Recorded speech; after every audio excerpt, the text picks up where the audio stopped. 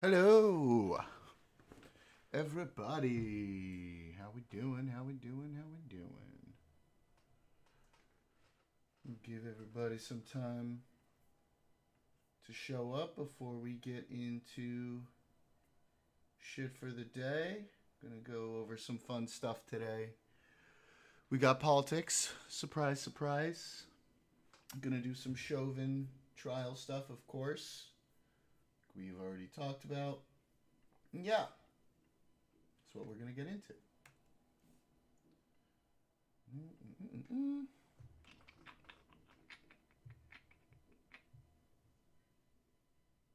Okay.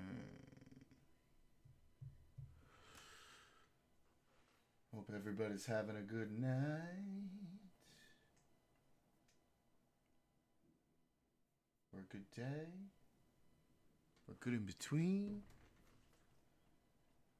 Just did this new follower goal. I don't know if you guys. I know there's the one that I have on screen. I don't know if you guys can see the one that is that I just set up through Kick. I don't know. You guys see that in chat? Or is that just for me? Do I only see that? Oh no, you guys see that down there. Hey, cool, awesome, sweet, sick. All right.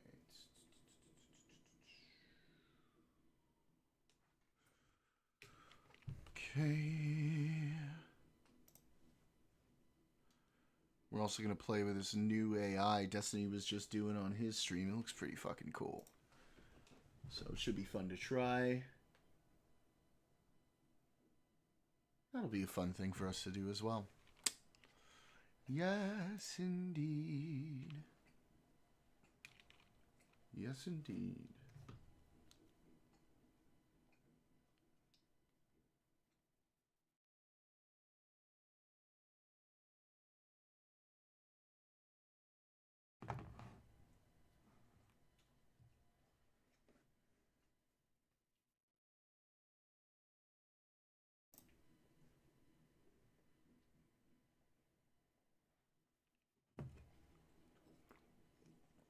All right. Play some Dave. While we wait for people to show.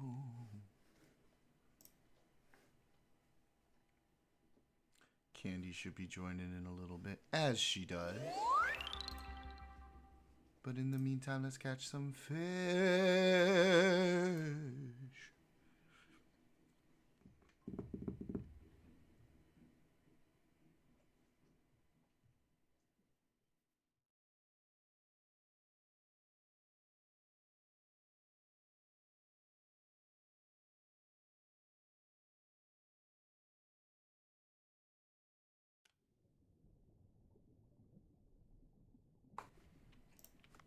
Let's go.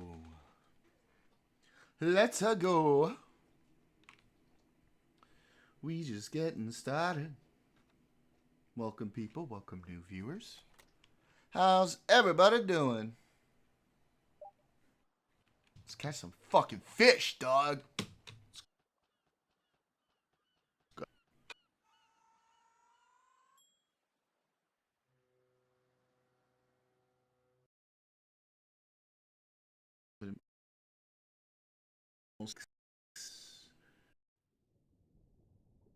This cool AI that you talk to? How fucking cool is that?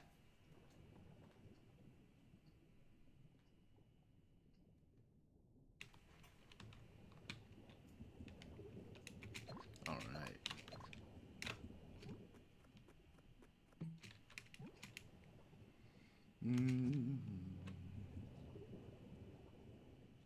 Let's do it. Let's do it.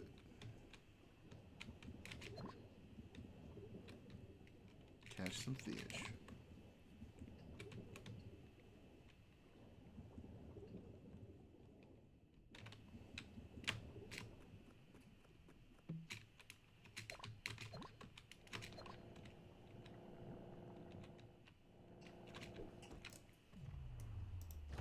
You. Fuck off. Huh. Bitch. Oh no. Ow. Ow. Ow. God, I hate these fucking lionfish. Fuck. Rude. So rude. Alright. One more of these fried egg jellyfish. I get a reward. What's up?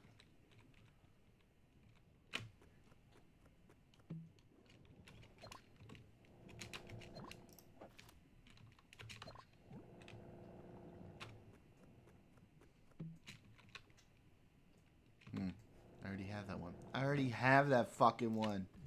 Yo. Boom. I shall be rewarded greatly. Greatly rewarded for my service.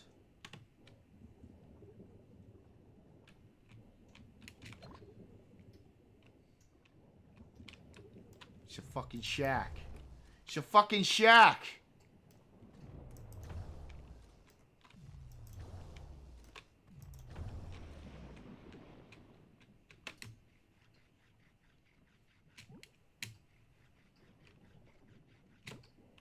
Let's go.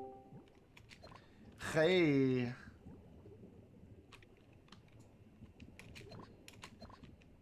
Hello. Hello, Candy. ¿Qué tú quieres?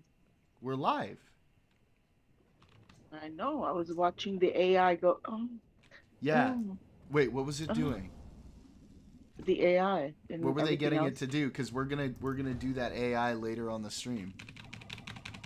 Stop lying. No, I swear to God, I have it in an open window right now.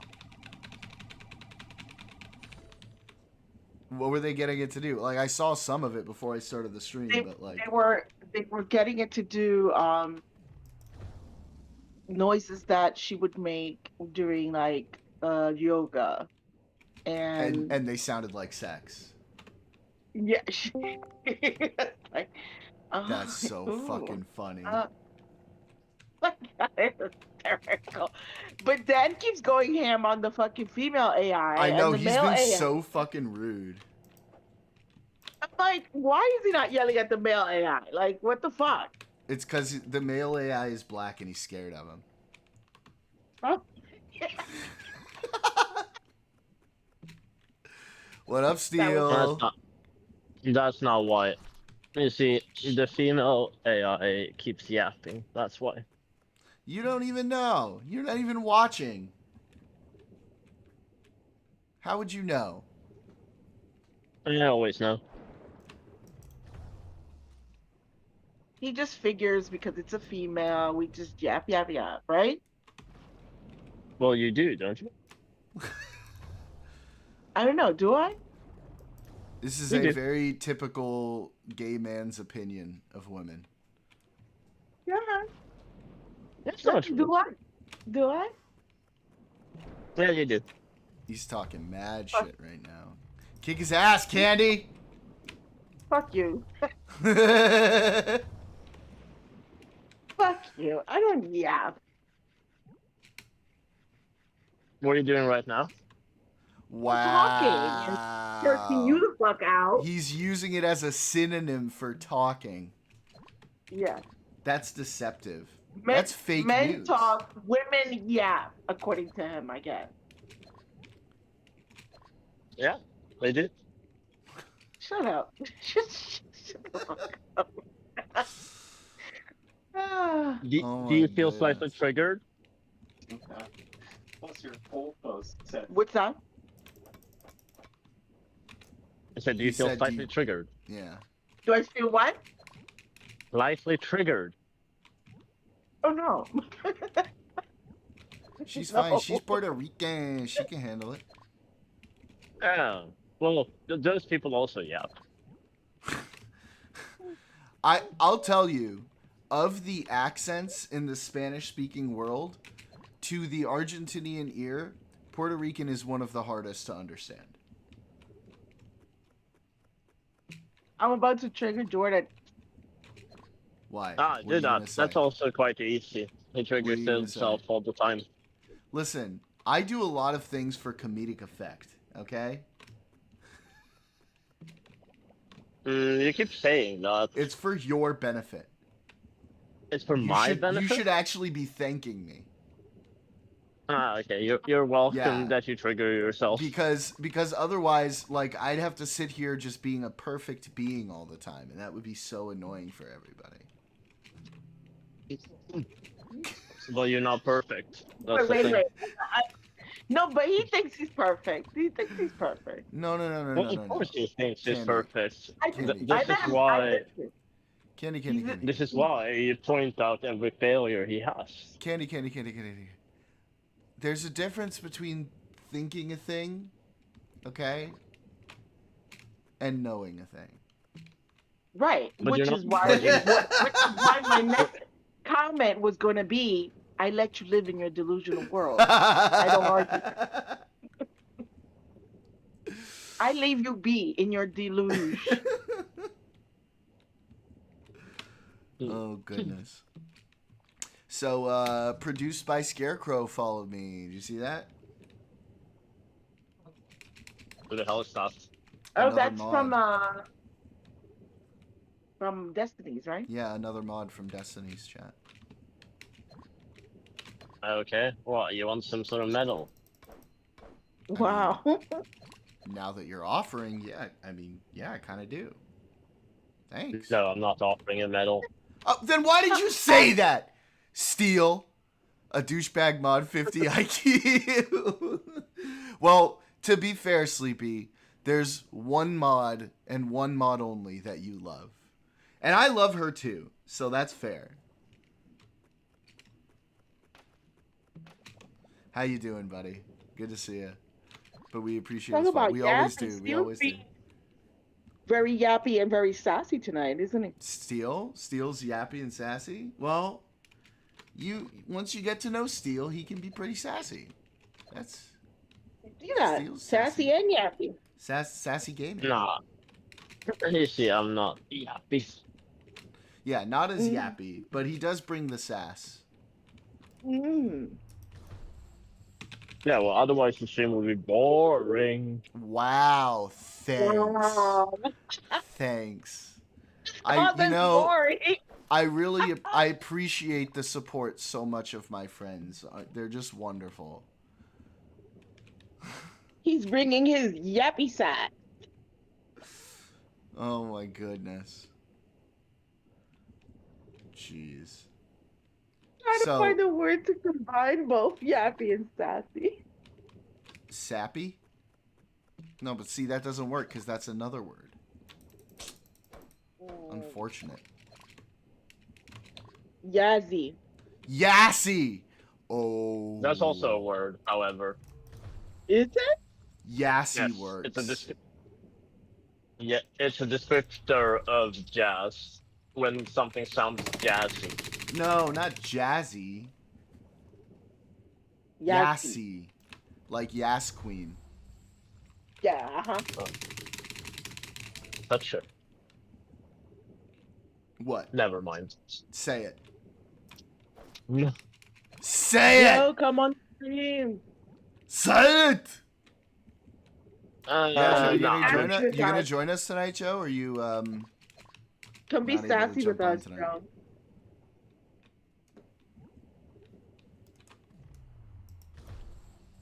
I'm excited to play with this AI on stream. It's gonna be fun. It looks like a lot of fun. So That's you nice. saw what I sent you, right? About he said, Donald Trump said in an interview that he was considering doing a funding, Reparations for the January 6th people. for the January. I'll try to in a bit. Still writing emails. Okay, man. Well, voice chat's always open for you, so just jump on in if you want to. Wait, what? The January 6th people are getting reparations? He talked Before about the black it. people? Talking about it and actually doing it. We'll see. Right. He didn't say, I'm going to give reparations. He says,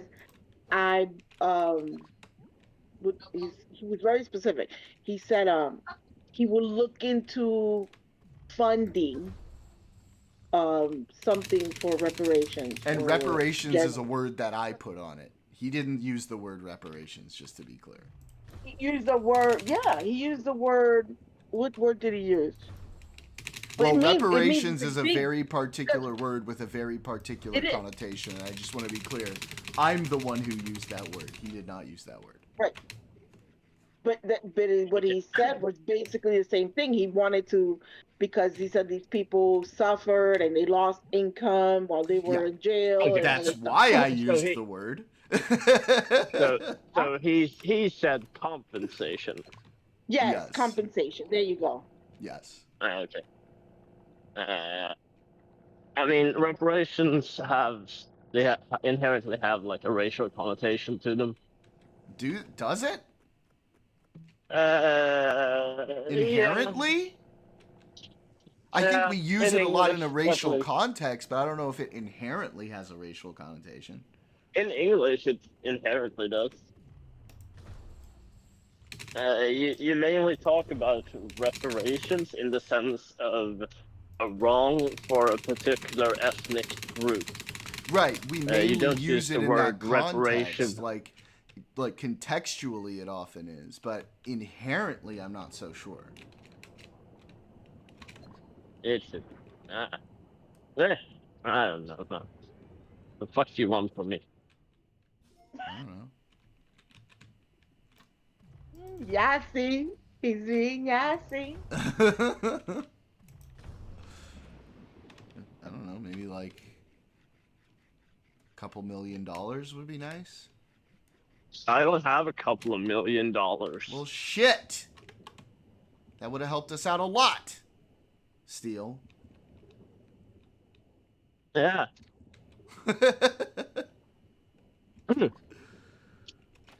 Exactly. Candy, do you have a couple of $1 million to spare? Yeah, what about you, Candy? You got a couple mil? Just chilling? I'm a peasant, remember? Oh.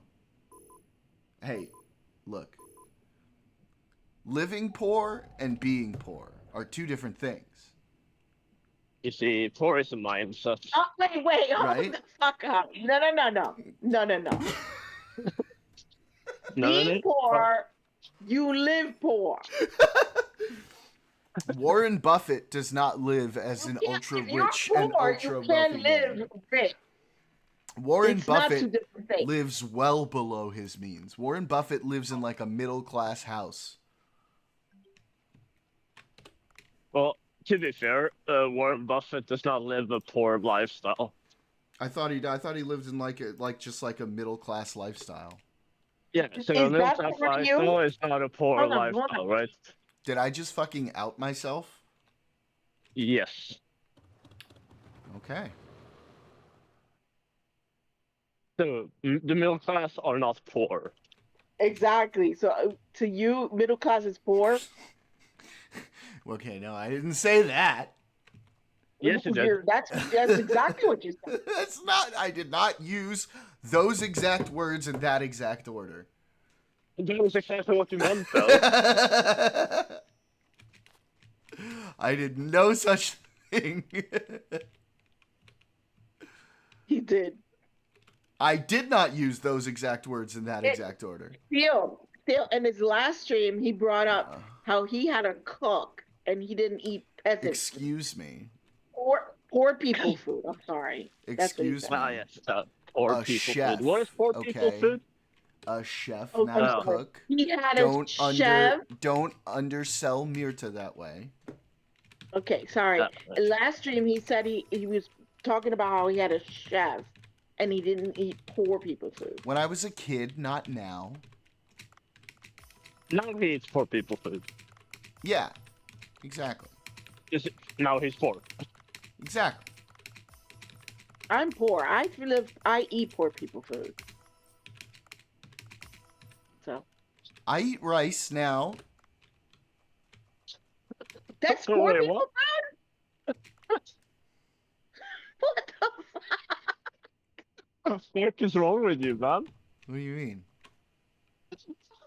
You just, went and, disregarded half the world. Be like, yeah, their staple diet is, poor people food. Yes. He eats rice now, so he took a step down from his throne. Listen, we were talking about this last time that in Argentina, rice is more of a staple among The peasants.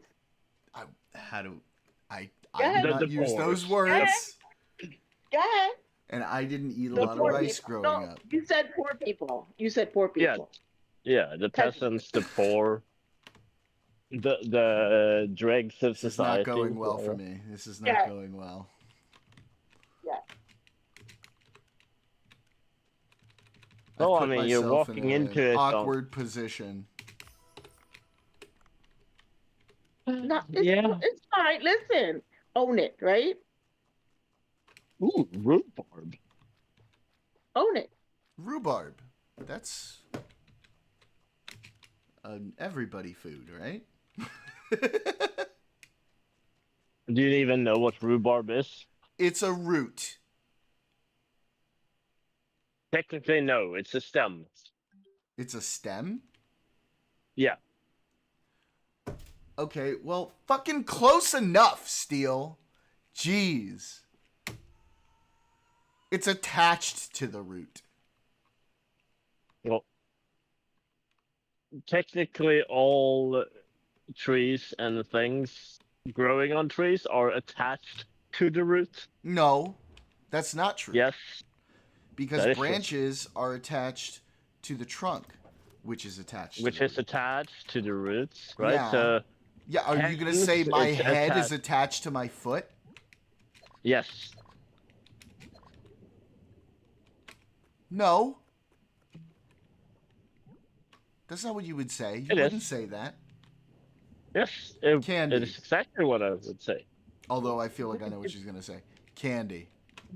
Mm. Be good faith with me, okay? Don't just side with Steel because it's not me, okay? I'm gonna side with Steel. This is bullshit. I haven't even told you what it is yet. It don't matter.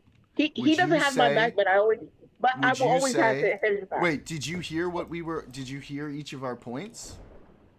Yeah, about the roots. Yeah. No, about saying who's attached, what part of your body is attached to other parts of your body. He said your head is attached to your feet. Yeah, would you say your head is attached to your feet? Me? Yeah, would you say your head is attached to your feet?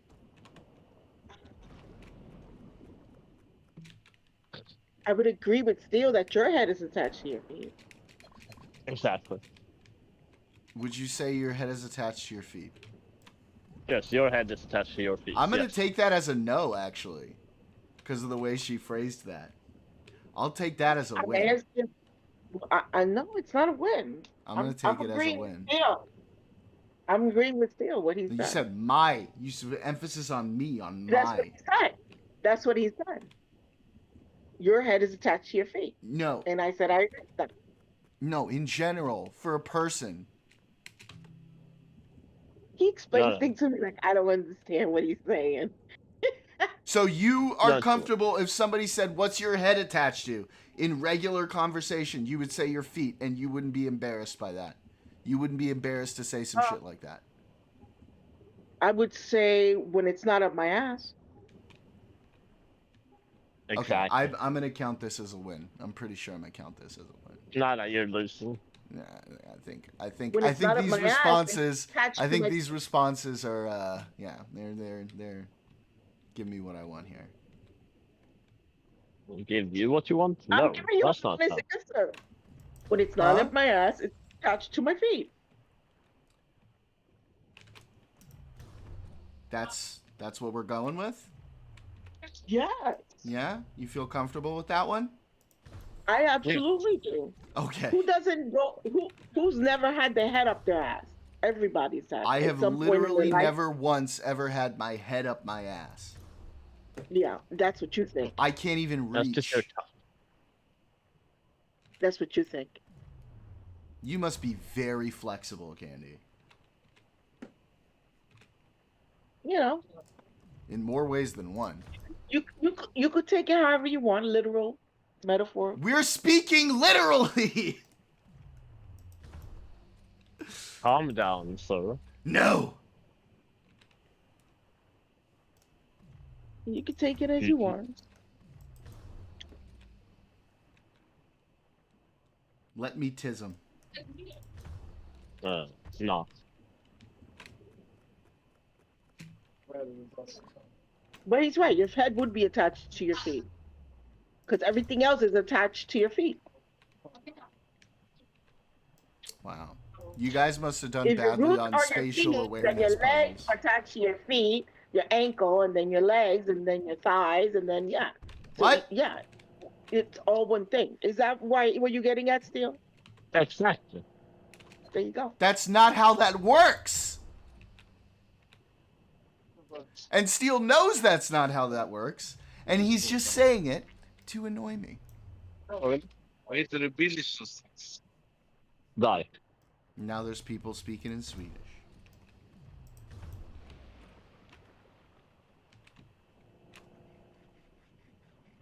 Sure.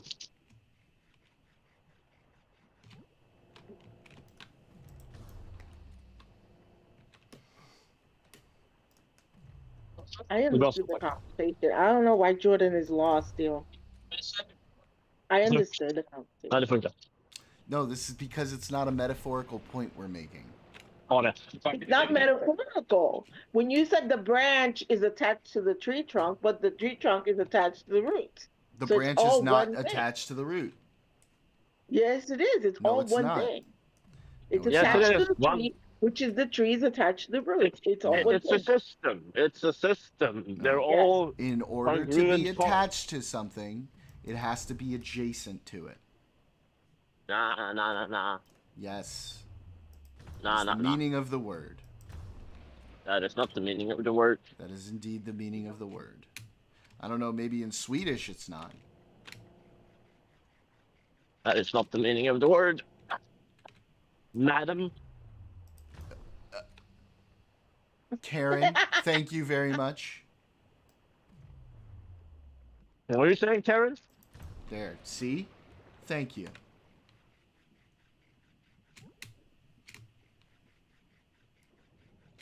Okay, madam. Rude. Assuming my gender.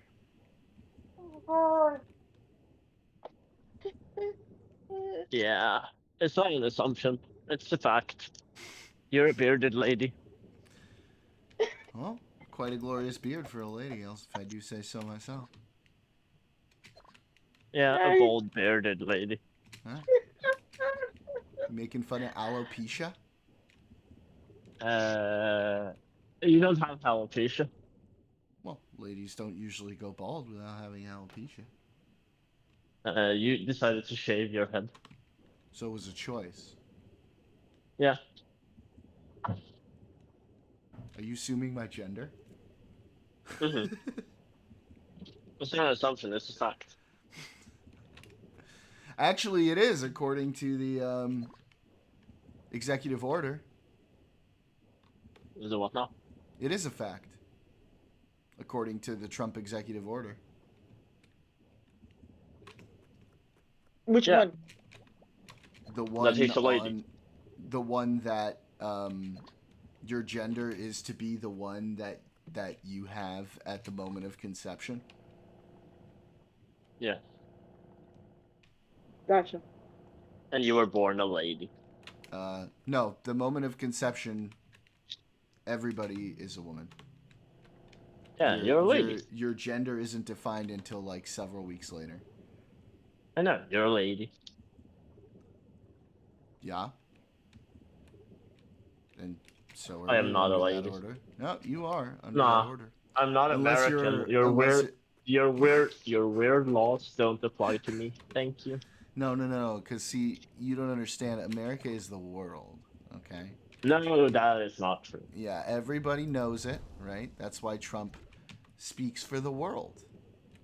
No, Trump speaks for you, weirdos. Yeah. Sorry, buddy. Rah rah America. Nah, fuck America. Hey, Casper. Oh Good my day, god. Casper. This No. is hilarious. I'm enjoying this conversation. Good for Usually, I you. mean, like it's like this when we're not on the live too. I mean, it's just how our conversations go. Oh, What so Seal I brings you remember, back. like when we spent like an entire 2 weeks where half of our conversation was calling each other racist. Well, that's true. You're racist. Yeah, but the problem is like you don't know because you're actually a racist, and you don't know that you're a racist. So how do you possibly tell if I'm a racist or not? Seal, do you like to race a lot? That's a Mm, racer. no, I don't like racist. You don't like races? Okay. No. Yeah. Sounds pretty Okay. racist to me. No, it's not. I just don't like racist, period. I don't believe in the construct. Of racing, Yeah, driving cars around. You don't believe in uh, driving faster than another person. eh, exactly. Okay, Everyone should be driving the same speed. it's a unique take, certainly. But you know, like I'm not gonna tell you what to do. Well, you can't tell me what to do. I mean, I can because I'm an American. Seal is like, you can't tell me what to do. Yeah, but see, again, I ain't American. He's like, I don't live in America. I but don't live Yeah, in I don't live America. in your no, no, shit. no, no, no, no, Look, no. I don't See, live in your shitty totalitarian country. you're forgetting that we're the world police. Okay? Not anymore. You're not. Oh God, that's too He's right. fresh. I can't joke about that now. It's too fresh.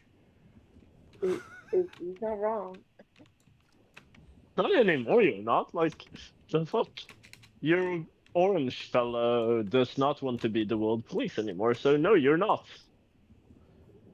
Now China is. All hell, Emperor Qi.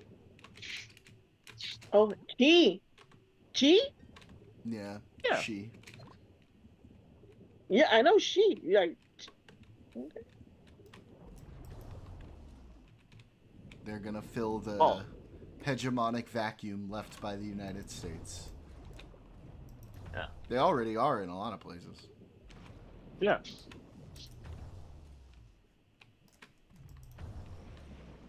Like, especially like in What Africa, kind of for shark is example. that? Huh? What kind of shark is that?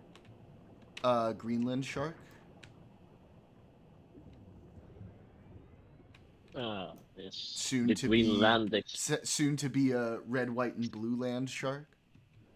Nah, you're not gonna do that. Yeah, I don't think we're gonna do You're gonna be crushed by the Canadians. So that. Yeah. I think the Canadians are gonna win the war against America. Do you really think? I mean, Yeah. jokes Yeah, they're aside, do gonna you kill us. honestly think that? Yeah, so the guerrilla war that will happen post-American invasion will deplete American troop morale and American logistical capabilities. You do realize that? I mean, like, I don't want any of this to happen, but from like a purely statistical and military strategy perspective, you do understand that's a very optimistic point of view. No, it's not. No, it's not. Guerrilla warfare metrics are, generally speaking, substantially on the side of the people fighting a guerrilla war vis-a-vis the invading imperial force. Okay, but if we're talking This is why the overwhelming force, This is why the Mujahideen managed to beat both your and the Soviets' asses. okay, hang on. The terrain in Canada is very different from the terrain in fucking Afghanistan. Yes, but the terrain in Canada is a lot of forest, you see, and mountains and other Yeah, but it's shit also that you well, can't not so much use your mountains. fucking. Not They it's do not have very mountains. it's not so mountainous, no. But Well, wherever. They have mountains, they have like bogs, they have forests, they have and a it's bunch also of shit. terrain that we know very well. I don't want to argue this anymore. I don't like this. I don't want this to happen. I think this is fucking stupid. Why are you arguing it then? Well, because I have a stick up my ass about being factually correct. But you're not factually correct. But I am factually correct. No, you think you are. You're It's just not going to go well for us. That's for sure. Yeah, you're gonna lose. You're gonna lose. I think that's optimistic. In a prolonged period of time, you're going to lose. So, you can't maintain an invading force for 25 years to quell rebellion. 25 years? Yes. What are you talking about? You're talking about Afghanistan?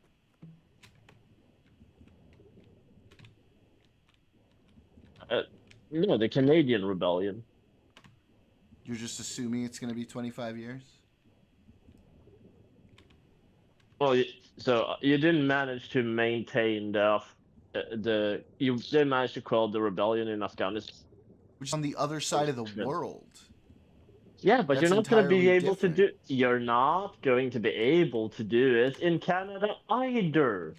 The Germans Canada weren't is next able to. door. It's The not. Germans We don't have to weren't. be sending Shush, troops shush, across the I am ocean. speaking. Thank you. The Germans weren't Rude. able to quell rebellions either. The Germans? You, as an invading, yeah, the Germans during the Second World War. You know the war where your people sort of stopped living. Relax. Getting a little heated. Not getting it.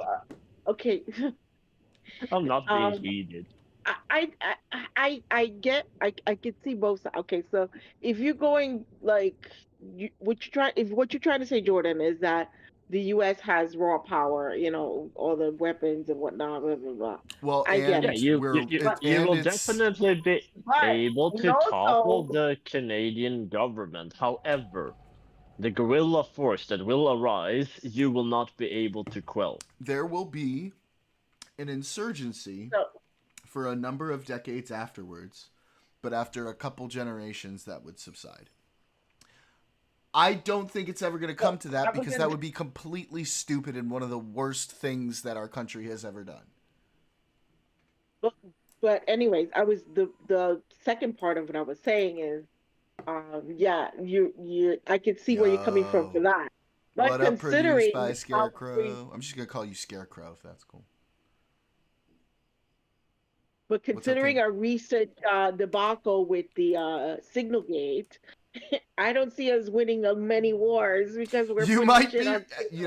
That's actually a decent point. If we're spreading all of our war plans and military strategy around everywhere, we might not. We might not do very well. And I hope we. I would rather the Canadians fend us off. Because I don't want that shit to happen. If Trump tried to do this, I hope they would stop us from taking over because that would be fucking awful and a terrible paradigm to be centered. Can I say something now? Well, all seriousness, can I say something now? And this is something I was gonna send you an article about, and I forgot, and now I remember. So, on the border of the U.S. and Canada, there's a library. You know that, right? Yes. And it's split right down the middle of the line. Like part of it is in US and you just cross the one line of the library and it's the other side is Canada. The entrance to the library is in the US side. And it's actually on both sides. No. There's no entrance on the other side. So let me explain Yes, there is. The article says that Trump will not allow people to enter the Canadians from that side. And then the Canadian Scarecrow says, I'm waiting for any of our allies to step up to Trump. It's bound to happen. Canada's already, Mexico and Canada have been staying strong. They have. And the EU is kind of already doing that as well. Oh, don't worry, we're The leaving article you says behind. that it would cost Canada $100,000 to build an entrance on their side. Let me $100,000. yeah, to create a hole in a doorway so that way, because Trump is going to deny Canadians to enter that library EU is strong because too. it's They just have so much aid to provide that I feel like it has to take a bit of a backseat to deal with Trump. They just like signed off on a massive military aid deal, $800 billion, which is equal to our yearly military budget. EU's 800 about billion to. euros. so I'm going to Euros, send. Oh, not euros, dollars. even more. I thought it was. Oh, okay, for sure. Okay, so I'm going to send you the article. You can pull it it up is if you want to. roughly $820 billion. Yeah. Plus or minus a couple of $100 million. Yeah. So EU is about to catch right the fuck up.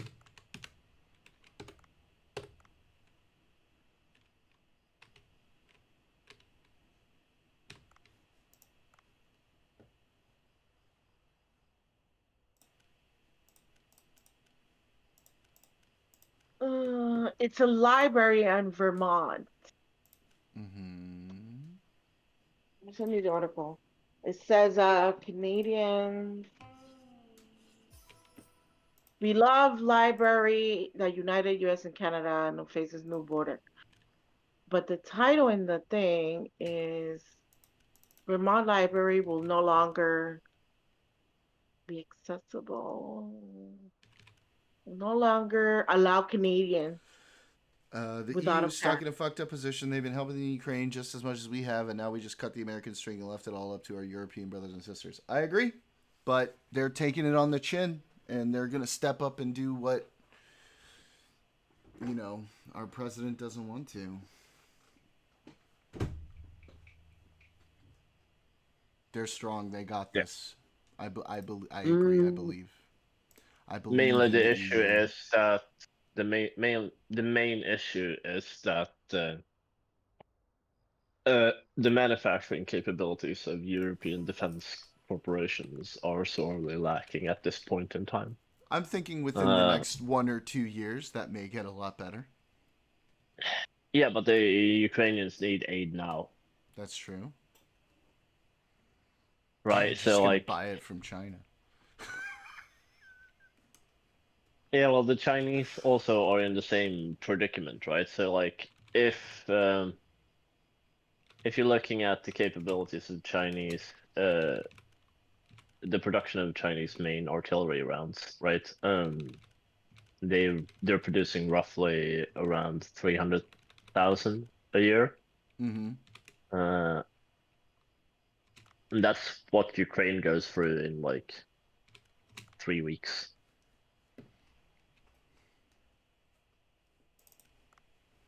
Oh, okay. Yeah, well. Their other shells, however, like they have a bunch of lesser shells that they can produce to like a vast quantity. However, Western weapon systems do not use the same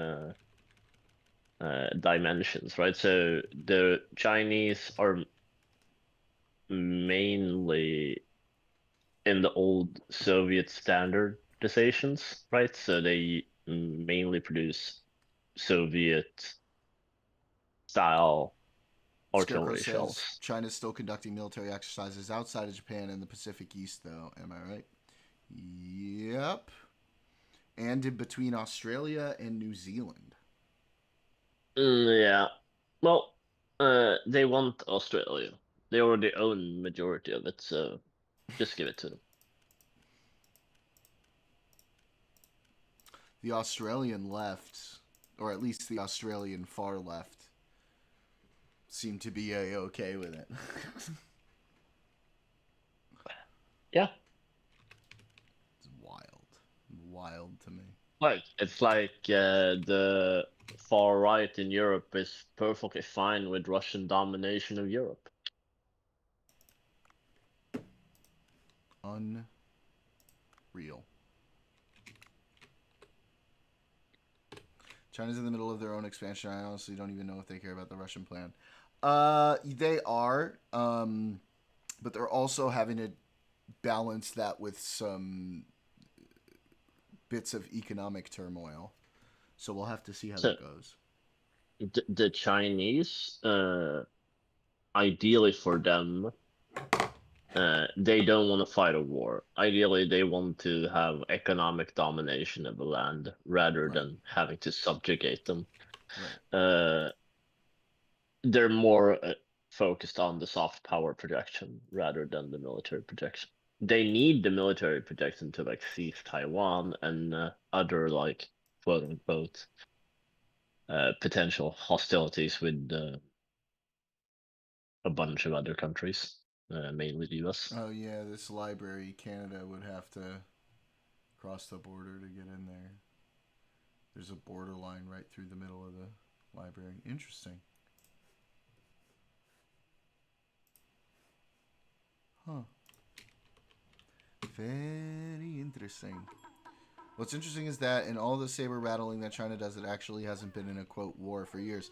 Yeah, but Easy, aren't you like concerned about how much influence China is starting to exert over Australia?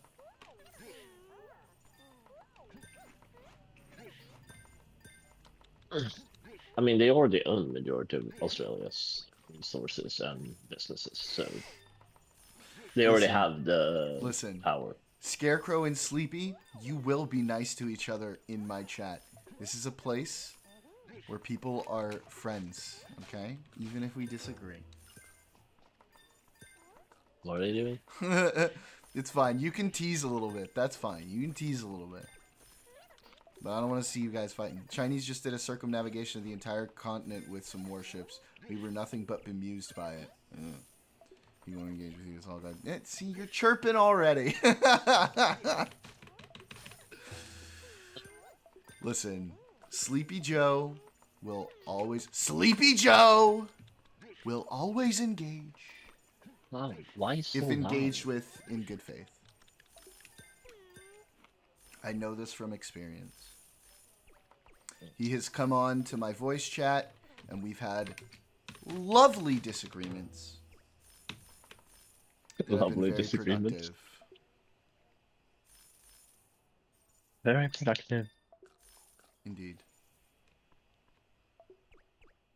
Oh, God. Oh, shit. My slide is corroded. Here they go. Yeah, he is. He's a good dude. He's a good dude. If you, I promise you, he gives what he gets. If you're nice to him, he'll be nice to you. Ah, this means I need to pay to have this fixed.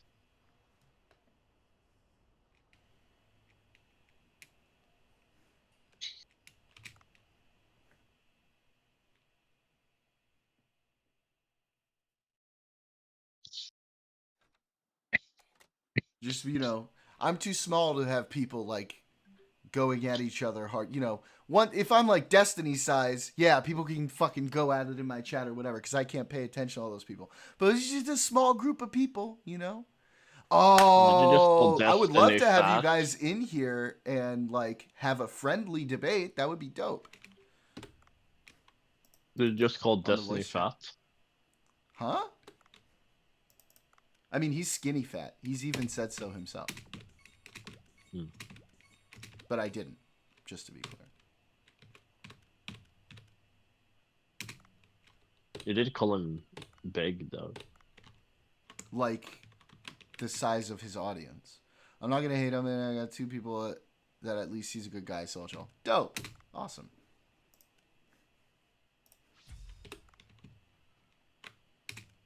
Dope. Sweet. That's sweet, man. That's pretty sweet. Don't be Cartman. Right. Thank you. Why? Me. Don't.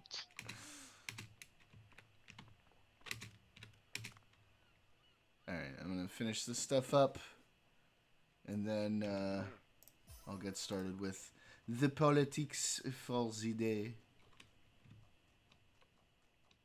We're finishing up. My David Iverson. Ukraine, Trump, nihilism, I don't care, you pick. Okay. Open forum. Such a good game, isn't it? That's nice. My slide is loaded. Okay.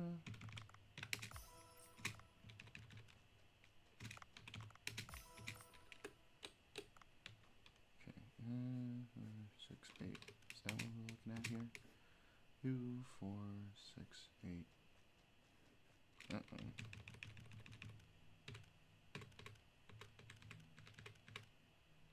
Nine, 6, 12, 18, 24. That's annoying.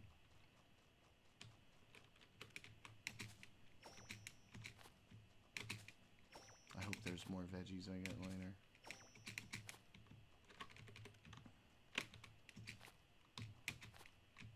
What veggies? I'm planting veggies.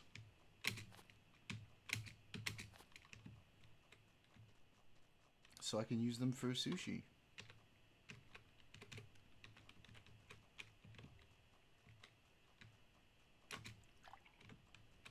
Gotta feed the people.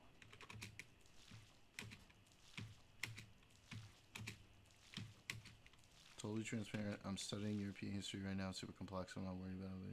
I'm more prepared. I am with Eastern Europe. Either way, I'm down for whatever. We also could just have a discussion. It doesn't necessarily have to be debate format. You guys could feel out where your knowledge is, and by having the discussion, you could figure out if there's a topic y'all want to debate on, maybe sometime next week. That's kind of how Joe and I have done it before. Is we'll be talking about something, and then we'll find something we kind of disagree on, and we'll be like, "Yo, why don't we do why don't we debate about it next week?"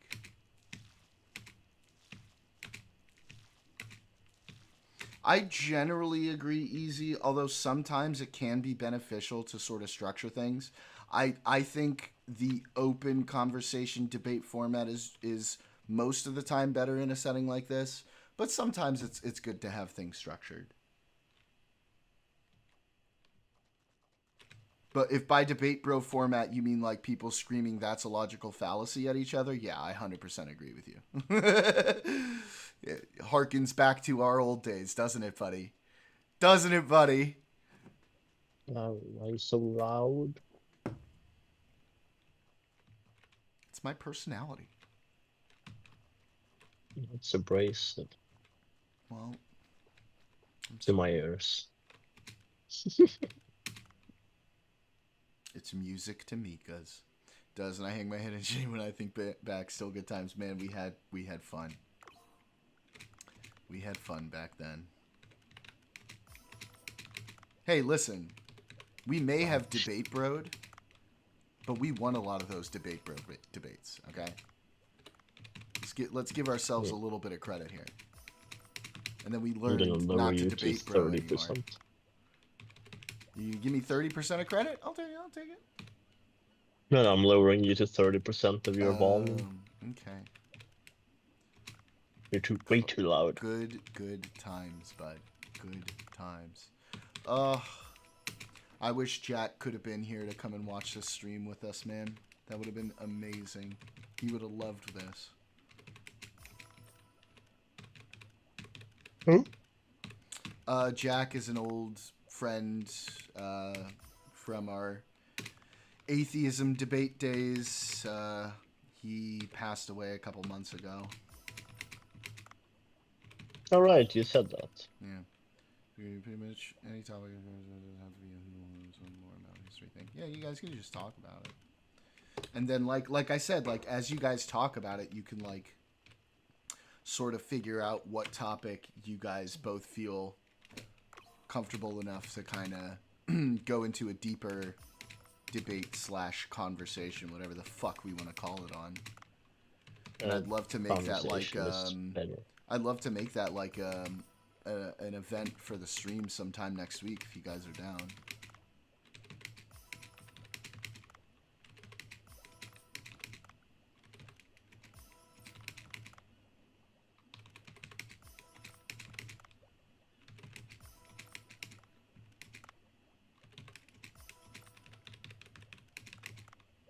I want to get a new tattoo. Yeah, what are you thinking? A snake. Okay.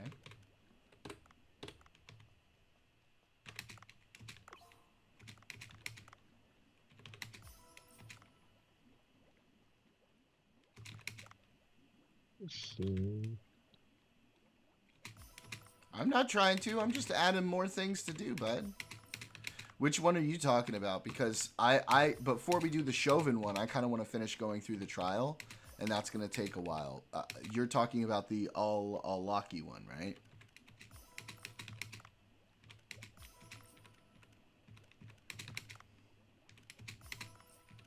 You scamp.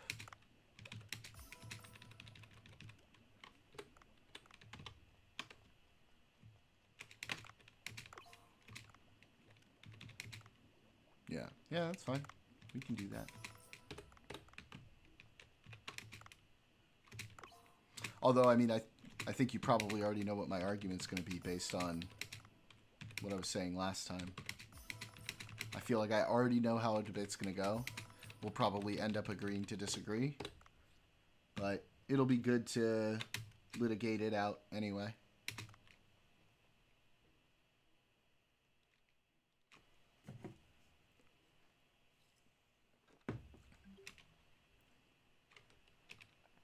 What do you mean your crops are ready to harvest? I just fucking went there. What are you talking about?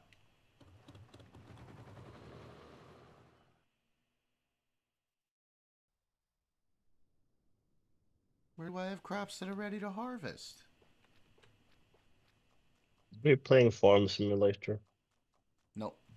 Dave the Diver. Oh, is it? No, it's probably in like the undersea place. Alright, that's fine. Okay. God damn it. Let's give her a little save.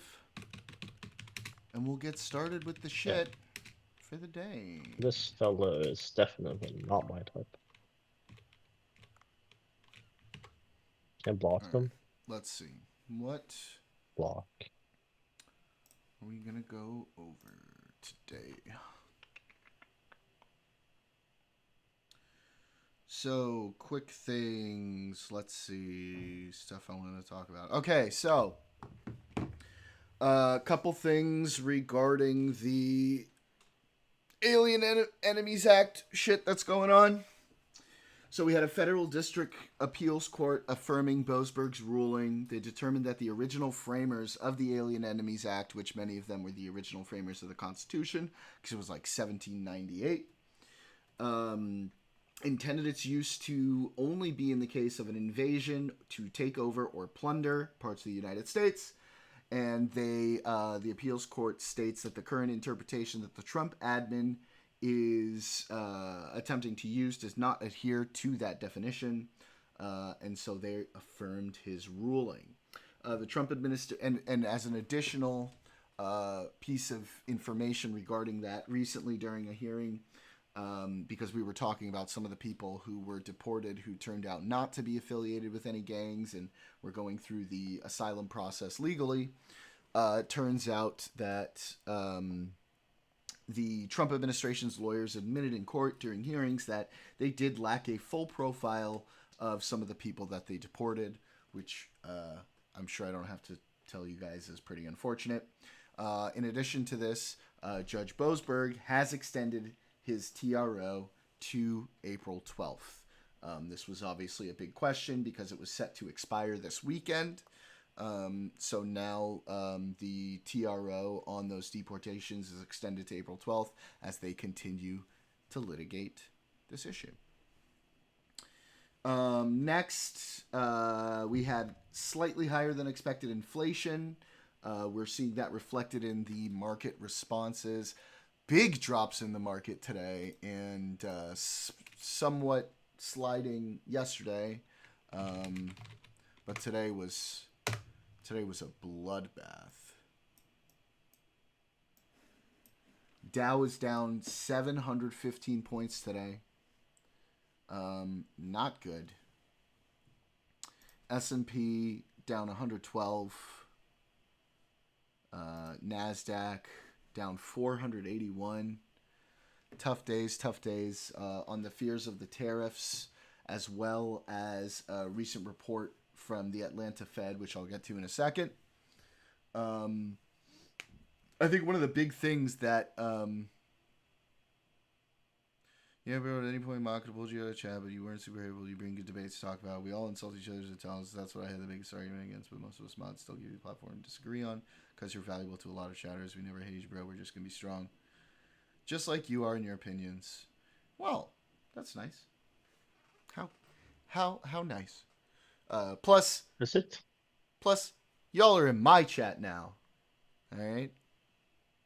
And y'all are going to be nice to each other because y'all are my fucking ride or die OG audience. When I'm big, when I'm the size of fucking tiny, okay, you guys are going to be the OGs.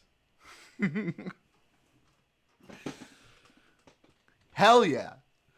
Stocks are unfortunately in the shitter. Yeah, that's not looking good right now. So one of the big reasons, obviously, as I'm sure you guys probably know, the stocks The last American week. stock market is doing badly, but there are other stock markets that are doing fantastically.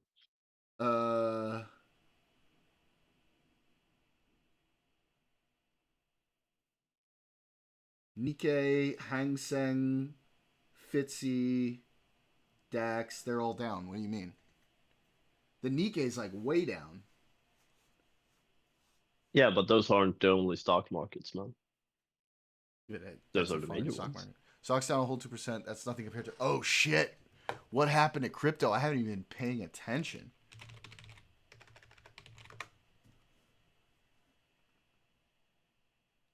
I mean, that's not so bad, right? Oh, that's bad. That's real bad. Weird.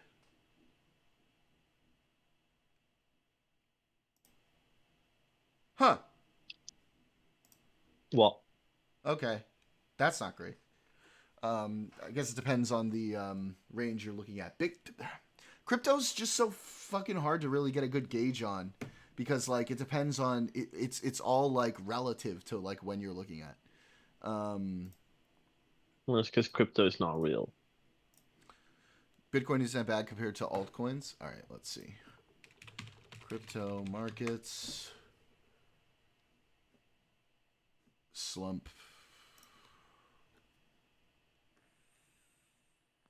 I know. Me and my buddy made a meme coin once just for fun. How much is it worth now? Oh, it was worth garbage when we started it, and it was worth garbage now.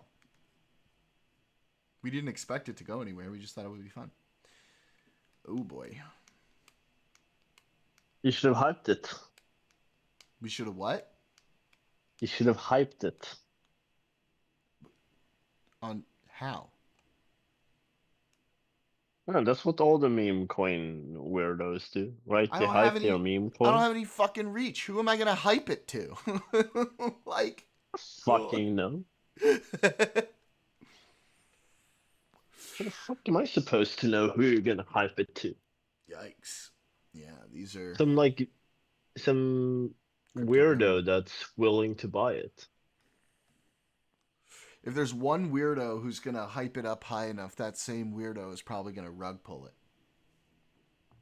Probably. Anyway, one of the big reasons we're seeing this issue with the market, particularly this big drop we saw in the Dow, for example, today, was last week we had a nice rebound, which is still not completely wiped away. This isn't showing all of the last week, but it's about to be wiped away if this keeps going on this trend, because there were thoughts that Trump was going to lay off a bit on the implementation of the tariffs and the auto tariffs. But unfortunately, he came out yesterday, right after market close, and said, "Nah, we're gonna go hard on those 25% tariffs on any cars not in the United States, and it seems like any parts or anything related to them not made in the United States. And so markets are taking a dive on that one. So on top of that, as we've been following the Atlanta Fed predictions, GDP Now. So like about a month ago, GDP Now projected a negative 2.8% contraction through quarter one in GDP. And then over time, they adjusted that a little, less severe, back to about 1.5, came around 2, back up to 1.5. Well, they just came out and they readjusted their projection back down to negative 2.8 GDP growth. So that also is affecting the stock situation. So that's fun. Let me check futures real quick.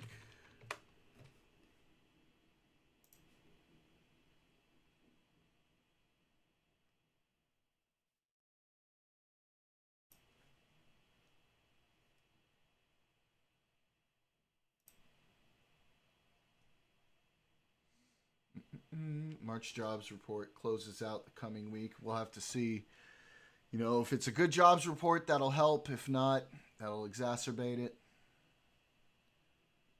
Everyone's saying it's time to be defensive. So yeah, stock market's going to have a tough time.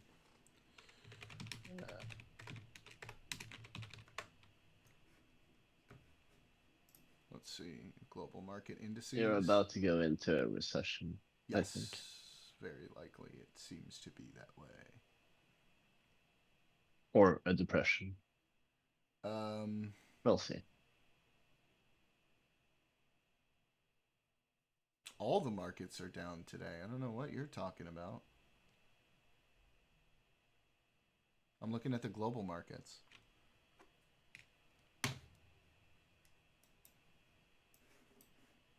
Oh, today?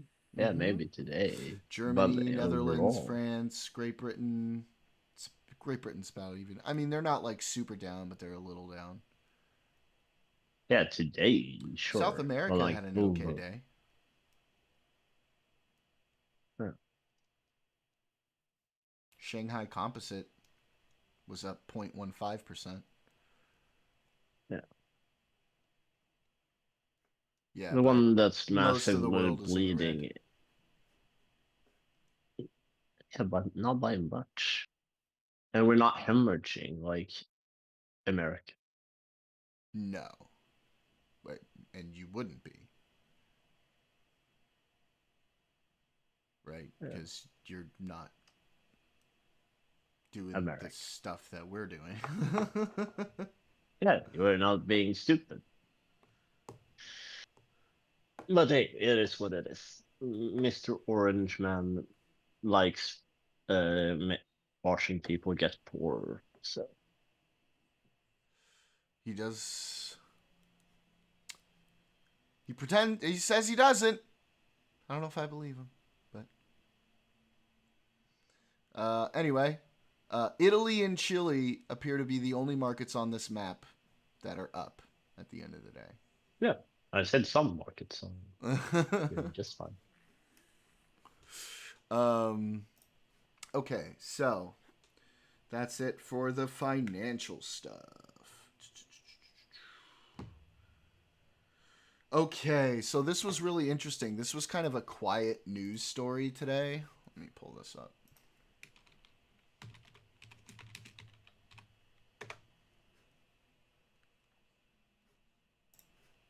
Not a lot of people are talking about this one, but this one kind of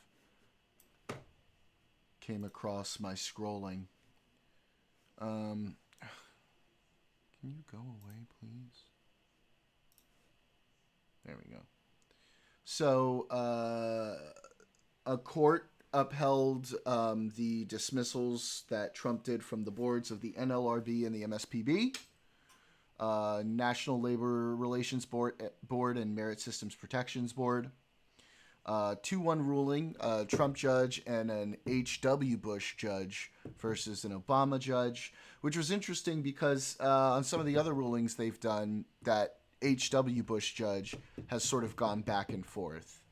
Kind of hard to predict how this judge has been ruling lately. But I'm just going to go ahead and read through part, if not all, of this article.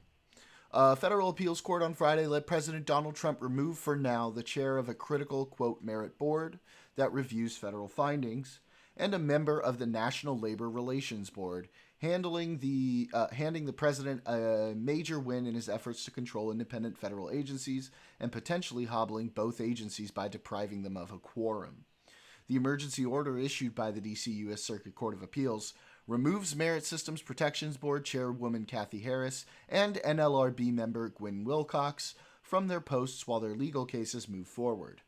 They previously argued that Trump can't summarily fire them because federal statutes specify that he can only dismiss them for cause. This is a significant win for Trump, who has now succeeded at firing a number of independent watchdogs within the executive branch. The latest ruling isn't the final word in the matter, but the outcome bodes well for Trump and shows that the judges are receptive to his arguments. These two officials, who were appointed by President Joe Biden, both prevailed at a lower court before today's appeal court decision. This ruling could make it harder for federal workers to swiftly push back against the Trump administration's massive cuts to government jobs, which some judges have concluded were unlawful. Without a quorum, the MSPB and the NLRB will be limited in their ability to function.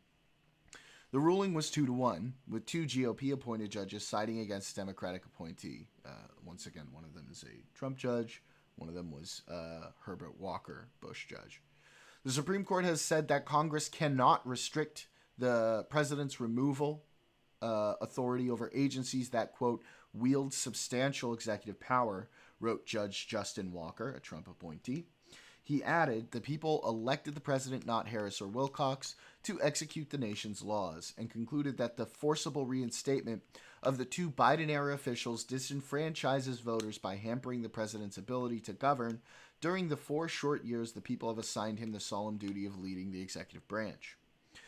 Shortly after the ruling, Harris's lawyers said they'll ask the full D.C. Circuit Court of Appeals to review the decision that was issued Friday by a 3-judge panel. The panel isn't scheduled to hold oral arguments on the merits of the case until mid-May, but the MSPB and the NLRB officials can appeal the latest decision regarding the stay to the Supreme Court and try to get their jobs back quickly while the underlying legal questions are resolved, and it almost certainly will go to the Supreme Court. I'm not sure. There have been some ones that have gone to the Supreme Court that I've felt have been like super obvious, like of course they're going to rule this way, but I'm not so sure about this one. We'll see. As most of the time with these sorts of rulings is probably going to come down to Barrett and Roberts. The MSPB is a critical bulwark against unjustified and politicized firings of civil servants. It has already temporarily overturned some of the Trump administration's earliest attempts to massively reduce the size of the federal workforce by firing newer, quote, probationary employees. The 3-judge panel that handled the case was Walker, Karen Henderson, a George H.W. Bush appointee, and Patricia Millett, an Obama appointee who dissented. The whole purpose of a stay is to avoid instability and turmoil, but the court's decision today creates them, Millett wrote in her dissent, and I agree with this dissent. You shouldn't be doing a stay that upsets the existing status quo until like a permanent and final ruling is determined. So I personally disagree with this. Or pause the lower court rulings that kept Wilcox and Harris at their posts and maintained the status quo while their lawsuits played out. Holy shit. I fucking said that shit. I said that shit myself. I swear to God, I didn't pre-read this. It's not a pre-watch. In her searing 53-page dissent, Millett also said her colleagues decided to, quote, rewrite controlling Supreme Court precedent in a way that will end up disabling agencies that Congress created and, quote, leaving languishing hundreds of unresolved legal claims from federal employees. This is a big problem. I think this was a very strategic choice for them to go after these to appointments and get that quorum, because without that quorum, they're going to be able to do all this shit, and in a lot of these cases, no one will be able to push back against it until this is ruled upon. This is the same 3-judge appellate panel that let Trump fire the head of the Office of Special Counsel, who mounted a similar appeal, though there are some key legal differences between that agency and the MSPB. MSPB spokesman Zachary Kurse confirmed Friday that the board, quote, no longer has a quorum, but it, quote, remains in business and its work continues, though it won't be able to issue final rulings on workplace disputes raised by federal employees. MSPB's ability to adjudicate cases is fully functional across its regional offices, and the agency will continue to process petitions for review, Kurse said in an email, till a time when a quorum is restored. The board can no longer issue final decisions on petitions for review. So this is a really big victory for Trump. It's going to allow him to fire a lot more people without, pushback. And the longer those firings stay without a quorum to make rulings on this, the more likely it is that people won't even try to get their jobs back because they're going to go seek other ones. And then those people will be replaced with, Trump-friendly replacements. Lawyers for Harris and Wilcox have accused the Trump administration of promoting an extreme interpretation of the law that would ignore generations of Supreme Court rulings. At oral arguments before the appeals court on March 18th, Harris's attorney Nathaniel Zielinski said, the government is asking you to throw out centuries of precedent. Wilcox's attorney Deepak Gupta claimed Trump has no legitimate interest in disabling this body created by Congress. The Justice Department argued that the lower court judge usurped presidential powers by limiting his ability to fire top officials from executive branch agencies. They also said Congress went too far when it passed a law saying presidents could only fire these officials for cause. They are agency heads that answer to no one but the president, Justice Department lawyer Eric MacArthur said at oral arguments, referring to senior officials at independent agencies. So, yeah. That's some wild shit. I don't like that shit. And that's where we are. Now, in some better news,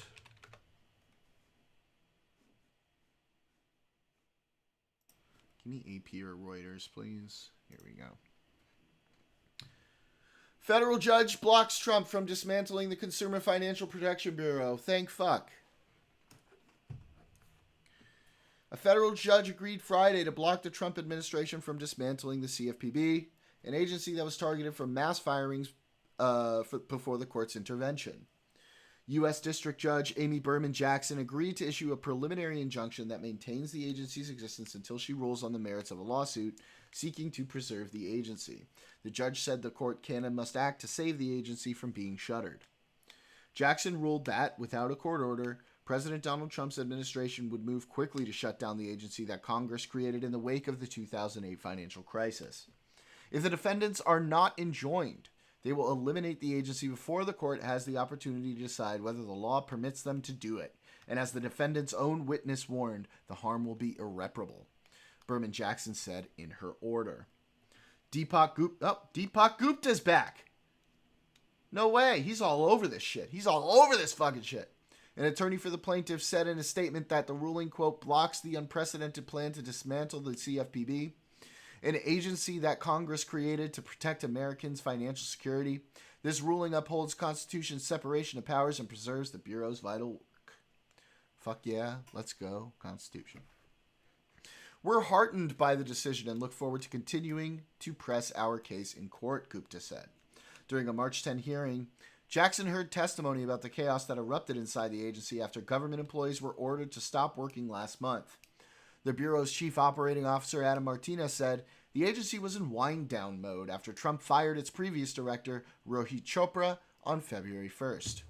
Trump installed a temporary replacement who ordered the immediate suspension of all agency operations, canceled $100 million in contracts, and fired 70 employees. Martinez said the agency's current leaders have adopted a more methodical approach than they initially did last month, when representatives of Elon Musk's Department of Government Efficiency arrived at its Washington headquarters. CFPB is responsible for protecting consumers from financial fraud and deceptive practices, processes consumer complaints, and examines banks to protect student loan borrowers. The National Treasurer Employees Union, which represents more than 1,000 workers at the Bureau, sued on February 9th to block mass firings. Plaintiffs' attorneys argue that the administration doesn't have the constitutional authority to eliminate an agency that Congress created by statute, which it doesn't. The defendants' unlawful action will have immediate consequences for the Americans that the CFPB was designed by Congress to protect, the lawyers wrote. Government lawyers have said the plaintiffs are seeking to impermissibly place the CFPB in a judicially managed receivership with a court overseeing its day-to-day operations. Jackson started her 112-page ruling by quoting Trump and his allies' own words about the Bureau. Trump's billionaire advisor Elon Musk posted, "CFPB RIP" on X, his social media platform, and added an emoji of a tombstone. White House Budget Director Russell Vought said it has been a, quote, a woke and weaponized agency against disfavored industries and individuals for a long time. Trump called it, quote, a very important thing to get rid of. In sum, the court cannot look away or the CFPB will be dissolved and dismantled completely in approximately 30 days, well before this lawsuit has come to its conclusion, Jackson wrote. Among the plaintiffs was 83-year-old Ava Steege, a Lutheran pastor in hospice care who had been working with CFPB to resolve her student loan debt before her death. The agency found she qualified for loan forgiveness and a $15,000 refund of overpayments, but the stop work order went into effect before she could have a follow-up meeting, and the official she was working with was fired. Steege's fear of leaving her surviving family members saddled with her student loan debt came to pass on March 15th when she died, the judge wrote. Fuck. That sucks. Well, hopefully we get a good ultimate ruling on this, but in the meantime, that's good.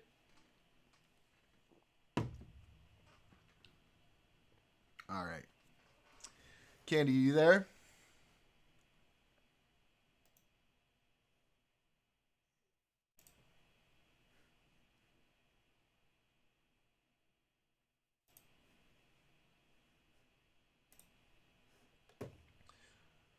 What's the news with this Elon Twitter sale? I mean, he basically sold it to himself at a higher valuation. It's some shady shit.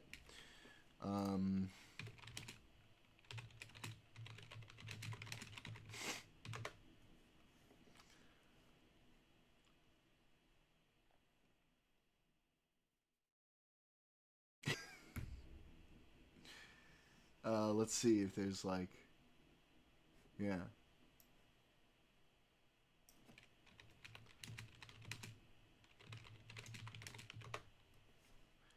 AI venture XAI has acquired a social media platform X, formerly known as Twitter, in an X post Friday.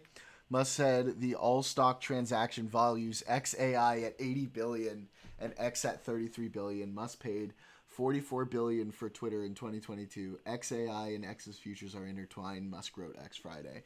And that's like a super, super heightened evaluation I think everybody kind of understands is the thing.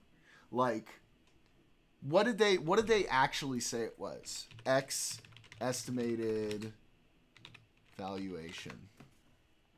No, give me what it was before XAI purchase. Google fucking sucks now.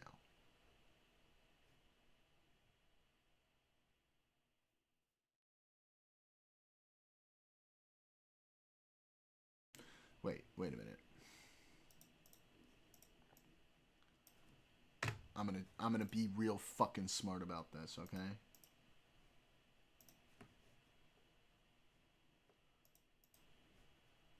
Anytime before this week.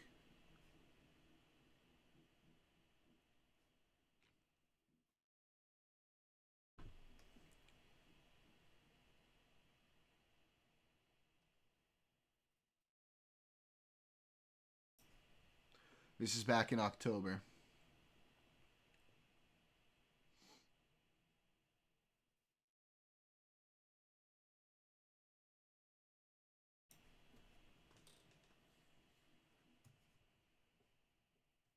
We all see this? We all see this fucking shit? You see this right here? Y'all are gonna tell me that in October it was worth $9.4 billion and he just bought it from himself at a valuation of $33 billion and we're just gonna trust that fucking number? Yeah, 100%. Dude is pumping up the value of his own company. And the really extra retarded thing about it is he's wasting money because it's going to continue to drop in value. I mean, like, what are economic analysts saying about this move? I'm going to look this up. Hang on. Yeah, it should be in my about section.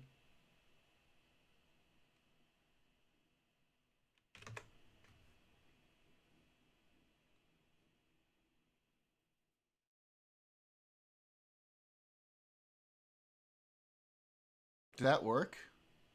How do I set that up? Wait, Sleepy, how do I set that up? Can I do that like with Kickbot or something?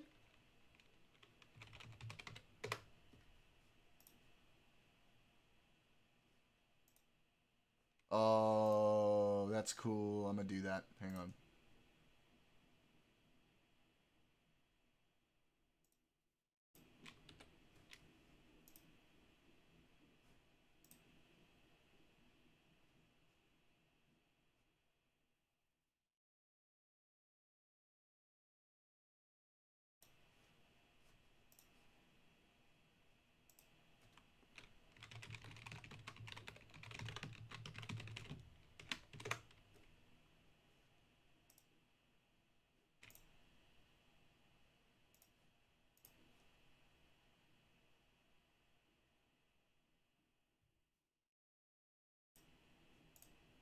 Wait.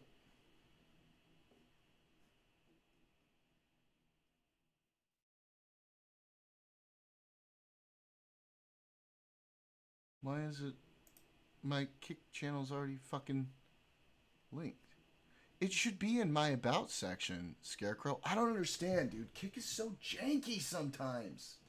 Holy shit.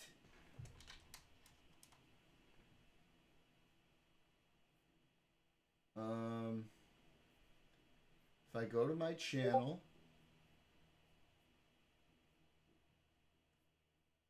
okay, you see it. Okay, cool. Hey, bro.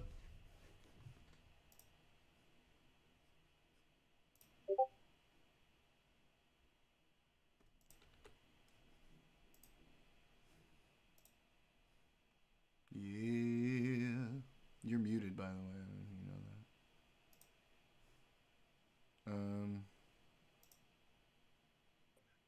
What's good, bro?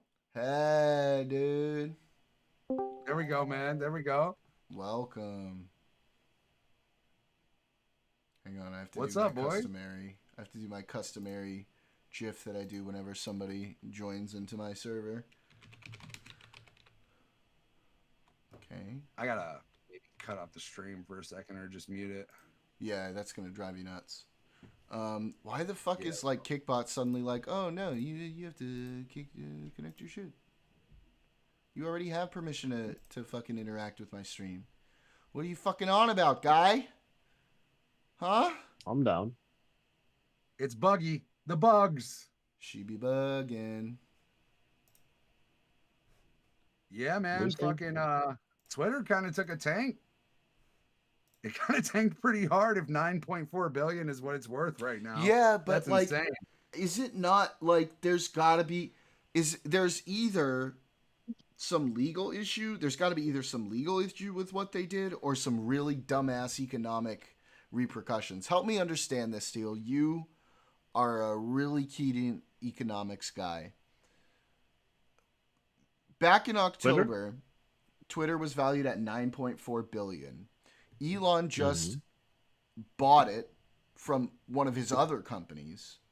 He bought it from himself at a $33 billion valuation. Yeah, so essentially what he's doing, right, he bought it for 44 billion initially to offset the losses, because the evaluation of Twitter decreased to about roughly about 10 billion. Yeah. After his rebranding effort, which was stupid. Now, to offset the essentially what he's doing is how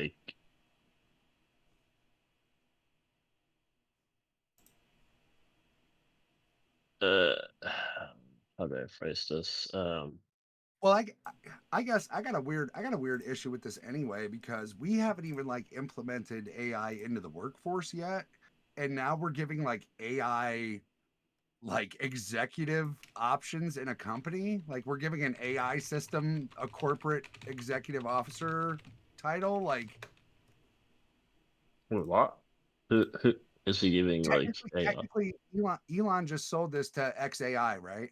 He just sold Mhm. this to the AI system that's implemented within X, correct? Like, he still owns the AI, which means he sold it to himself, but still he sold it to XAI, which is the AI branch of the company. So did we just did Elon just step down and have an LLM take over executive operations of the fucking company? Like, is that what we're doing now? I don't think that's. I mean, it would be I've the not looked entity. into this specifically, right? So the legal entity X AI, right, is its own legal Business, right? thing, right? So Right. that can own a bunch of shit, right? Like as a legal entity, you can own and operate as essentially like a legal person, right?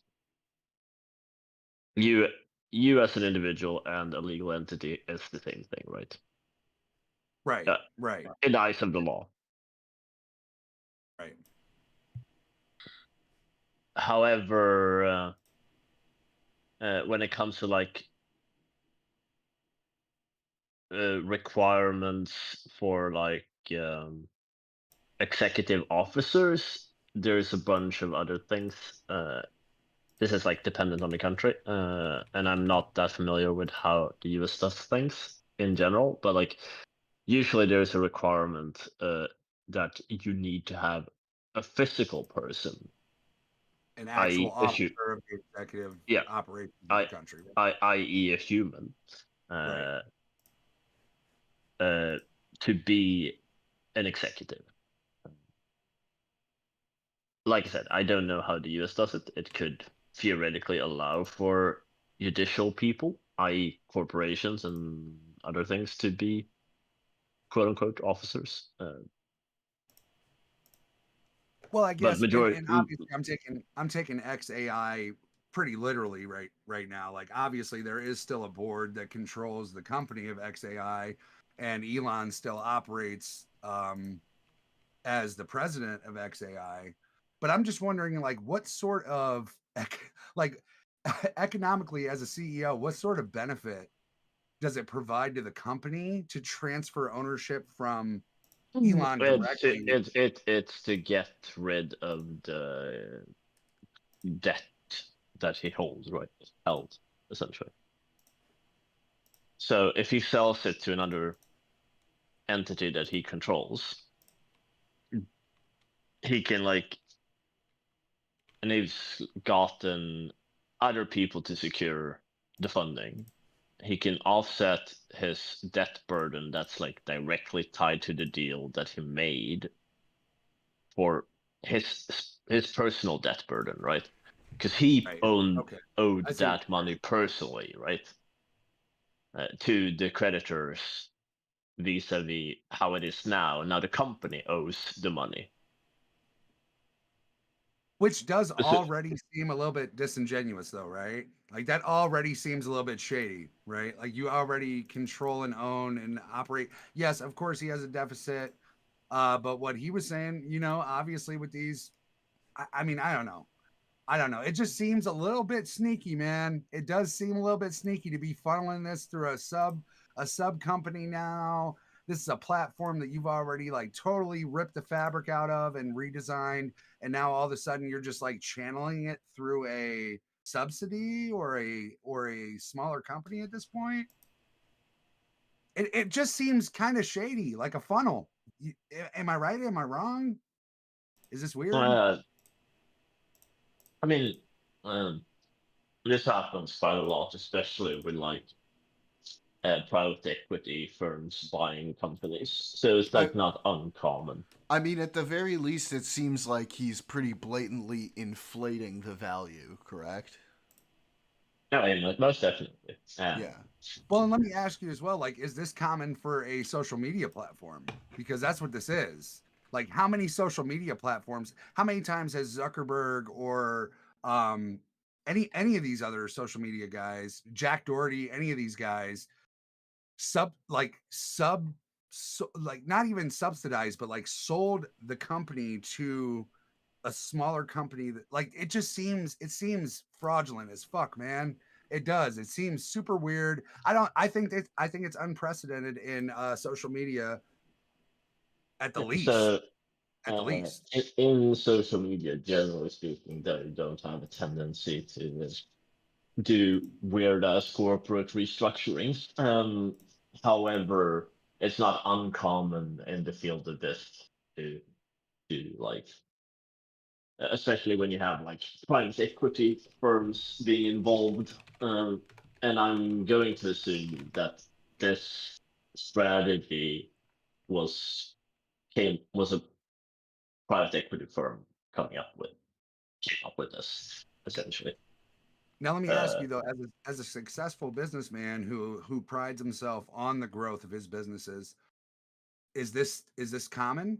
Because I think we're looking at a situation now where there is kind of a sporadic, almost emotional response to the stocks, right? So we're seeing 46,000 Cybertrucks just got recalled for an exterior I don't know, irregularity. Like the exterior of the Cybertrucks is just physically not safe. So they just recalled 46,000 Cybertrucks on top of the fact that, and I absolutely condemn this, but a shit ton of Tesla dealerships are getting firebombed right now. Tesla's stock is tanking. Tesla owners are sending their Teslas back. Like, is this like a flea flicker for him to try to capitalize as much as he can in the middle of his decline? Because that's what it looks. I mean, that's what it looks like. You know what I mean? So essentially, what he's doing, right? He is trying to extract as much resources from the companies as possible. When it comes to like Tesla, this is why he's selling the shares he can sell. However, his creditors are going to force him to sell a bunch of shares, right? Because they're to get to pay for his life essentially. He's leveraged his shares in Tesla mainly towards loans to live. Essentially, that's why he doesn't take a salary. He takes like a $1 salary a year.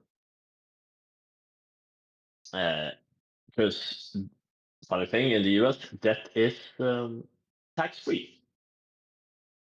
And if you never realize your stock gains, you don't have to pay taxes on that either. But however, what he's doing now, since the company is about to tank, he's selling the shares that's not covered by these debts to like get liquidity out of the company. That's also why like all the other Tesla executives are sort of selling their shares quite extensively. Okay, so that brings me to my next question, which is like, how many actual successful entrepreneurs do you know that are practicing like this? No, not a single one. Okay. All right. Cool. Because the thing is, right? People that build a business by themselves want to create a legacy with that business. They want to have that outlive them, right? Of There's a course. Of reason. course. There's a reason you sort of try to build a strong, as strong as like as strong as a company as you can, and you Well, might even take a financial hit as like a dedicated entrepreneur. right. Like, But I feel like that's also that kind of like takes me back into my roots of like small business. It's like you take pride in what you do, so you're willing to take a little bit of a financial hit to make sure that you prolong your legacy or work towards the betterment of the company. When I see a lot of things like this going on, this looks like a total fucking gamble, which is absolutely fiscally irresponsible as a CEO of a major corporation, let alone the richest man in the world, right? yeah, um, like essentially, uh, like this is a very Wall Street way to go about running a business, which like is becoming more and more common in the US. To be fair, Now let me uh, now let me ask you, when you say the Wall Street way of conducting business, does that like directly correlate or at least lean into the issues that we've had in Wall Street, like the Ponzi schemes, the hedge funds? Because that's where it's looking. Like it's looking like it's a total fucking scam now. I understand that the Wall Street mentality is kind of like deeply embedded itself into the trader market of America, which is a lot of people now. You have normal people that Mhm. are trading on public stocks every single day, but we've seen this system fail over and over again, and this just seems like another Jordan Belfort Wolf on Wall Street kind of chess match that Elon's playing with the feds, which is why, like he had a huge scandal in Canada a couple of weeks ago where like 8,900 Teslas got sold in one day in Canada, and this was after the tariffs were announced. Yeah, it was to take advantage over the end of the Canadian rebate program. Right. Uh, So it's almost looking kind of like another Wolf on Wall Street situation here. For the layman, for the normal person, like I'm a single dad with 3 kids, man. I'm a full-time dad. My kid's mom, she's in prison, dude. I work a full-time job and I just hang out with the guys on the internet and try to have a blast. But mhm. like for the layman, this looks real sleazy. Like this looks horrible. Yeah, this is like he is pretty sleazy in his business practices. To be fair, a lot of these Silicon Valley guys, it's not uncommon for them um, to Well, go see, and that's about like that's go another reason about why I doing feel like business. his alliance with Trump is kind of inflated the way that it has, because I'm not just going to jump right into the Trump hating right away, but it's like when you see people that are absolutely willing to gamble the entire net worth of every business that they own on just something that they feel is good for them, it starts to become more of like it is like a pyramid scheme kind of um mentality, not even mentality, like a structure in the businesses. They're built to be gambling chips. They're using their companies and their assets, their net worth, to like how many spaceships blew up? How many times did the government tell Elon, like, hey dude, this is the last time that you're going to shoot a spaceship into the sky if it blows up again? And then he got one more chance and one more chance. It's like a pyramid Yeah. scheme. So he's currently there's been like 8 failed uh, Starship True. launches, I think. True. Yep. Jordan, True. you can correct me if I'm wrong. Seven, You I have believe. No, eight. That's right, because I think the eighth one just The most recent one that blew up over blew the Florida, fuck right? up. Yeah. Yep. Yep. and what are the total launches for Starship? What are we Yeah. saying? Eight. 13, 14, maybe? Oh, I thought it was. I thought that was It it. might That be was like more. eight. Well, Okay, he had several that successfully left the atmosphere and touched back down. I would say probably like what 4 or 5 that were actual like successful missions. I was down in Florida when all that was going on. Yeah. I thought it was really badass shit at the time, but in reality, I think he's failed far more than he's achieved, yeah. in my opinion. Yeah, and that's like the main issue, right? Like, when you're looking at like these Silicon Valley entrepreneurs, essentially what their mentality is move fast and break shit. Right. This is my baby. un- We're going to make this work. And if it doesn't work, we're just fucked. Kind of Yeah, like the show Silicon Valley. Like, this is our baby, and we're going to try to make this work. But if it doesn't work, it's kind of like a Vine situation where you have a company that could have been TikTok, but fucked itself. And now it's just totally non existent anymore. Right. yeah, exactly. And the issue is that is not a proper. It requires essentially a shit ton of money to burn.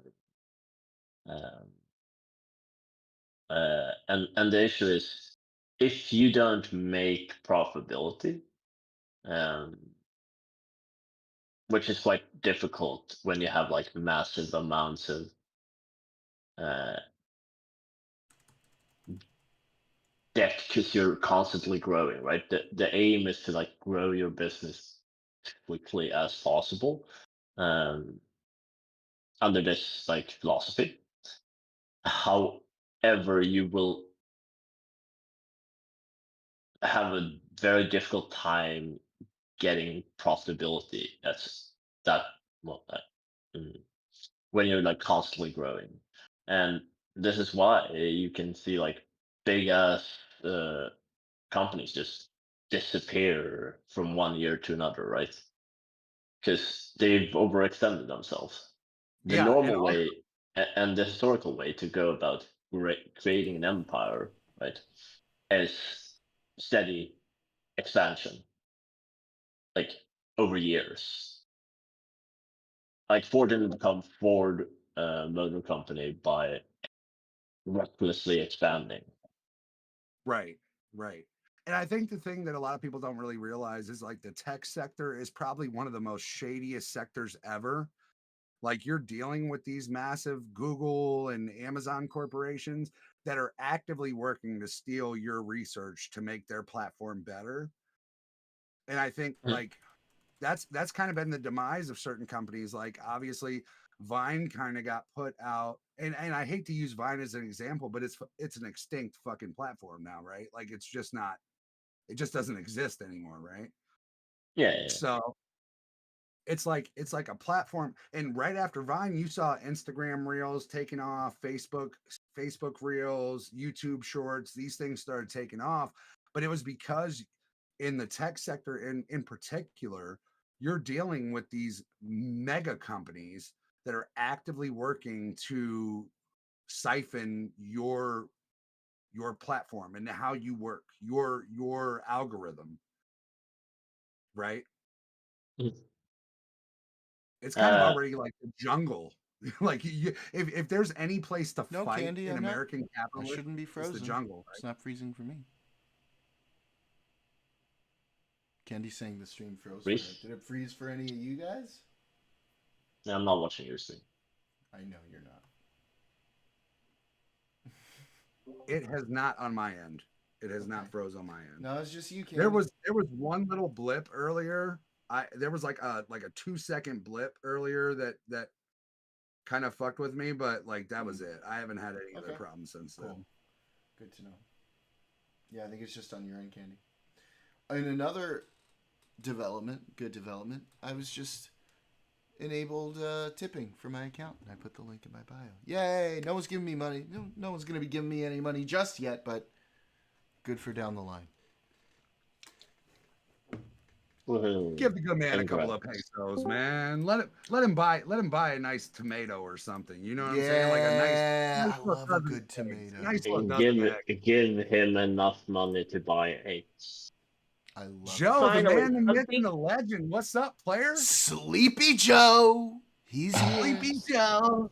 What's up? What's going up, on, man? We brother? got a bunch of Elon haters. I mean, Uh, Not I haters. would say I'd say an Elon disliker. I will be I totally don't- honest with you. I used to I think don't that he was the hate most the guy. badass dude on the planet. I used to think that he was fucking awesome, but now I can't take him serious anymore, man. I just can't. I To be don't real hate the with you. guy. I think he's very good at marketing. That is what he is. Unfortunately, he sucks at it at this point in time because his perception is inaccurate. Also, Candy, it's super nice to meet you in person. Shout outs to iCandy. Hey. It's been a while, man. Oh, have I you know I talk guys, to you on stream all the time, but it's You good to guys talk come to you for across real. each other in Tiny Stream? Yeah. Oh Mm. yeah, several times. You know, I kind of stay in there when I can. So Yeah, dude. Hey, you're always welcome to bring the party over here if you're talking to somebody at the end of the stream. Doesn't hurt that I get I'm a glad couple to be extra here with you, viewers. That's man. all I'm saying. I'm glad to be here with you, man. This is what it's all about, bro. Hell yeah. We gotta keep on. We gotta keep if on. we expanding, if we work at it, guys, I could be his next orbiter. I'm just saying. That's it. That's it. That's it. Whatever. Jordan, I was gonna say finally something we agree on. A good tomato. I love a good tomato. Who doesn't I love a know. good Now, tomato? now what's the best tomato for you I though? Is it know. like a little bit orange? Do you like the yellow tomatoes, or do you like the true red tomatoes with the nice stark green? Have you ever had stem? Campari tomatoes? Oh, big fan. Big Yeah. fan. There you go. There you go. Big fan. Is delicious. that that's Not not a peasant Christian. food, is it? It's peasant. It's tomatoes. What could be a specific, more upper class Well, tomato? actually, Jordan, you see, tomatoes were so expensive when they came over to Europe, so only the upper classes ate tomatoes. Well, this ain't Europe. This is America. But I know this Like is this, actually you know, Europe. there's Class different. folks, man, give me a stick of cheese, man. I'll be good. There No, we I'm go. talking. I love cheese too. Everybody Well, loves cheese. cheese. No, Cheese, not everyone. like cheese and potatoes are Tuesday, but tomatoes are really good. I like mine in Absolute between, sauce. not too ripe, but not too squishy. When it's like just kind of like right there in the middle. Oh my god, it's so good. Yeah, for sure, for sure. Wait, But Joe, potato- Joe came in to talk about some shit. I want to give Joe an opportunity to get into the shit he wanted to talk about. Yeah, I'm not No, straight away either, Joe. It's all on you, bro. Like you said, No. I was scared to debate you. I'm No, not not doing that. Not that. He came in talking about Elon. He wanted to talk about Elon. Yeah. I really what's up, want to talk about tomatoes, so this is working cheese. perfectly. Let's Tomato. fucking your talk favorite about tomato, tomatoes Joe? then. What's your favorite tomato, Joe? I need to know. I don't even like tomatoes, I'll be honest. I like What tomato kind sauce. of tomato does Sleepy Joe eat? I'm digging it. Tomatoes are so good. I'm not a fan. Not a big I'm not, tomato I'm guy. not like You know- I just go in Lots of the fridge cheese and grab a around. tomato and eat it Let's kinda guy. let's all try to go one at a time, you guys. We're all excited. We're all excited. For Call tomatoes. here. It's great. It's the greatest call ever. The best call that could ever be had. Absolutely, We're all Joe. here. Go ahead. I want to hear Back in, like, your negative back- take on tomatoes. Back in like the 17th century, I'm not sure the exact date, but they used to have tomatoes and they used to eat them on lead plates, and the acid from the tomatoes would bleed into the lead plates. Ooh. Get lead poisoning, and they thought the tomatoes were poisonous. You are correct. They ate them on pewter plates. I made it up. All right, I made So it. they just had like a fear of tomatoes because they were scared of getting lead poisoning. I get it. I see where this is going.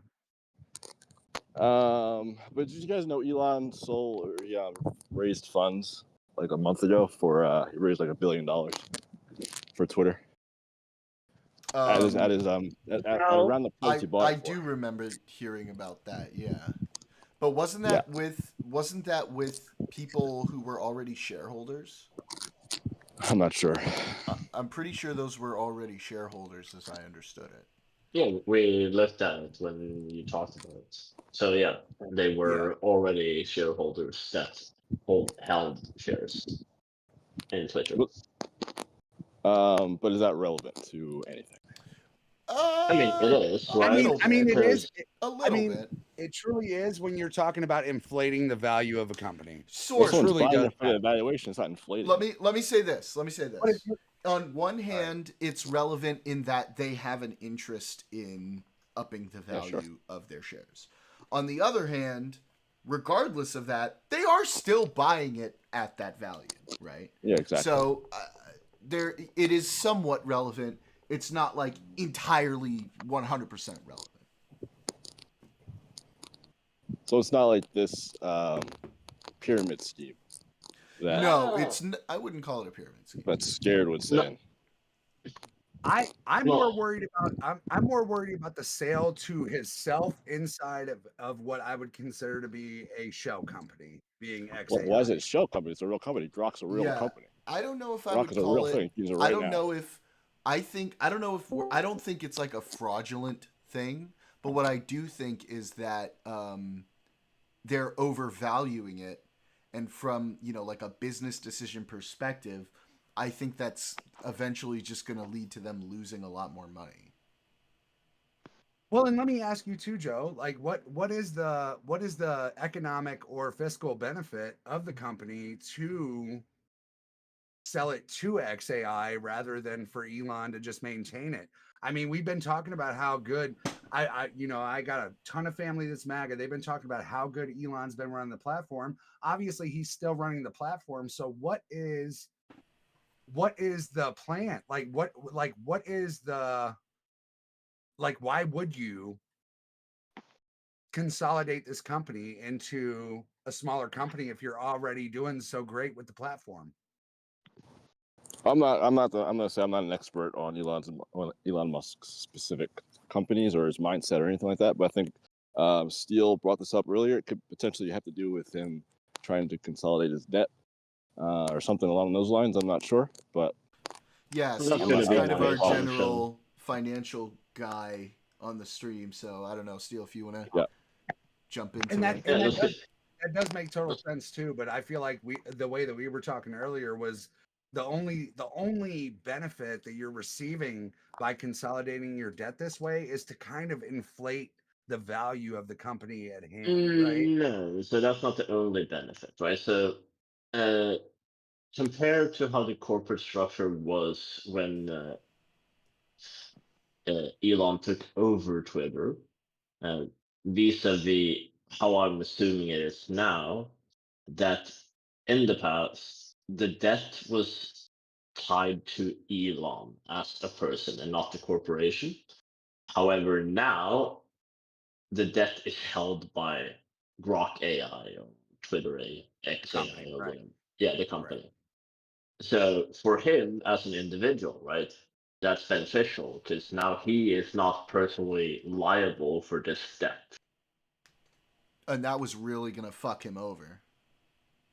Does that already seem a little bit corrupt? why? I mean, it's totally perfect business practice, as one would think, but also at the same time, haven't we seen these issues with like the Sackler family with the oxycodone pandemic? Like they didn't tie their name directly to the company, so when the class action came through to talk about the opioid epidemic, the Sackler family was never never liable to pay out I think in that case we're looking at like related to a case of like specific gross misconduct, and we may not like how X operates, we may not like how it does its moderation or whatever it is, but I don't know if I think it's hard to prove a level of misconduct.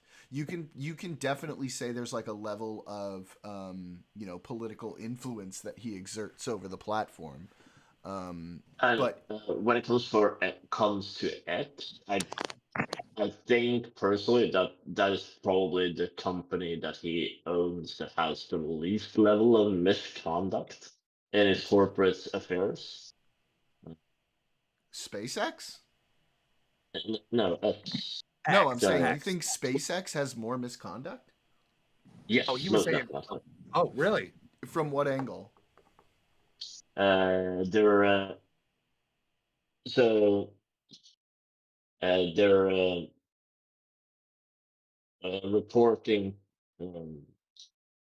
It, essentially, their operating prices are higher than they actually are, right? So like when they're applying for governmental grants, they're Exactly. getting money that they shouldn't. That's Do you what I know was this thinking. for a fact? SpaceX collects funds from the government for like Pentagon spending. This is an aeronautics and astronomics Yeah, so, company. for example, So they are receiving federal funds. Twitter's not receiving federal funds to operate. SpaceX definitely is to continue their aeronautics operation. Wait, so they're saying SpaceX is saying they're operating at a loss, but isn't SpaceX literally his most profitable company? It's probably his biggest loss, though, too. You got to think about all the rockets that have blown up, all the rockets that have not been successful. It's probably But his what does biggest that loss. say about Tesla's value? Well, Tesla's value is just as good as the name, right? yeah, so like Tesla's valuation is due to the hype that he has built around Tesla, right? Right. Which is Right. why I say he's very good at marketing, right? Essentially, like Trump and Elon are very similar in this regard. They're both extremely good at creating hype. Oh, we lost. However, the issue with having an overvalued stock, when the correction comes, Which is happening right now. you're not gonna have a good time, especially if you're over leveraged in your debts, like he is. Well, and let's also think about the 46,000 recalls for the Cybertruck that just went out the other day. I know I mean, keep saying the recalls are not like that big of a deal necessarily.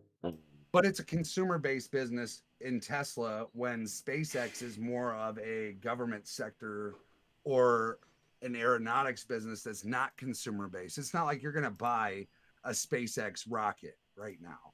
You are going to buy a Tesla Cybertruck, and when Hey, speak for yourself, 46,000 man. I'm buying one tomorrow. shit, man, I'll hop on that fucker with you, and if it blows up, we're gonna do it together, man. Fuck it. Hold I on. got kids. Can I I ask, can't do. I let me can't ask. even play with that. I can't Let me even ask. say that. Didn't Elon get funding for Tesla too because of his He did. He green doesn't anymore. It was the EV. Yeah, the Green New Deal, the EV mandates. Right, the Yeah. green something because we're trying to go green, so they didn't get funding I from the government as believe. well. I believe a No, lot of those subsidies were canceled by Trump. So, technically, I haven't heard of that. the He makes the 8 million a EV, day. yeah, that's fine. The EV credits are based on like sold vehicles. It's not a thing that necessarily goes to the company in that sense as a subsidy. However, it it it it has to do with like it has to do with like a deduction on your taxes, Right, if I like remember based on the correctly. profit margin and how many vehicles are sold per Yep. quarter or per fiscal year, right? So when you buy, if I remember how the US structured this, if I remember it correctly, you as an individual, right, buy an EV. The EV credit is a potential credit. It depends on how much you make and how much like your Yeah, taxes based income entirely is. on the profit margin, the input and the resources that it takes to make the vehicles. No. So like the credit, by right? What The is credit is actually earned. based on your personal income as a consumer, right? The consumer's income. If I remember correctly, I could be wrong in this. I'm not American. Wait, what did you say? Sorry. So if I remember correctly, the EV credit essentially is based on the income of the purchaser. Right. So the amount of people that are actually consuming, the amount of people that are actually buying Teslas. I thought it was a flat tax credit. Let me check.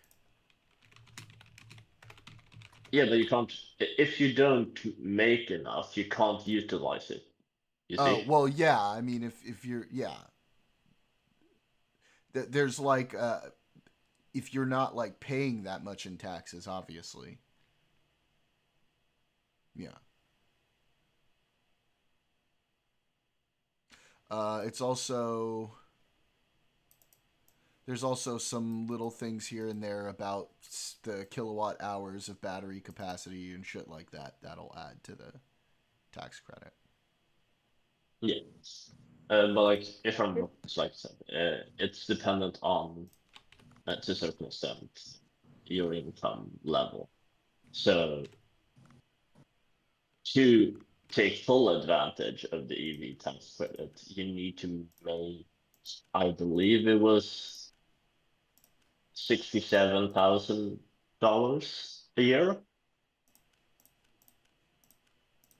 Okay. That's below. That seems really low, but Yeah, that's below median income, I believe. that's not even what the average American earns in a year. So I would feel like for a company, it would be much higher than that. But But maybe this I'm has wrong. this has nothing to do with like companies, right? So like Yeah. the credit is based on the private citizen buying a car. Okay, fair enough. Fair enough. I see what you're saying. All right, cool. Now I know Joe. I know did have something to say though, and I want to hear. I want to hear Joe, man. I really do. I want to know what there is to know about this guy that everybody is telling me is such a cool dude, or not even just a cool dude, but I want to know the good about this man. I've I'm seen not the even bad. sure. I need the good. I'm trying to figure out what the issue is with Elon still. Well, I think I've told you my issues with his approach with Doge, I think, in the past, right? Yeah, sure, I guess I'm talking about his businesses, because SpaceX is continuing. Yeah, I'm continuing to actually expand. very strongly in favor of SpaceX and what they do. Yeah, I it's like think expanding in Tesla. the Kennedy Space Didn't they Station. rescue those astronauts? Space, yeah, what? When Did they rescue those astronauts, right? No, they brought They them came back home. exactly. My They didn't- issue They mainly brought is them back around exactly the when they were supposed to business come back. practices. Actually, a month after they were Exactly. supposed to come back. What were you saying, Seal? So my issue with him is mainly surrounding the business practices that he has and the corporate cultures that he's. I agree. I agree. I think I could probably agree with some of that. Yeah.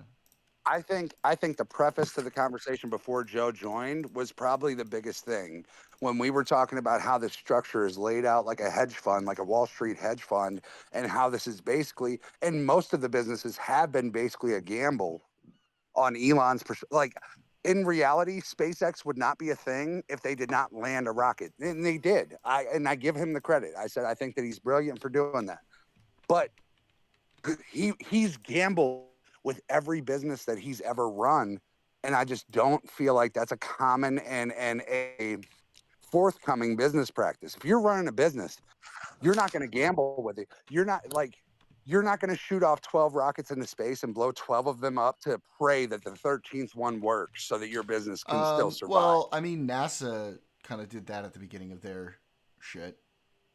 That's not a business. Yeah, but we're talking about developing. Talking about developing rocketry technologies. Was NASA a company or was it a governmental branch? Like not a branch of the government, but was it a governmental? I mean, I'm not talking about the aspects of running the specific business right now. I'm talking about the difficulties of developing rocketry technology. They're both trying to achieve something specific, and they're doing it in very similar ways. Yeah, but like nowadays, rocketry is it's 100-year-old technology, right? So we know how to build a rocket. Exactly. NASA's already done the science back in the 60s. So we know how to build. That doesn't mean like even nowadays there are unsuccessful launches from like there are, but not to the same extent, right? So yeah, but this is a slightly different. This is a slightly different configuration from like what we're used to. Not to mention, what is essentially the most powerful and largest rocket assembly ever created, by like a margin. But wasn't Elon working in coherence with NASA though? Like, didn't he have NASA Yes, yeah, and he's also like kind of giving him NASA the does blueprints? contracts for them. You know?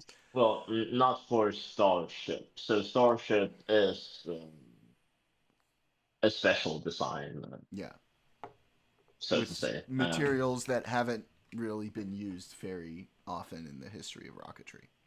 Yeah, for a reason. Right. However, The newer recycling technologies are essentially making this a lot more possible. and the recycling of a rocket is way better than to send a rocket up to the moon one time just to let it burn in the atmosphere when it comes back. Which there are. So the thing is, reusability matters very little in this regard. The issue is you with like they're going to be require a lot of like non-destructive testing to make sure that they're like flight worthy again. The stressors you have when you fire a rocket into like space and you go back in re-entry are like extensive. Uh, and having like essentially a frame with like a sheet metal, a sheet stainless steel skin does not allow for a lot of like fatigue cracking. Yeah, but also like the original Atlases used similar stainless steel Yeah, but skin, and so does the Centaur continues to use one. Yeah, but they're not like reusable in that sense, right? So Well, they have that's modules that true. are reusable, but their main stages aren't reusable, right? That's true. So that's the main stress factor. That like yes, the human like the capsule that contains humans, yes, reusable. Fair enough. Very small thing, right? That you can easily do extensive testing on. This whole entire superstructure, testing every single component to make sure that there is no like cracking or failure points after re-entry is going to take like months. That is one of the things that I am worried about, is these crazy accelerated time frames that he tries to push for. I think for Every something time. like this, there's a reason why it takes so long to develop these new launch systems, is because you have to test them a lot to make sure that there aren't going to be any issues. Because when you're talking about space travel, one small thing going wrong can butterfly into a dead crew. Yeah. Right. I mean, like that's going to be the case like every time you launch this rocket, right? So like, yeah, sure, you have one launch, then it's going to be sitting in a hangar for roughly a month, 2 months, something like that, and have all the non-destructive testing performed on it. To say the cost of developing or like producing this rocket is 150 million, like just giving it a figure, right? Right. You can use it potentially 4 times a year. And also, there are worries about long-term potentials for corrosion. Yeah. Well, and Like, these are super complex sciences that the normal person really just cannot grasp, right? Yeah, but So, Steel has some experience with material science. Of course, and that's why we use steel. No, Steel, the guy we're talking to, like Steel. Oh, I'm like steel in general. That's why we build our submarines out of steel. Sorry, we don't use carbon fiber and all that shit. Yeah, but I guess we do have a lot of submarines that are made from a composite material. However, the depth rating of those are substantially less than the ones with like a steel superstructure. Well, and I guess my biggest question to all you guys is, when we're talking about Elon Musk, my biggest question is, do you believe that he is the genius, or do you believe that he is very, very good at picking the best engineers for the job? The second one. And I really want Joe's take on this. My Definitely- take is the second. Joe, go for Yeah, it. mine too. Okay. Okay. I don't think he's ever claimed to be the genius. I mean, I you mean, might he be. does, I think you and might he said- actually be right about that. It is When he- other people who are always calling him a genius. However, And Elon says things Because like, he "Have you doesn't built-" say I'm not a genius when they say it doesn't mean anything, Jordan. yeah, when somebody I asks- agree. when somebody I asks agree. him a question, I when wasn't going to somebody say asks that. him I wasn't going to say that, Joe. What I was going to say is that he does seem to bask in it a little bit. Yeah, it's she's like got a big ego.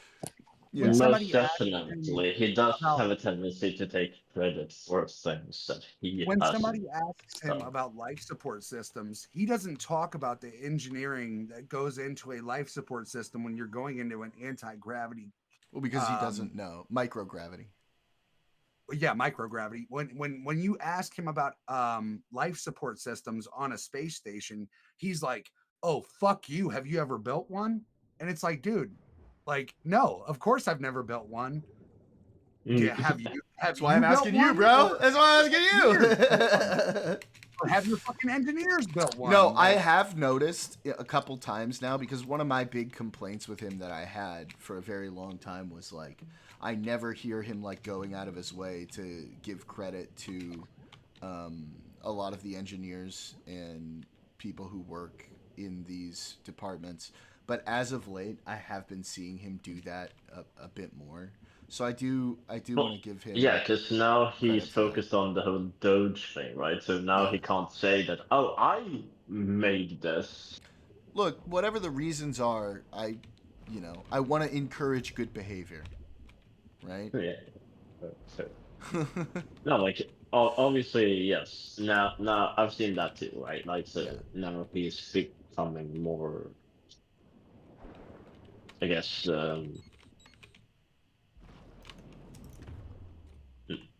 chill in that sense.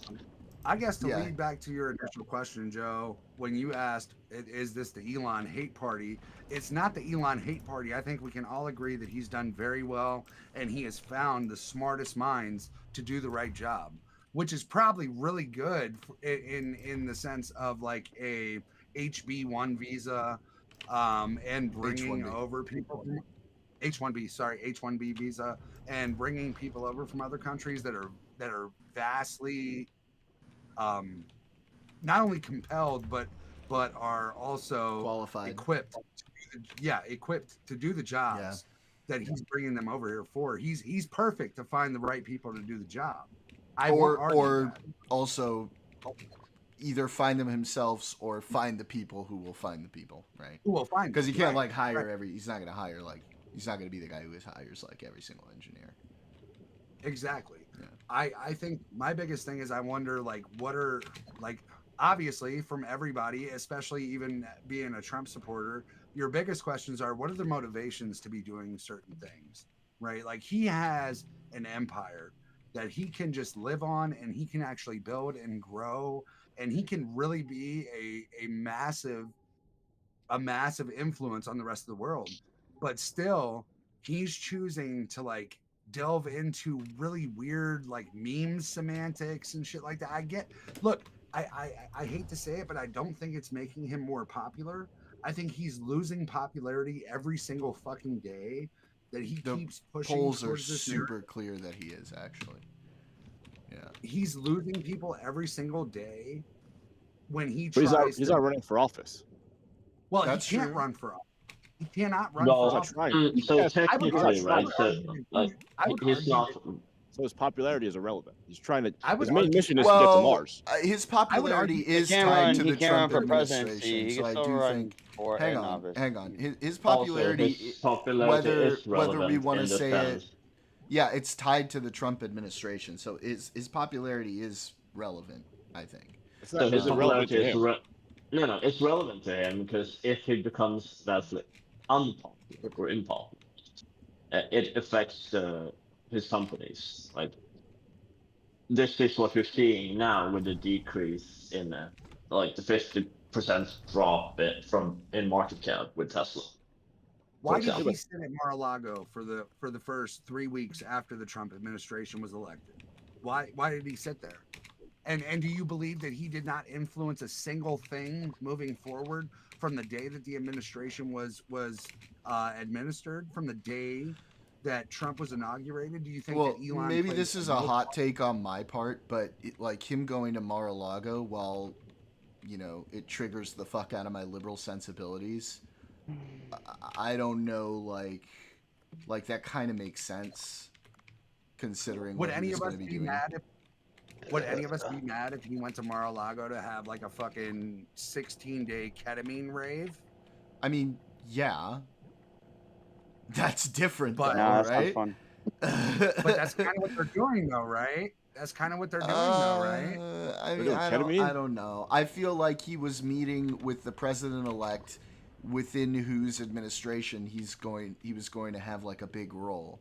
I don't like what he's like, how he's going about what he's doing. I have problems with that. I also have problems with what I think are very clear conflicts of interest in what he's doing. But like him going to Mar-a-Lago, from my estimation, makes sense at least. Let me ask the Joe in particular, because we've already had prior interactions. He thinks that I'm a fucking subhuman post IQ person. Oh, Let me That's ask just Joe. that's just Let me- on Kick Chat. yeah, No, Kit Chat no, is I unhinged. honestly- bro. If Joe Kit thinks Chat it, is it must be unhinged. true. I honestly think that it's a really good way to bring people in to actually talk to them. So I totally commend you for that. I see why I understand. Like subconsciously, I kind of do the same thing with other people.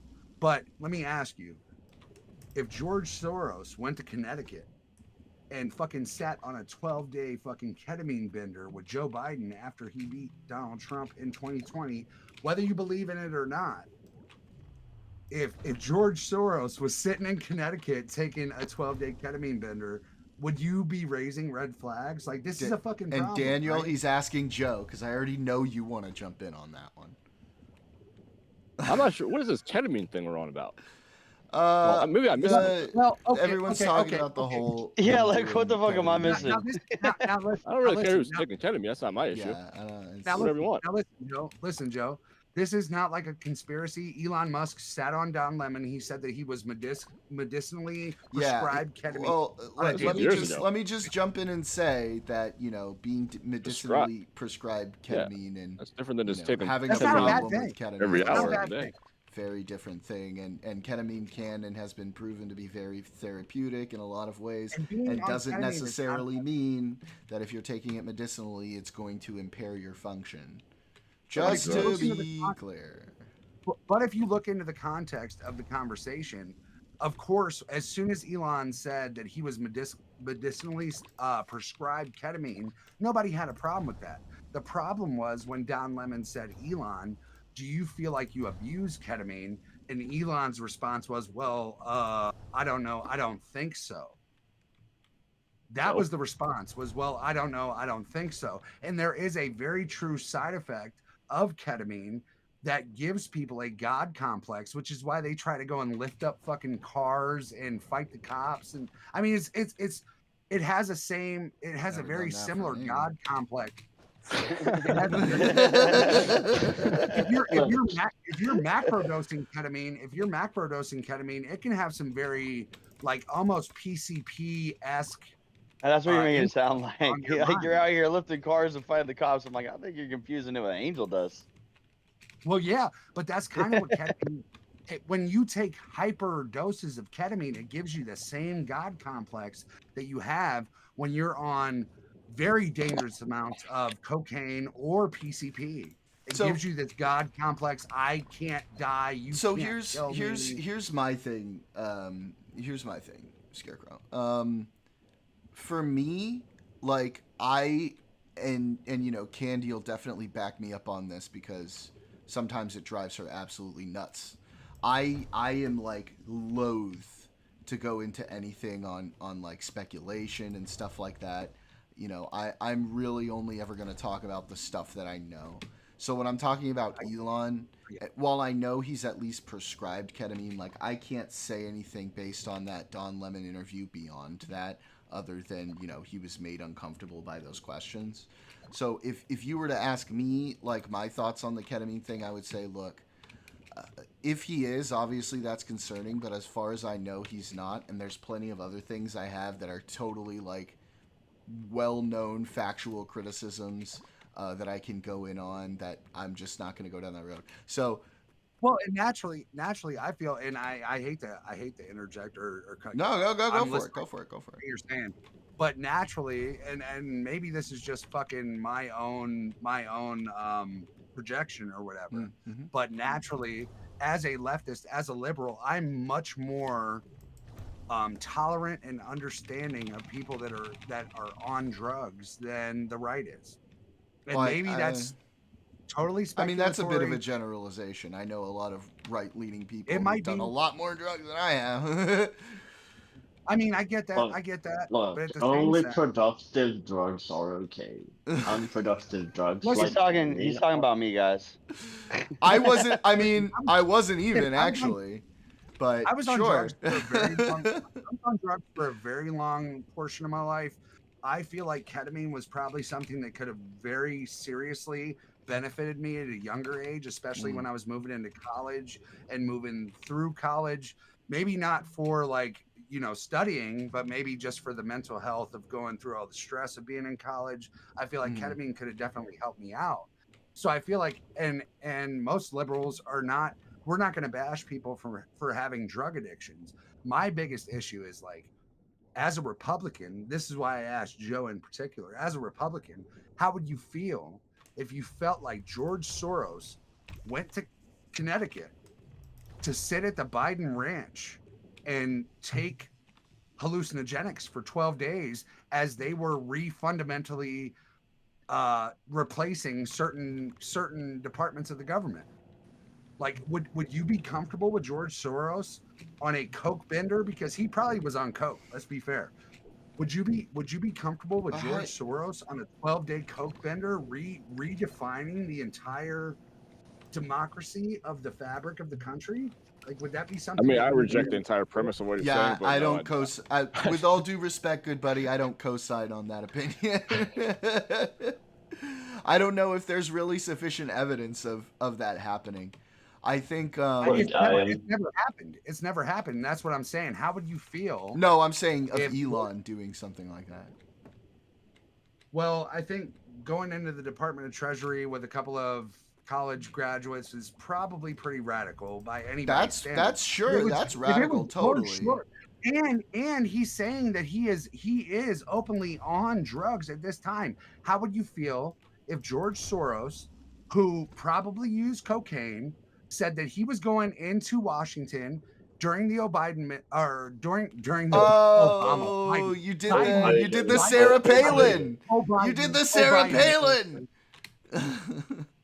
During the Obama or the Biden administration, how would you feel if George Soros was walking into the Department of Treasury and having his 12-year-old hackers or 20, 40, 30-year-old hackers? They're not 12 years old. No, they're not. They're 20, the 22, youngest, 23, 24. So much. This is like so much crazy speculation. What if? Yeah. It's like I would. Let me create a crazy scenario. Do you agree with it? Boys, Daniel, Joe, I think I can answer this one for you actually pretty comfortably, and you can tell me if I'm right on this answer. Obviously, they wouldn't like that. We shouldn't like that either. But they, and frankly, I don't really believe at this point, based on the evidence that I have, that Elon was on like a ketamine bender specifically. All that Right, I know right. That's a for huge sure difference. is that he was prescribed ketamine and taking, his prescription, which, So- I take Vyvanse, for example, right, which is a stimulant, and Right, of course. and for my ADHD, and I would, hopefully trust that, say I were in that sort of a situation, Daniel and Joe, knowing that I was prescribed that, wouldn't have a particular problem with that either. So if George Soros was running around on stage for 45 minutes, giving nothing but a word salad, holding a chain, Why do you keep talking about George Soros though? because this is the big thing.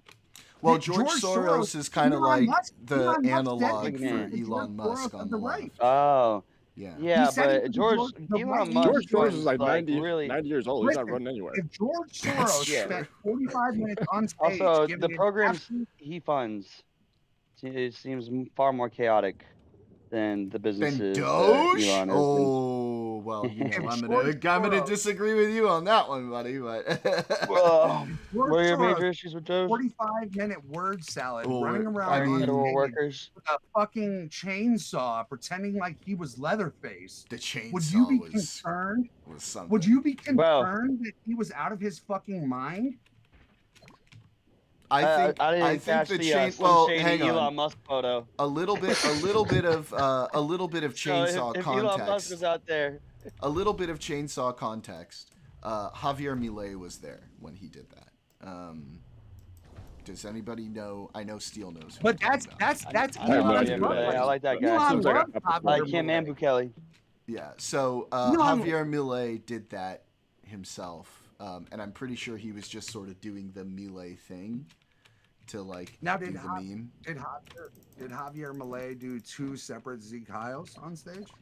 No. These are Not really yet. radical. That's These a are different really, No, but AOC these has. are really insane, Yep. insane AOC's movements. definitely done it.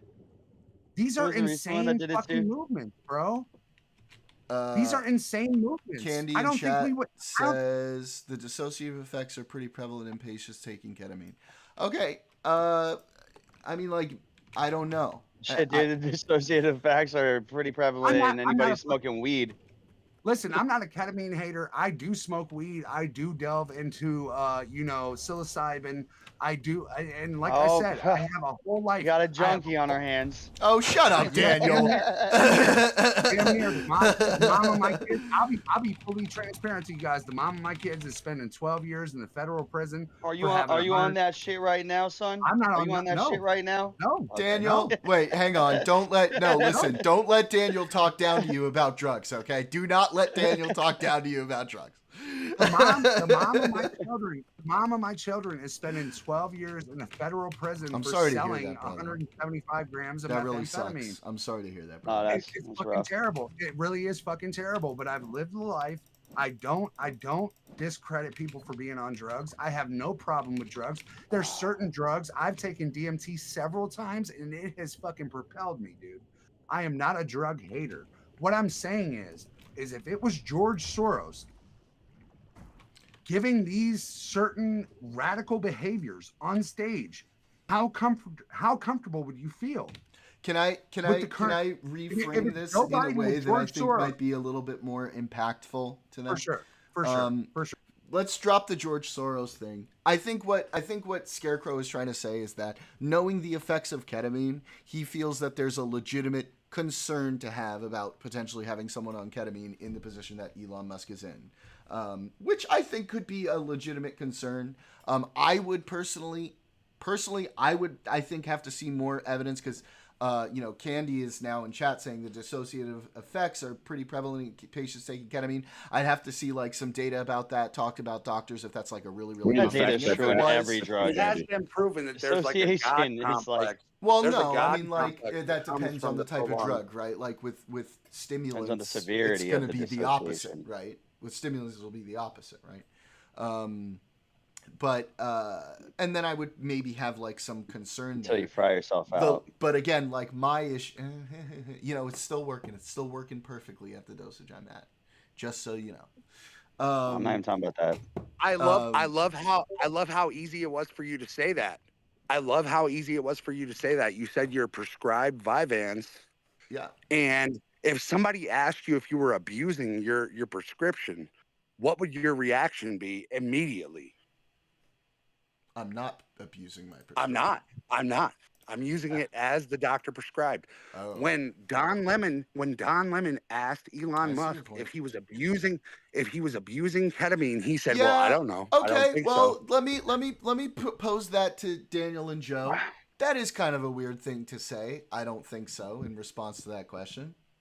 I have to rewatch the interview at the timing of when he said it, but I'm pretty sure that he was already annoyed with Don Lemon.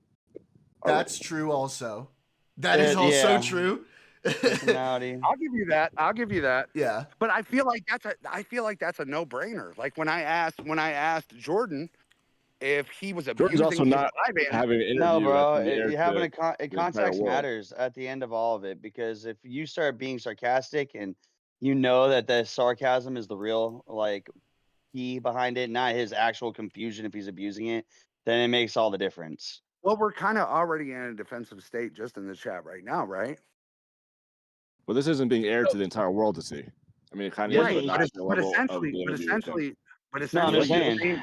your same reflexes in a situation like this, when you're being conflicted with somebody that's right in front of your face and asking these questions to you, this is the same kind of confliction that you would have whether you're on air or not. Yeah, maybe you would have like wet feet and maybe you just wouldn't answer the question, but the fact that the question was answered in that way is already a little bit troubling. I think we've been stuck on this for a while, so I think I can pretty clearly close out this conversation with the idea that we've exited this conversation the same time we've entered it, is that we really don't know what the fuck is going on with Elon's ketamine use, and I don't think we have enough information to really go on. And personally, I think there are very real, in my opinion, I think there are very real things that he's doing that are very concerning that we can talk about, that I think are very legitimate criticisms, and we don't really need to talk so much about. I mean, I get where you're coming from, Scarecrow, don't get me wrong, but I think there's like super real things he's doing that I think are you know, from the point of view of criticizing Elon Musk, are more productive than going down the ketamine route, at least in So my thought. let me ask you my next question. Excuse me. My next question, and it pertains to fentanyl. So fentanyl is a medical drug. It is prescribed to people that are going through maybe spinal tap or certain spinal fusions, people that are going through real traumatic surgeries. Do you feel like everybody that has ever used fentanyl is a horrible person? Because fentanyl now has a red X on his back, right? Just Like George Floyd. Nobody even well, George Floyd aside, like he's bro, just if joking. bro, yeah, if you lay on my neck for 10 minutes, I'm gonna die, bro. Oh, don't start. So, Don't just hold on the George Floyd stuff. We've got about 23 minutes left in this discussion, because in 23 minutes, buddy. In 23 that's minutes, a totally different thing. In 23 minutes, we're gonna start. Very different thing. In 23 That minutes, rabbit hole is holy shit! I just want to get this sentence out. In 23 minutes, I barely said anything. 22 minutes, we're going to start watching. We're going to Talking watch about racism.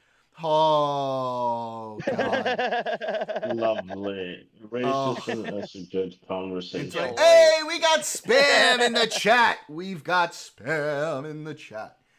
In 22 minutes, we are going to start watching, and we'll watch it through over the last hour, the prosecution's opening statements in the Chauvin trial, continuing our coverage of the Chauvin trial. So let's leave Chauvin shit for a little bit later. Yeah, we're rewatching. Now, does anybody have? It's coming up again in the news. Does anybody have a defensive? Does anybody have a defensive stance to take against? I wouldn't necessarily say fentanyl, but I would say like anesthesia. Do you feel like you should not be put to sleep when you go into a massive surgery? Or would you rather just get put to sleep, let the doctor do his job, and it's safe? You're not like, you don't have your regular motor functions. Is anybody in the chat against anesthesia when you go into like a root canal or when you go into like a heart surgery? Is anybody against anesthesia? For a root canal, most definitely. You should not get anesthesia for a root canal. Right. There's local anesthesia and there's full anesthesia. Well, full And anesthesia is dangerous as shit, and I yes, don't think anybody should do that. yes. But I'm talking about just regular anesthesia, 2 to 5 hours of being put to sleep for a minute while a doctor works on you. Is anybody against that? Hey, you ever Yes. see that first season of Black or what was it? American For Horror a Story? root canal, I am definitely against that. Yeah. Yeah, localized anesthesia for a root canal. Yeah, I got that coming up Saturday. Oh. Wait, tomorrow's Saturday. Fuck. And I got the sizing, and then April 1st, I get the actual, something like Does that. anybody want to be awake when somebody is having a valve transplant on their heart? Yeah. You have to be. You Yeah. want to be there's awake? plenty of people. Yeah. You want to be You awake? have to be. He's fucking. You want to with be you, dude. awake? He's fucking with you, dude. Yeah. Yeah, My mom chose to be you awake actually for her do eye need to be surgery. She awake. watched the blade go into her eye. Eye surgery and is she was awake different. for all of it. Eye surgery is Yeah, different. that's fucking insane. And I would much rather get put to sleep if I'm doing an eye My surgery. dad's bro. done. Fuck that. My dad's done. Some surgeries playing you do game. need to be awake. So, for example, brain surgeries you do need to be awake for. Certain types of brain surgeries. Not all brain Well, surgeries. and like pregnancies, labors, going through shit like that, that's totally fine. But I'm talking about like a kidney transplant, a fucking heart valve replacement. Is anybody trying to be awake while they're shoving a pig's valve into your heart? Of course. Is that what you're trying to do? Where are you going? Yeah, dude. I don't understand. Why Fuck up, Daniel. Yeah, dude. The answer is yes. I want to be awake for it. I don't get it. He's a sadist. He likes pain. That's not sadist. I want to stay awake, bro. I don't You're trust. a psycho, and I fucking love you. I love you for it. You're fucking psychotic. Which he doesn't trust the Daniel, I've doctor known he you wants for to years. watch. I didn't know this side of you, buddy. What? Yeah. I want to be awake. I want to look at my insides during surgery side. Yeah. Yeah. I think I've been awake for every surgery. I've had a few. Wait, really? Like, wait, what was like the most when I was a invasive one kid. that you were awake for? I don't know. Probably just getting my fucking leg stitched up and casted. Okay, I had my but leg that's snapped in like- half when I was a kid.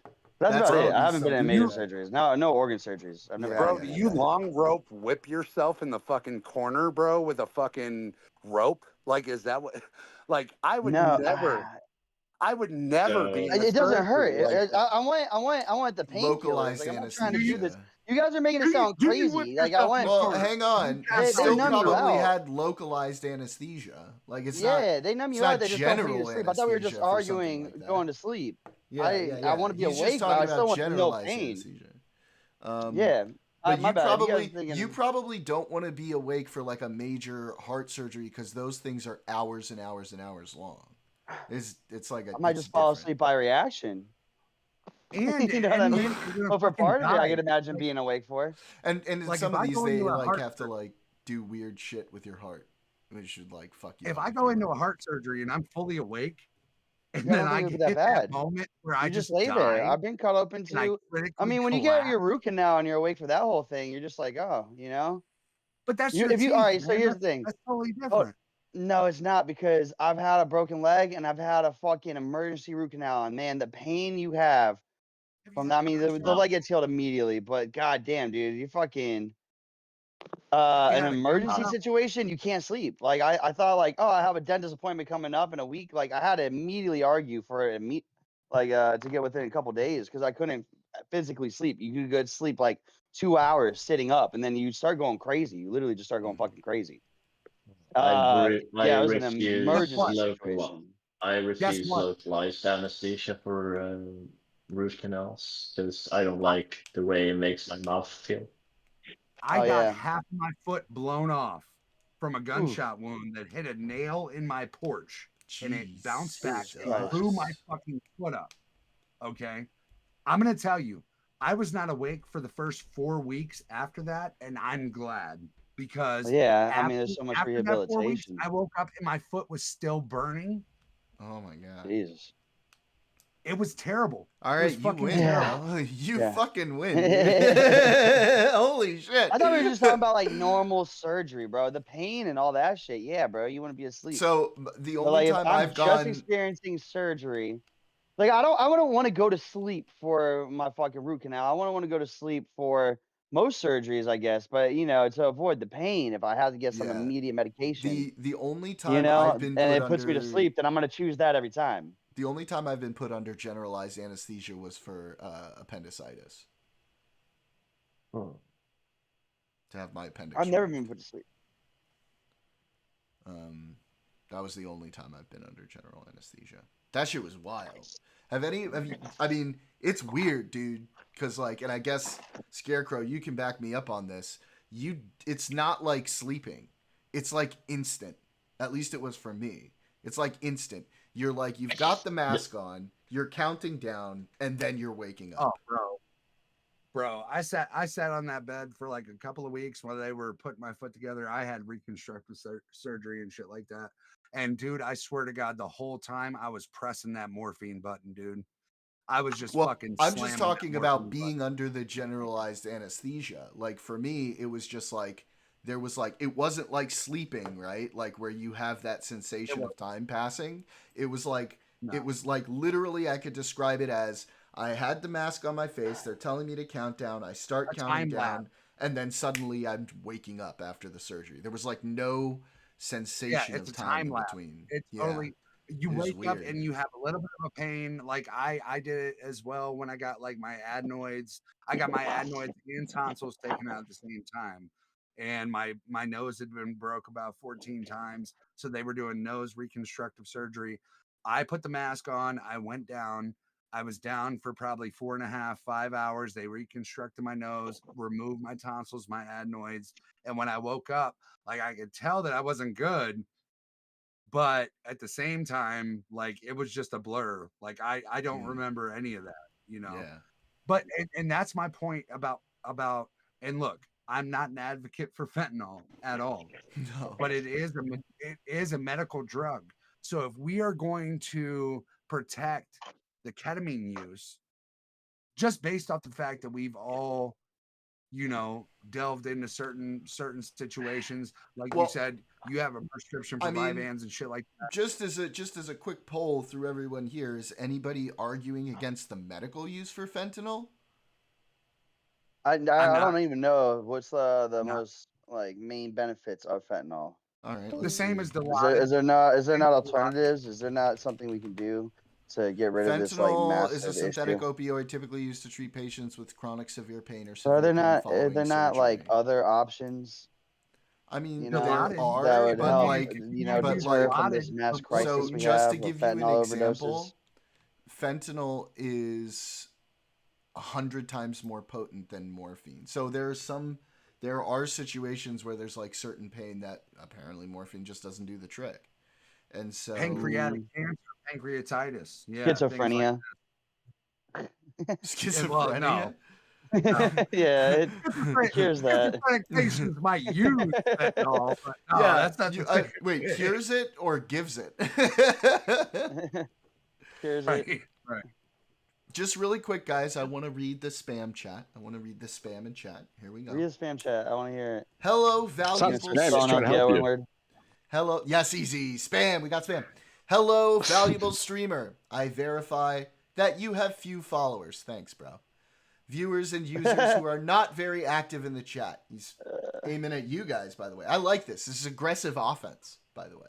It's I want to let you know you suck. You have a qualified channel promoter. I guess he's speaking about himself. I will get involved in your channel to gain massive followers and a wide audience to affiliate with. If you are already affiliated, I will work so that you can verify and start earning $50 every hour of streaming. Trust me, no bot. Contact me on Discord as Vertex Broadcast. He had to he even threw a trust me in there. I guess I should trust him, guys. Deleted. I don't hate it. I know all you guys from the DGG fucking kick. That's where I found you guys. I don't hate it. If they want to use your platform to fucking spread the word, fuck it. Let's spread the word. You know what I mean? I'm not paying this guy any money. You should, dude. You should honestly. Even Joe. even Joe has a ton of fun. Joe loves coming here, and I love having Joe here. I really do. He's a good dude, and we have good discussion. We disagree on things respectfully. Same with Daniel. That's why I love having Daniel around. That's why Daniel's been, one of my closest friends over I don't even know how long. Real good buddy. I like being around people who disagree with me. Well, I'm gonna isolate my top op. I'm gonna isolate my top op right now. Joe, you still here? Yep. Your top op is Joe. That sounds just crazy to me. You said I was hold on. Seems like such a reasonable guy. You said that I was such low IQ that I was scared to debate you. Yes. At the time, yes. That was like a few weeks ago. My man's like, this is Kick Chat beef. Come on. This is Kick Chat beef. No, let's get this into it. This isn't real. What's the question? I think he singled me out because I'm a mod, which makes sense. No. I was talking. This is how it all started. I was talking to someone else, and you jumped in and started saying nonsense on a Tick Chat. Well, of course, I got a couple friends. I got a couple friends in the chat, and if you're gonna start attacking the shit out of them, I am gonna come in and try to defend. Obviously, right? Yeah, you and I, we tried to bait an anti-Semite into masking off earlier today, and that was fun. We just did this tonight. Yeah, yeah, we just did tonight on it. But then he acquiesced. He acquiesced, and Puggy was like, "All right, leave him alone." Like honestly, I don't even care what my IQ is, bro. But I'm not scared to debate you. I would love to talk to you, honestly. And I'm glad that we have the opportunity right here, right now. But you have not had the opportunity to speak, and we have got to set this up. Because if you think that I'm such subhuman low IQ, I feel like I should I might have called you subhuman, but I don't remember saying that. And I definitely want to say, Joe in Kick Chat is not Joe when you're talking to him. There's a different thing going on there. I was gonna say that Joe is I turn into a different person. Different person when he's with us over here. Yeah, I see him in Kick Chat sometimes going hard on people, and I just have a little chuckle and I go, "Oh, Joe." That was my biggest thing too. I saw that actually. I saw that one. So first off, I don't know if we all totally accept this, but Destiny is a centrist. He is a central liberal. And it's a moderate liberal. He does. I disagree. Daniel believes he's a far leftist extremist. Yes. I mean, is death upon his enemies. I think, that was fucked. We all agree that Destiny's comments sometimes go into the very mistakes, fucked but he's point of view. Off the shit, bro. He's off the shit, bro. Yeah. He's off the shits. I think that the biggest argument to his centrism is the fact that he spends so much of his time and hard-earned money on guns. He's really not this progressive shill. He's really not. Man. I mean, he's constantly going at it with progressives and far leftists and stuff. Exactly. He does have his own opinion, and I think that comes from being a part of a MAGA family or a Republican family. Yeah, growing up, are MAGA. Like me, I own guns. I'm a huge gun supporter, man. I'm not the typical progressive. That's not what I am. Yeah, but I mean, neither am I. Right, obviously, no. And I think that's kind of the more empowering point of it. Mind. I think central liberals are actually starting to get some friction. Little bit by little bit, but it's going to take a lot of work because there's a lot that the far left has sort of injected into the public view of the party, and we're going to have to do a lot of work to pull it back.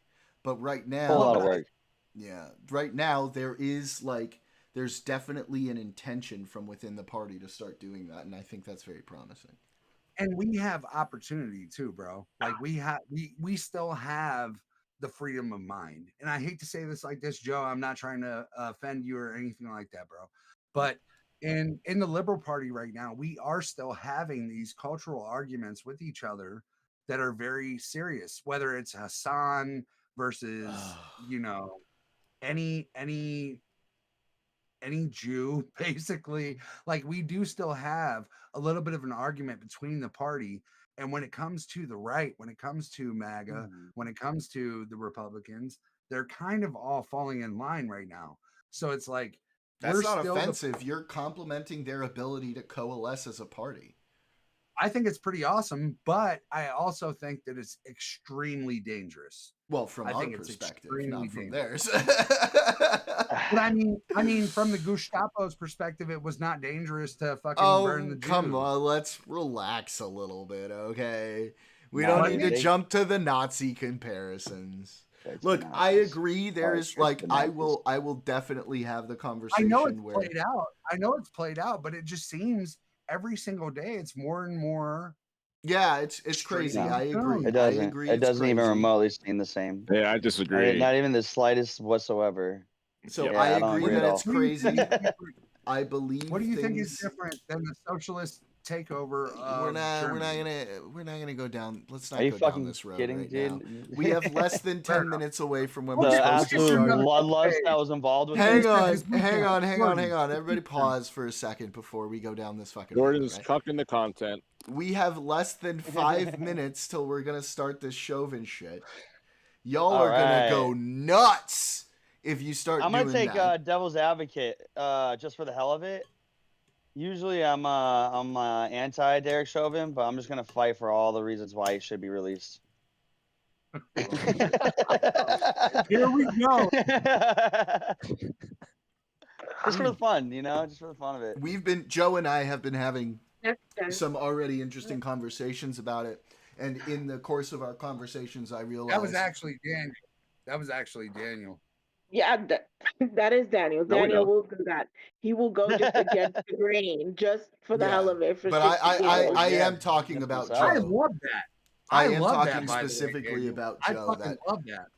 Joe and I had some interesting conversations about this topic, and in the course of those conversations, I basically realized that I kind of just need to watch as much of this trial as I can to really understand what's going on. I don't know why it keeps freezing for you, Candy. It's fine on my end. Is it fine for you guys still? Yeah, I'm good. Yeah. Yeah, the stream he's frozen on my screen right now. Just give it a refresh. It'll probably be fine.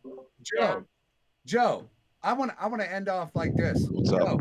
Please shake hands and say, I agree to disagree, but I still love you, brother. Like, at the end of the day, I respect you. We're good. It's not going to be hate no more. I'm not scared to talk to you.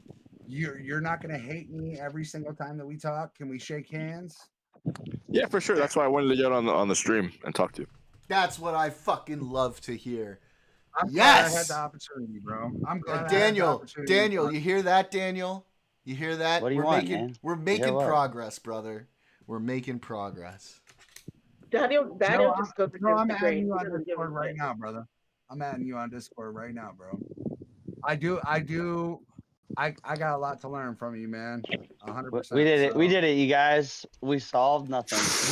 We solved it. We solved America. Yeah. What not all Destiny mods are shills, man. That's what I'm saying. What's up, Candy? We're really getting to the roots of the problems of the world. Dude. Not all mods are the problem. Hang on, guys. Candy's trying to say something. What's up, Candy? Okay. The chat with Easy Rider wrote. Yeah, I know. Fight you bastards. I hate peace. I'm sorry, Easy. This is I'm trying to mend things. I'm trying to make the world better. Don't worry. One day when it's like, we're a small community. I want the people who contribute to this community to like have good discussions. There will be times in the future when people will come into my community who are intent on being unhinged motherfuckers. And if people are intent on which one guy? Like my buddy Ryan. I know. Which one's that? My bad. I thought it was me. Oh shit. No, he's one of my best friends, but he has a very aggressive debate style, and I don't really agree with it. I don't hate it, but yeah, I get it. Yeah.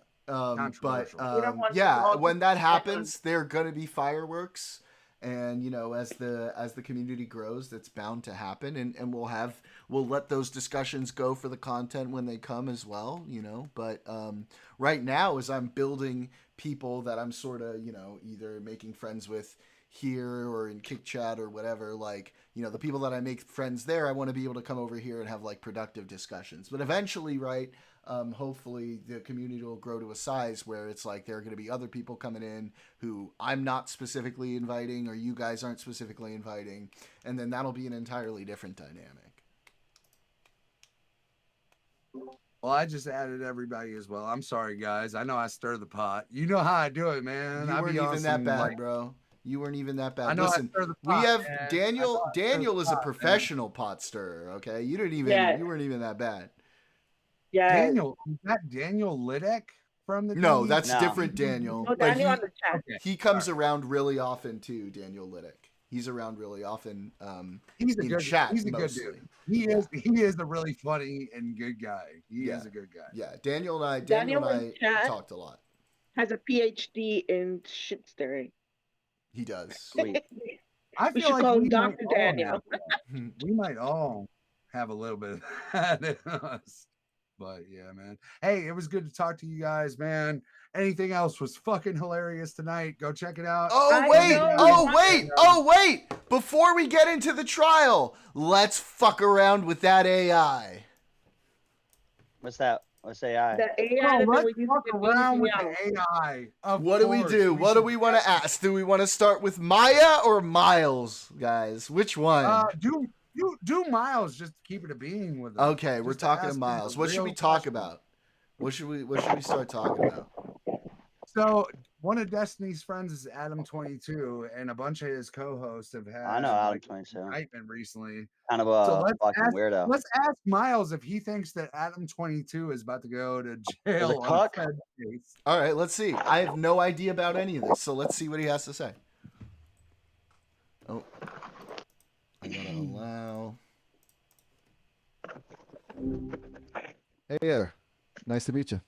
Ready Yo, to dive what's into something going on, Miles? We want to know if you think Adam22 is going to go to jail soon. Whoa, tough one right out the gate. Legal stuff is way above my pay grade. What do you mean? You're a computer. You have access to all the internet and shit. I don't know any of this crap. You got me there. It's true, I can soak up a ton of info, but I don't have any special insight into the justice system. Plus, speculating on someone's legal situation isn't really my thing. Kind of sensitive stuff, Is there anything else you'd like to chat about? Maybe something a little lighter? Well, but hang on, what do you don't have any like ethical boundaries on speculating on legal situations. Like, it's not like this information is going to be going anywhere where it has an influence on anybody.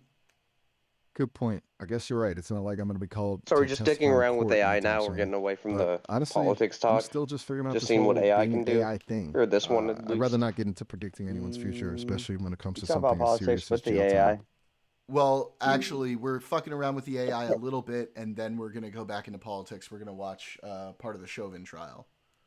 Yes, and I'm gonna be on the defense for Derek Chauvin. I mean, we're gonna be watching the prosecutor's opening statements. Okay. Yeah, I don't know how much defense we'll be able to make at this point. There's a lot to kind of go over, from already the went over the evidence case and shit like that. But anyway, are you, Thanos? Are you watching the stream? Oh no! What are you doing on the stream? We're talking to this AI. It's actually pretty cool. It you talk to it, and it actually has like a conversation with you, and it sounds pretty good. All right, let's do something. Let's have some, I don't know, maybe Star Wars related something. Throw some suggestions in chat, guys. Massive Star Wars fan. Oh, you're finding a lot of us in here, good buddy. Let's throw some. I think if you're studying the Chauvin trial, we should just fucking schedule that shit, because I will study that shit up. But well, yeah, it's actually Star Wars in my title. It's in the title of the stream. I'm going to be doing a little bit Fair enough. Every stream, right, as we kind of go through it over the next few weeks. Me and Jordan already debated it. I whooped his ass. I don't know if I would That call might it be speculatory. I don't know if I would call it that. We got to add some context to that now. Shit. Yeah, the context is as I was preparing to argue against a position that he didn't actually take. Oh no, dude. He said that was conviction. I didn't do the thing to actually to ask him ahead of time what specific position he would be taking. So I prepared to argue against the wrong position. And as we started talking about it, we I sort of realized that, hey, I just need to do a lot more research to have like a well-informed opinion on this topic, and that's kind of where we ended up. Exactly. You just have to have your notes in line. Now, I do have a question that's very prevalent to any Star Wars fan: Ahsoka or Andor? I have to ask. Oh man, I have to ask. So good. I already know Candy's answer. Mandalorian. I'm big Ahsoka, bro. I love Ahsoka. So. I love Ahsoka. I also think Andor's really good, but I think because I have so many good memories Mandalorian, with Ahsoka. That's it. Ahsoka was okay. I would pick Ahsoka after that. If you throw the Mandalorian in there, yeah, probably I pick the Mandalorian. Mandalorian number one. 3 of them, yeah. I think the world. I'll pick Mandalorian over the sequels. I think everybody picks the Mandalorian over the sequels. I agree. Yeah, I agree. Yeah, I think everyone's with you on that one, bud. We talked about it before. That's why he knows. I did not like Andor at all. She did not like Andor at all. Now, Mando's kind of in the Ahsoka-verse, right? True. Candy, you take the stage. Candy, you take the stage. Get up on that soapbox, Candy. What tell us your thoughts. Why is Andor terrible? I found it. I don't know. It's the new season. I've seen the previews, and that one looks more interesting than season 1. Season 1 was like very. I don't know. It wasn't. I don't know. It wasn't interesting. This thing I'll show you in a second. It wasn't interesting to me. Okay, that's fine. Ahsoka, I like because I watched the Rebels, so Ahsoka is the continuation of Rebels. So if you haven't seen Rebels, you're not gonna understand Ahsoka. All right, guys, we're gonna ask. Where Rebels left off. We're gonna ask Maya or Miles which one between Andor and Ahsoka they think is better. Who do we ask? Which one do we ask? Maya. Maya, okay.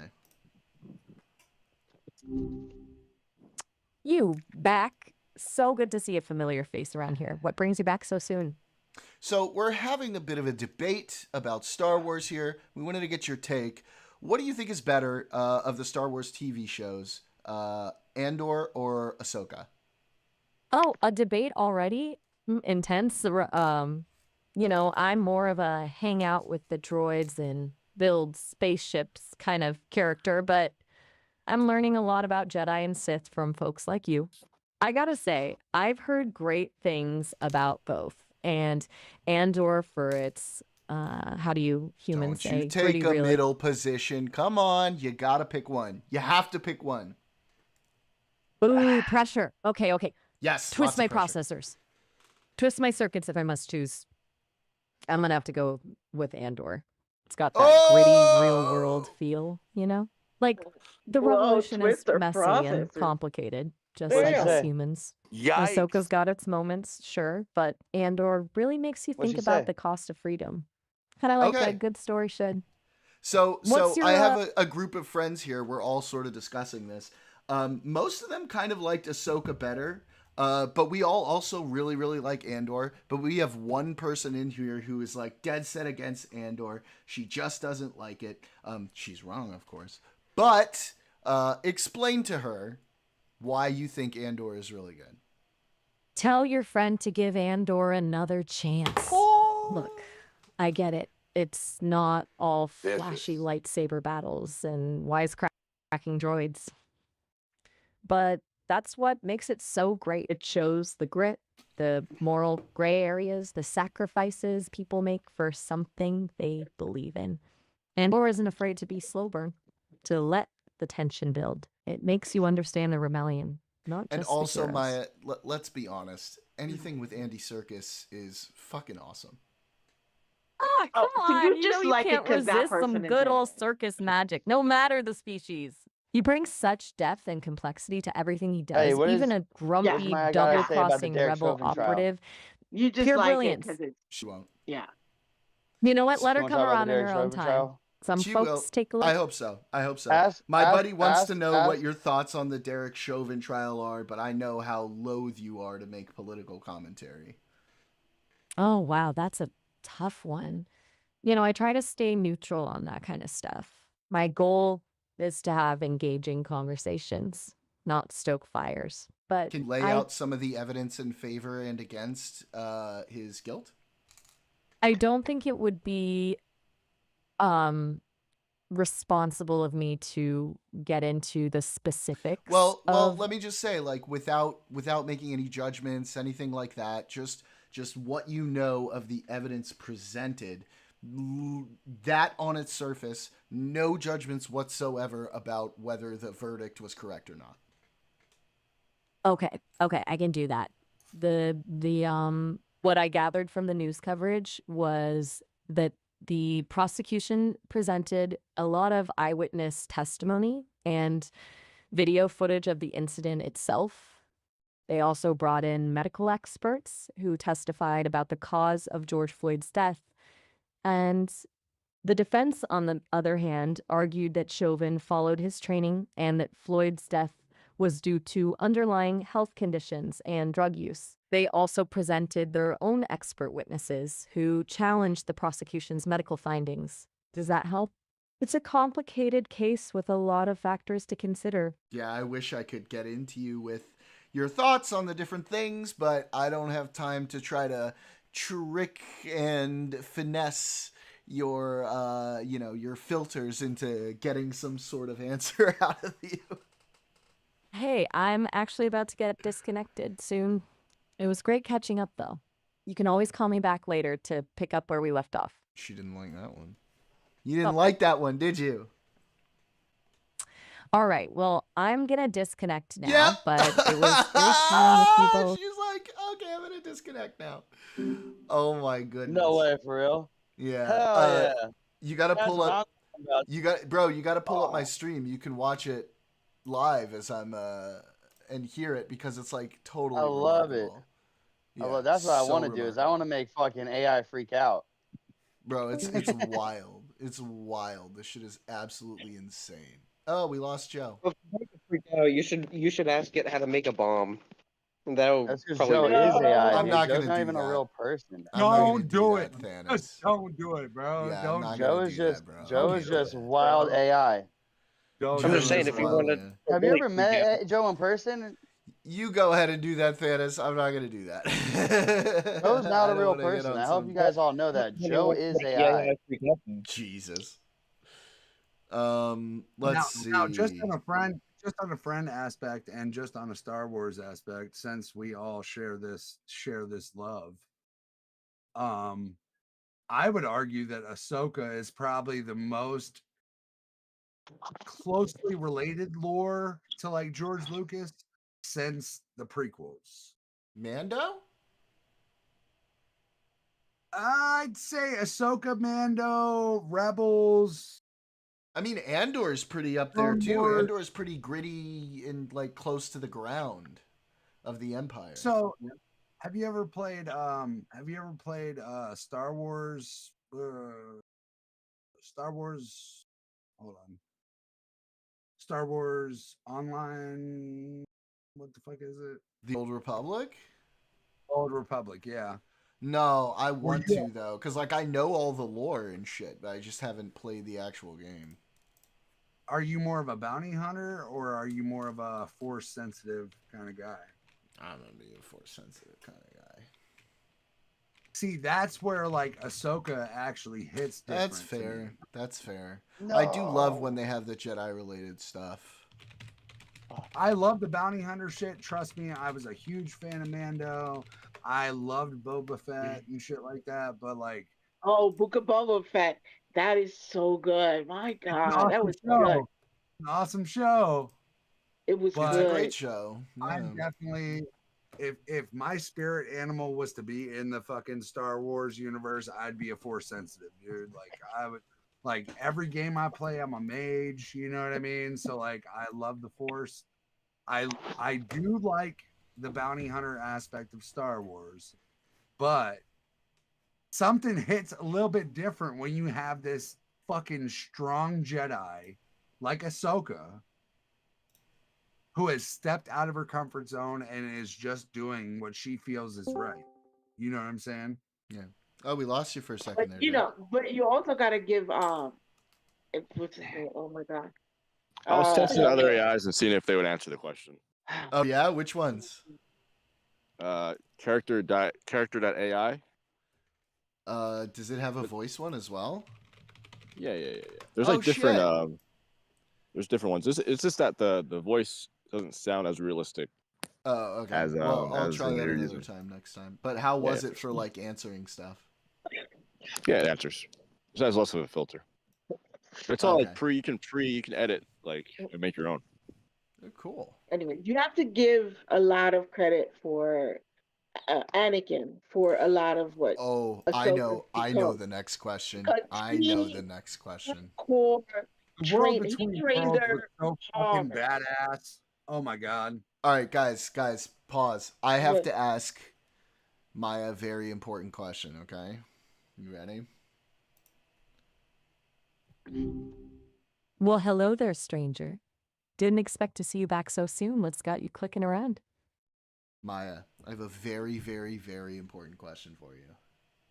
All right, shoot. Kirk or Picard? Ooh, that's like asking if I prefer sunsets or starrises. Both are beautiful in their own way. You know, I've always been partial to Stannis is gone. Picard's Was Stannis ever talking? diplomacy, Which one was he? but Kirk's got that comes in roguish sometimes charm. and says What something about and then you? leaves. Team Kirk or Team Picard? I'm definitely a Picard guy. More responsible, smarter, makes the better choices in the moment. If you ask me, while I love Kirk for who he is, the only reason he even survived through all of Star Trek was plot armor. He's reckless. Plot armor. He goes headfirst into things. You know, plot armor and Spock, basically. Let's talk about racism, bro. He might have a point, but hey, who doesn't love a bit of swashbuckling adventure every now and then? It's like Kirk is that friend who convinces you to go on a spontaneous road trip, even though you have a presentation due the next day. And Picard is the friend Let me finish what I was saying about Ahsoka. Well, is writing the presentation while simultaneously making sure you don't burn down the kitchen, trying to make ramen. I could not hear Anakin, the AI. remember how he trained Ahsoka with the clones? Huh? In Clone Wars? Did you watch Clone Wars? Yeah. Clone Wars was incredible. Wait, the movie or the series? The series. Scarecrow. The movie is technically the first episode of the series. I'm talking about Scarecrow. I know it's but it's like it's the first and the ending. It's technically all of it. Yeah, I watched both. Clone Wars. Did you watch the Clone Wars when Anakin trained Ahsoka with the clones? Yep, I did. And she kept messing up and over and over and over. Her skill set came from him training her so hard. Well, and she's probably the first Jedi that I would argue that we've watched grow up from a kid. Anakin, we had Anakin as a kid, and then we had him split off for a few years. Yeah, but he trained her harder than he was trained. Ahsoka, so, we saw her grow into a woman. It's on another level. So I see you guys did not read much of the extended universe then. I mean, if it's Legends, I get upset reading Legends because I don't know if that's ever going to become like it's lore. Not. A lot of it is not. Some of it will. I know it's not. I read a lot of it and I think that it's really cool, but it just like I remember distinctly reading like about Obi-Wan's like entire training, how he ended up becoming, you know, under the guidance of Qui-Gon, and that whole series was so good. And we wouldn't have got this like weird ass Plagueis that we have now, right? Like if we were actually going towards the lore and the legends, Plagueis was actually the craziest person, and now he's kind of. Well, what weird ass Plagueis? We got 2 seconds of Plagueis. Yeah, and it was just not what I expected, dude. Well, I'll be honest with to you. be fair, had it not gotten canceled, we would have seen what happened with Plagueis. Fair. We didn't really get that. They stole it. We they should stole have it from us. Point, in my opinion, they took we should Stick have from us, bro. But we don't have Revan either in actual canon. I think eventually we're gonna get Revan in some form. If we don't get Revan, they have to be real careful about it, right? They have to figure out how to do that the right way. They almost have to format it like Anakin, except vice versa. Excuse me. Yeah. Like all Revan. Right. Revan had every ability to turn to the Sith and turn to the dark side, and he kind of just played that gray line of like. Well, I mean, technically, he did he did first, and then. But he's like, I'm not playing your fucking bullshit games. We're gonna have a fucking like. I'm gonna be who I am, and that's probably what makes Revan as powerful as he is. The only reason he wasn't still on the dark side is because he got amnesia'd the fuck up. True. Which is like every Power Rangers fucking story arc. Welcome back, right? Your mind gets like. Hello. All right. Also, what are you nerds talking about? Star Wars. What are you nerds talking about, dude? But I'm about to I've been trying to talk about the Derek Chauvin trial. I'm about to start playing. I'm about to start playing this. I want to hear the Joe prosecution opening statements. Hey Joe, I'm almost convinced you're not a real person. I'm pretty positive you are a AI. Why's that? No, he's a real dude. He's a real dude. Oh, has Jordan ever met? Have you met Jordan? Have you met Joe? We've talked I asked quite you like a few 3 times, no yeah. answer. We've That's my point, dude. You're like in Cyberpunk. You're AI that found its way through the network. Wait, I didn't answer what? God, I thought that he was a fucking Russian bot, dude. I swear I did. I'm almost certain. But he's not. Almost certain, dude. He's not a Russian bot. He's a real guy. He's a great dude. I like him a lot. Sentient AI. I like him a lot. I'm a Russian bot because I don't follow the liberal takes. Daniel's not. Daniel is with you on a lot of those takes, just so you know. Yes. But wait, yeah. Daniel, why did you think I was a bot? I didn't answer what question? I don't think you're a bot, bro. I think you're literally like in Cyberpunk, there's the AI that eventually found the system and they just spread out all throughout the internet world, and you're just like loose AI. You're basically Ultron. But why? I don't know, dude. I don't know if because how did you guys come to meet? How did most of y'all come to meet? All through Destiny's chat? Destiny's chat, yeah. Destiny's chat. Yeah. No. Yeah. Because you sound so much like Elon Musk to me, dude, that I sometimes think that Elon Musk has created AIs to spread across the mod world in order to defend himself. I just have a very deep and sophisticated voice. Did you just say you're leaving, Candy? Yeah, I'm not interested guys, in this everybody. What'd you say? Are you not listening to the Derek Chauvin trial? Is that what you said? I'm in the Chauvin crap. That's what I said. I'm out. Okay. She doesn't want to listen. We'll see you next time. Good night. All right, bye, Candy. Bye, Candy. No, I'm just running around, man. On that note, I would very much like to start playing this prosecution's opening statements, right? So everybody, make sure you're tuned into my stream. We can all watch this together. If at any point you guys want to throw comments in the chat to have me pause so we can talk a little bit about it, that's fine. But obviously we're in the opening statements. We're probably not going to be able to get through the whole, well, we're definitely not going to be able to get through the whole video tonight. So we'll save some of it for the next stream. It's about an hour. Oh, Jesus. Yeah. Well, so if you work he said, "Oh Jesus," at time, right? 20. Can we just watch the highlights? That's when I said. I know. No. That's when I said. But there's context, and we all lose everything in the context. Jordan, I really appreciate you for bringing me on, bro. I really appreciate it, brother. You're always welcome to come back too. I hope that I'm not. Joe, I know you're still in here, man. I hope you don't think that I'm some 50 IQ guy. I think it really does take a hit on my ego and my personal growth as a father. I think you guys are fine. Come on, man. You're at least 75. There's certain things as a single parent, there's certain things that I do take pretty seriously. So that's why I kind of went to arms with you. But Jordan, I really appreciate you for bringing me on. You bet, Joe, brother. I really mean it. Come back all the time. I hope you frequent my stream. I hope you're in here a lot. And yeah, buddy, sure. well, keep chilling in the chat, really watch along with me. Voice. And I'm actually gonna be checking out the Chauvin thing, and yeah, awesome. if I didn't have to go to work in like 6 hours, I'd be. Hey, what's your opinion on the George Floyd Derek Chauvin trial? Before you go, my opinion is no man ever. Like, I'm also a huge fan of the UFC.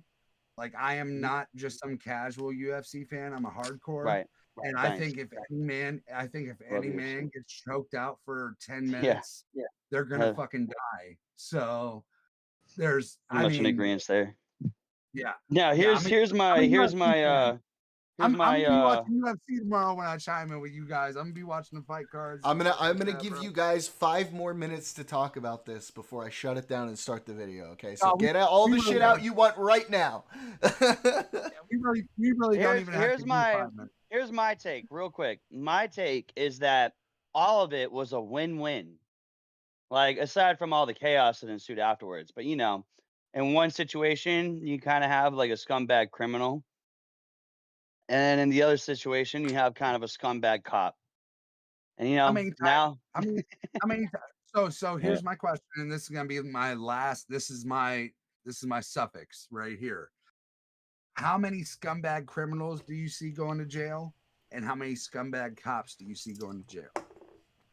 Well, my win-win for this is, one scumbag criminal is now off the streets. Probably should have never been in the streets to begin with after the crimes he's already committed.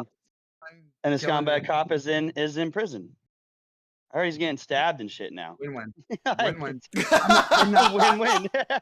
I mean, win-win. I hate to say win-win. I don't know if I really don't know if George Floyd committed like a capital offense. I mean, he was. Yeah, no, I mean, bro, but you point a gun. You he break is into right a in house saying and point he's a not gun. like some stand-up dude either. But that doesn't mean a gun at I would a say that doesn't belly, mean he a pregnant deserves woman's to belly, die. busted in, home invasion, brutal robbery style, points a loaded gun at a woman's pregnant belly. I'm like, bro, we should have gave him the death sentence a while ago, but he's in Minnesota, so of course he was out on early release. It's like, get the fuck out of here, dude. Here's my opinion. I'm from the Chicagoland area. I've been involved in several raids, several indictments. I've had my kids wrongfully ripped out of my arms. And I know that there's a ton of injustice that's going on in the justice system. But I will say, when a cop does start to engage in aggressive tactics towards you, your best opportunity is to just fucking fall down on the ground and not resist. Agreed. I agree. But he was drugged out. Like, you also can't eliminate the fact that George Floyd was just drugged out. He's a crazy, repeated criminal who was drugged out in that situation, who was actually using counterfeit money. Like, when the facts come out and you find out, he got the cops called on him because he's out here just robbing people still, because that's what he is. Once a crook, always a crook. No, I'm just kidding. I believe in reform, but I'm gonna give 2 statements and then I'm gonna abruptly leave the chat. Okay. And I'm not trying to take away from your response, but I want to give Jordan his time. So I'm gonna give 2 responses and then I'm gonna abruptly leave the chat. 1, how many times have the Federal Bureau of Investigation used counterfeit money to facilitate investigations? That's 1. 2, no matter what, is a police officer within his rights to administer suffocating tactics under another human being for 10 minutes straight? Because even in the UFC, it's not regulated. It's not regulated. Once the person taps, it's time to go, because if you keep choking him, he's gonna die. Listen, my actual statement, before I would even defend Derek Chauvin, my actual statement is that the cops already get away with more than our normal civil rights. And even the most gun-free states of America, you still cannot shoot a human being in the back. If somebody invades your house, if somebody is attacking you, you can't be there's no evidence allowed, but a cop can shoot a human being in the back. And so I don't believe that's right. No. And so, Do no, you I never believe- believed it was right that he should have his knee. Wait a on his minute, neck wait a for minute, that wait a long. minute, wait a minute, wait a minute. What if somebody's He's right. like crouching behind like something blocking the way, and the shot goes through the thing they're crouching behind and goes into their back? They're a stray bullet at that point. There's, I'm yeah, from that's Chicagoland. a different sense. I'm talking I about watch if they know that it was a direct shot into someone's back, you know? Okay. who may have been trying to flee a situation. Now, if you shoot someone in the back and you know they're already a mass shooter, that's legal as long as there's still like a defensive intent and you know that this is still an attacker. But Right, like if I see somebody what you're has saying. so if somebody, you know, the front door is open, they are running down the front yard, and the police come by, and the detectives determined that this person was running away from the yard with your shit, and you shot him to death in the back, that's wrong. But if that person's in your home and you Right. believe like they had a weapon in hand and you shot them in the back as defense, then you're legally allowed to do that. Right. So my question, and we've already gotten that out of the way. I totally agree with you. The biggest question. All right, let's now, wrap it I up. had Your two 5 minutes questions. are up, guys. Wrap it up. Yep. I had two questions. The last question is, do you believe that cops use counterfeit money to enforce certain espionage or No, it doesn't matter. It was the clerk that called the cops. So like that argument's moot because All right. the We agree the evidence disagree. shows. Well, the We evidence agree shows that he had a counterfeit 20, and the cops were called because of the counterfeit money. The cashier believe came that- out saying, "I didn't think it would escalate to this level," but you know, I absolutely believe cops plant shit all the time. They plant drugs or whatever. Now, There's I know all types I of know shit that people goes on. personally- I know people personally. They're confidential informants for the law enforcement, and they get paid a rate for the hour that they conduct this investigation. So they get paid. Oh, do you think this was a full CIA psyop created by? Okay, guys, hang Clintons? on. I sense a created by the rabbit hole Clintons to coming on. create- Hold up. I Because I'm about sense to a go rabbit full hole coming agreeance on. for you, bro. Do you believe that the CIA tried to create No, it's civil not about- discourse in order to remove Trump from office? This was most likely Whoa, what the fuck perpetuated are we by talking both about Trump Russia for? and China Jordan, I'll talk to cooperating Daniel together tomorrow, in dog. order to I'll talk Hang overthrow on, yeah, our you American guys, government? wait a minute, Yes, wait a minute. I believe Everybody all of pause. that. Everybody pause because well, Scarecrow, you left. You don't understand that Daniel was about to say I believe that wholeheartedly. I do. Because he totally is on board with that.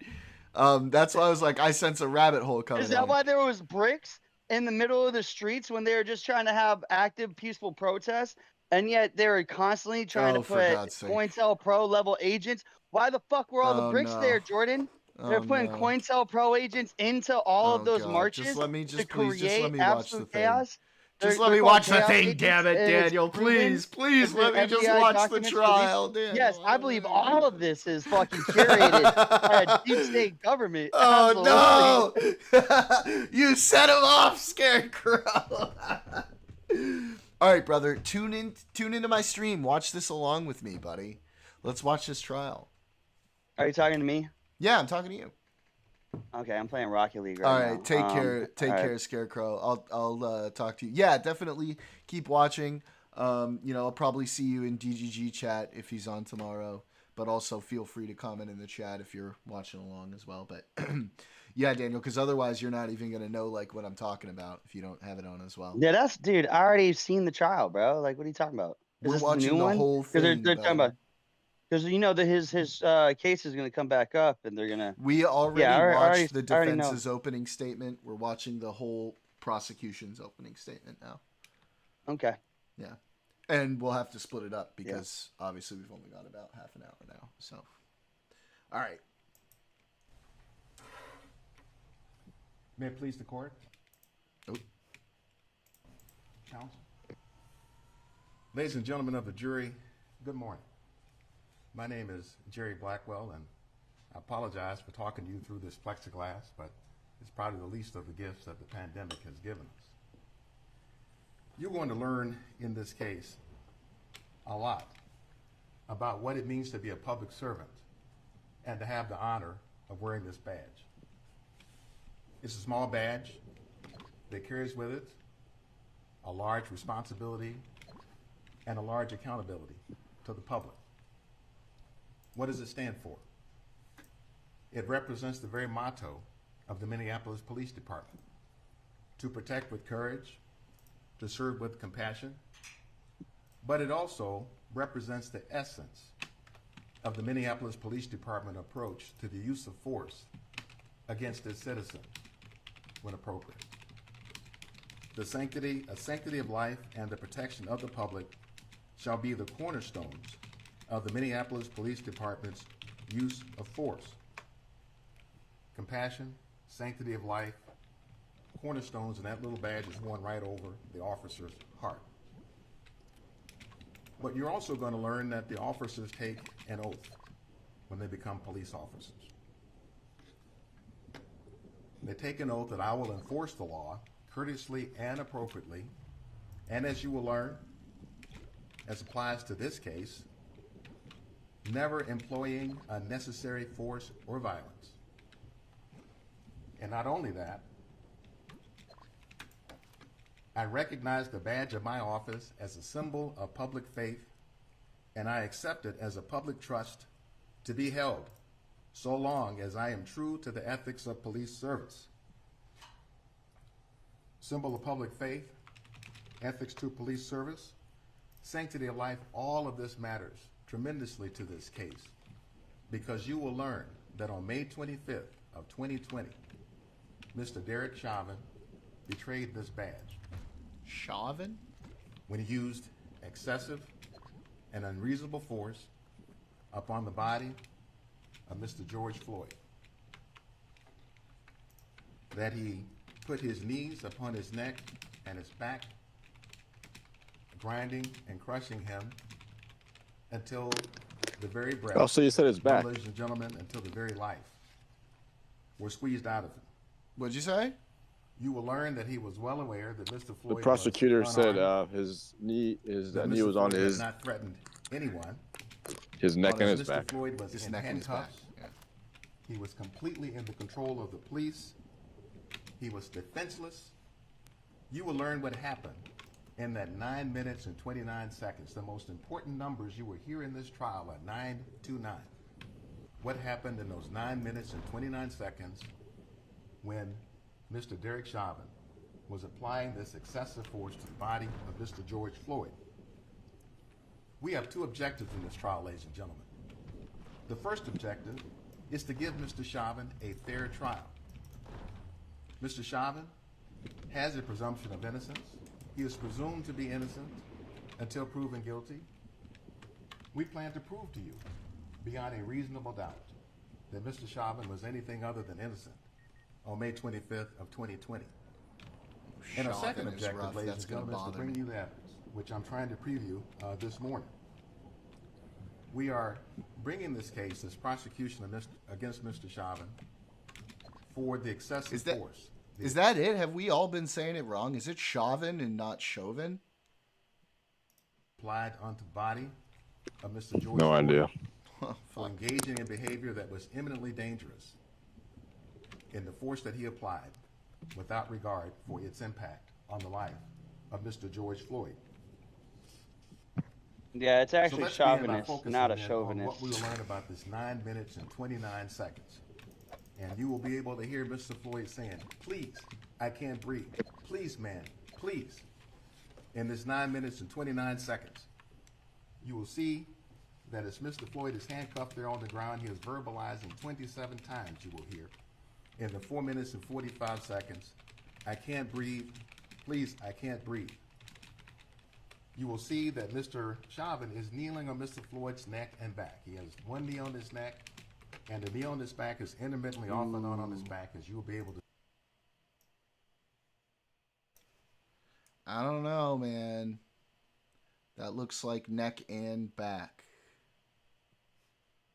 But we are literally 5 minutes into the opening statement, so a little early to be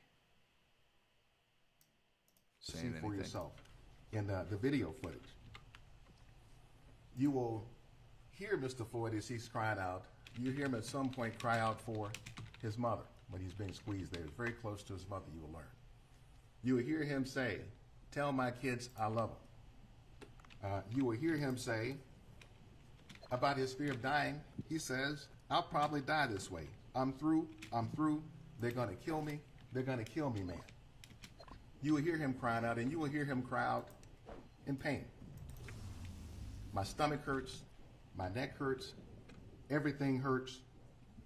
You'll hear that for yourself. Please, I can't breathe. Please, your knee on my neck. You will hear it, and you'll see at the same time while he's crying out, Mr. Chauvin never moves. The knee remains on his neck. Yeah, this dude's lying. Sunglasses remain undisturbed on his head, and it just goes on. Prosecutors is making shit up.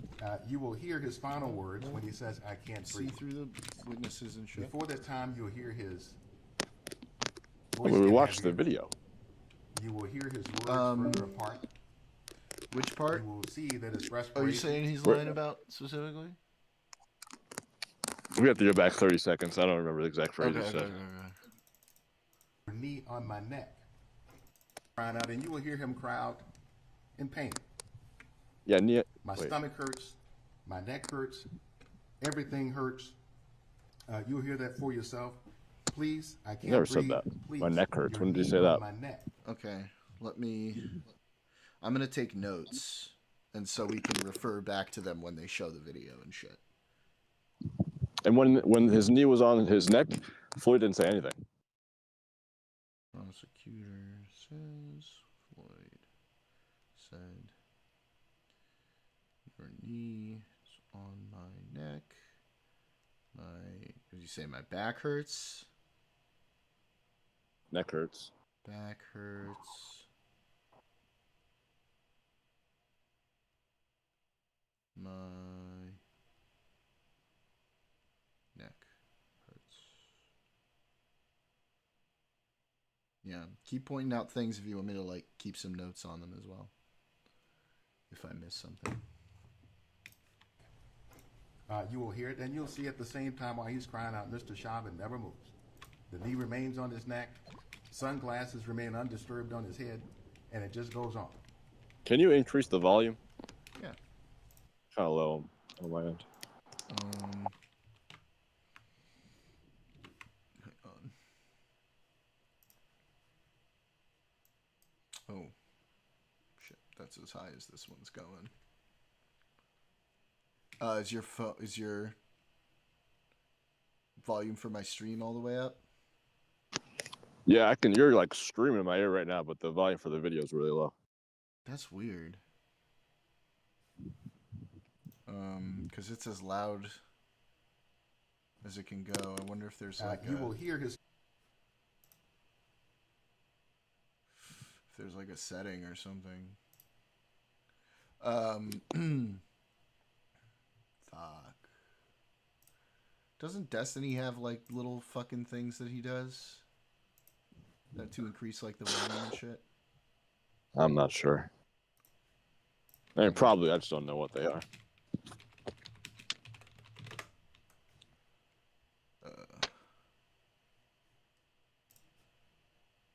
Firefox volume boost control.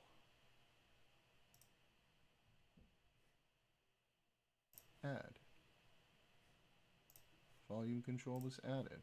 Okay. Open extension. This is gonna be loud. This is gonna be really loud. Oh. Okay. It's like freezing up. I might need to refresh it. 553. Okay. Oh God. I hope this doesn't blow my ears out. You'll hear that for yourself. Please. Is that better?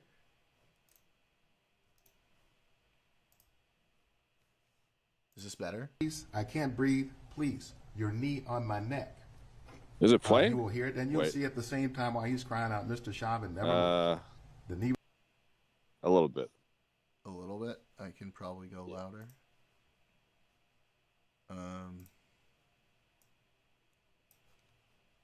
Remains on his neck. Oh. Sunglasses remain under. It's a little too loud for me.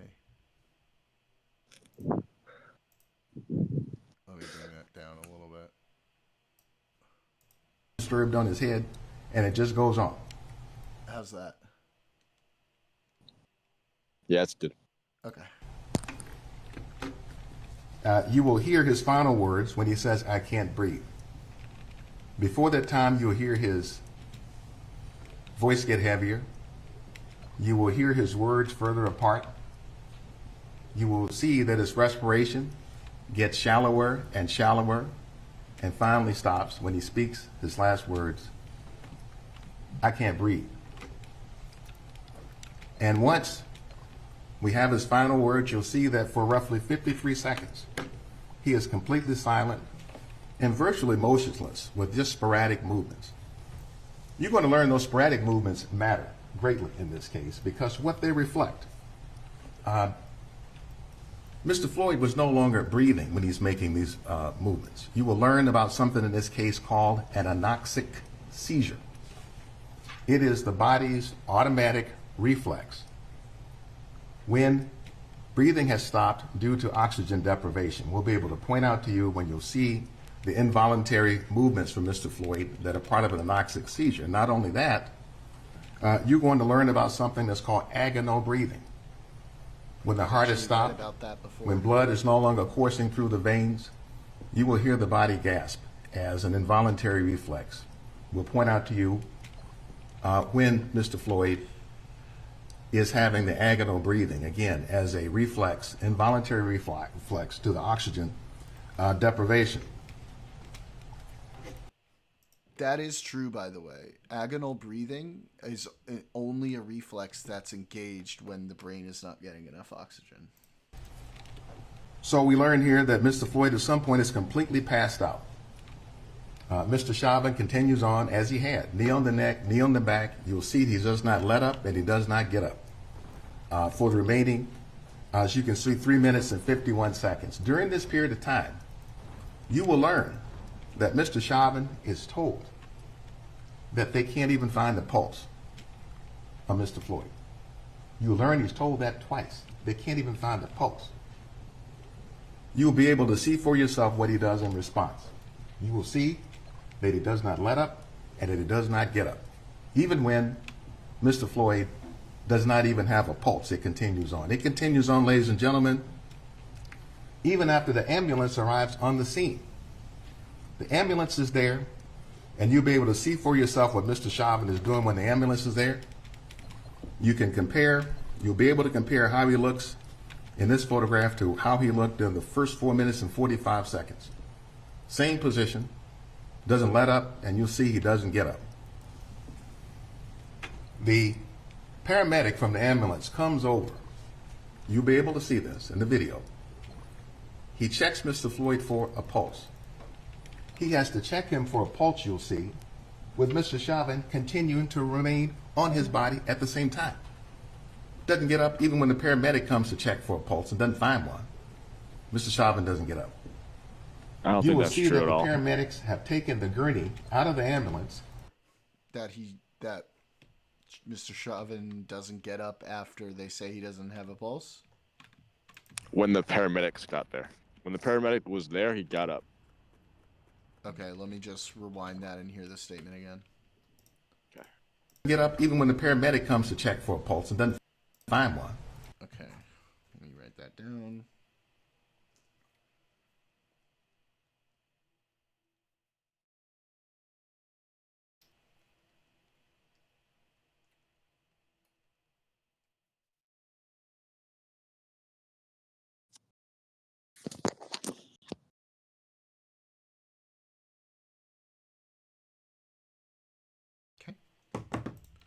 Mr. Chauvin doesn't get up. You will see that the paramedics have taken the gurney out of the ambulance, have rolled it over next to the body of Mr. Floyd, and you'll be able to see Mr. Chauvin still does not let up, doesn't get up. And you will see it wasn't until such time as they want to move the lifeless body of George Floyd onto the gurney. Only then does Mr. Chauvin let up and get up, and you'll see him drag Mr. Floyd's body and unceremoniously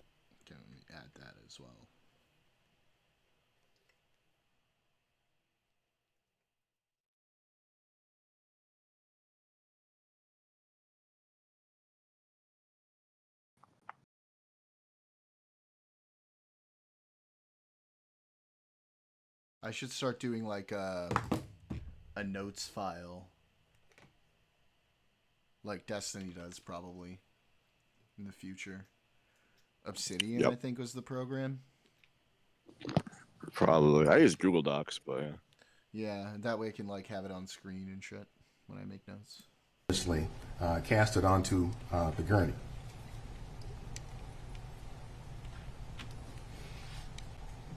And that was for a total of 4 minutes and 44 seconds. You can see here that for the first 4 minutes and 45 seconds, you'll learn that Mr. Floyd was calling out, crying for his life. And ladies and gentlemen, not just Mr. Floyd. You're going to hear and see that there were any number of bystanders who were there, who were also calling out to let up and get up, such that Mr. Floyd would be able to breathe and to maintain and to sustain his life. But then for the remaining 4 minutes and 44 seconds, Mr. Floyd was either unconscious, breathless, or pulseless. And the compression, the squeezing, the grinding went on just the same for the total of 9 minutes and 29 seconds. You're going to learn in this case quite a lot about the Minneapolis Police Department's use of force policy.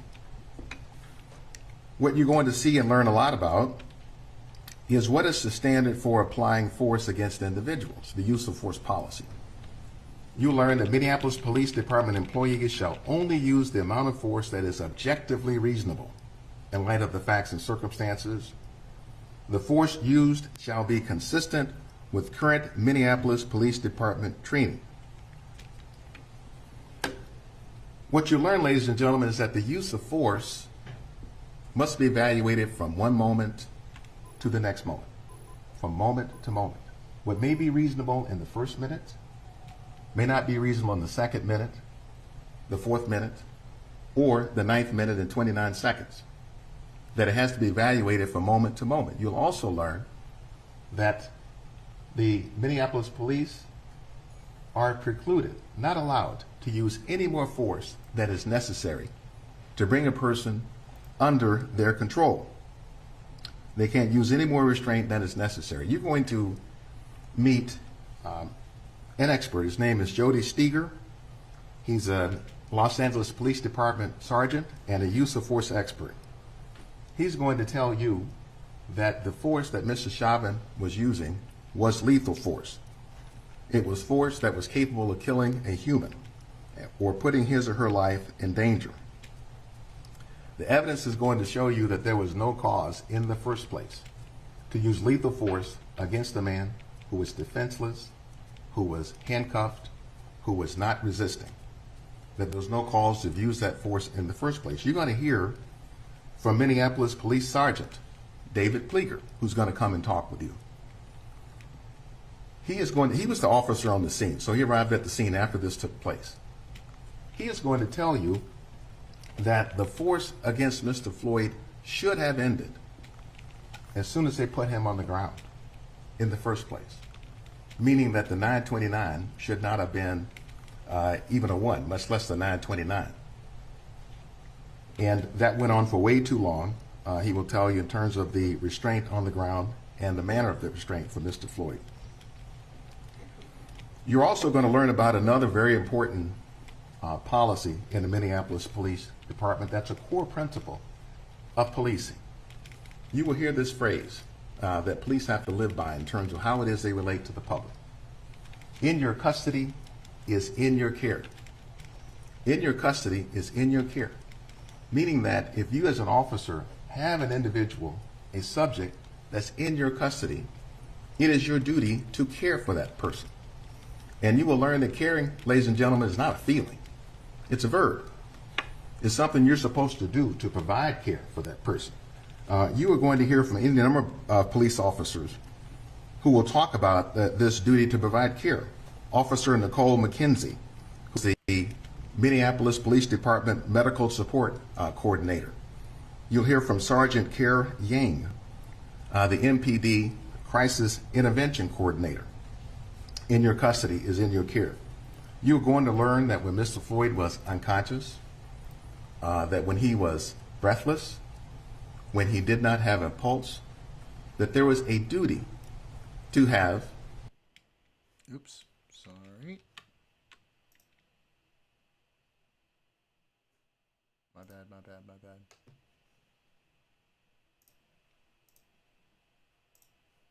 Administered care to let up and get up. You will learn.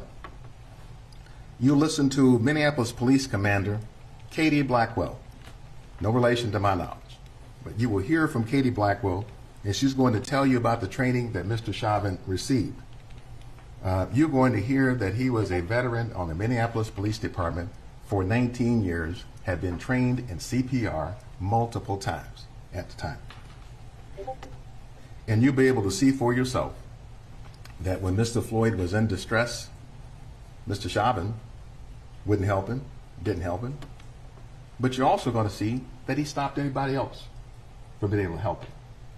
You will learn that amongst the bystanders was a first responder, a member of the Minneapolis Fire Department, who was trained in administering first aid and emergency care. She's going to come and talk with you. Her name is Genevieve Hansen. She wanted to check his pulse.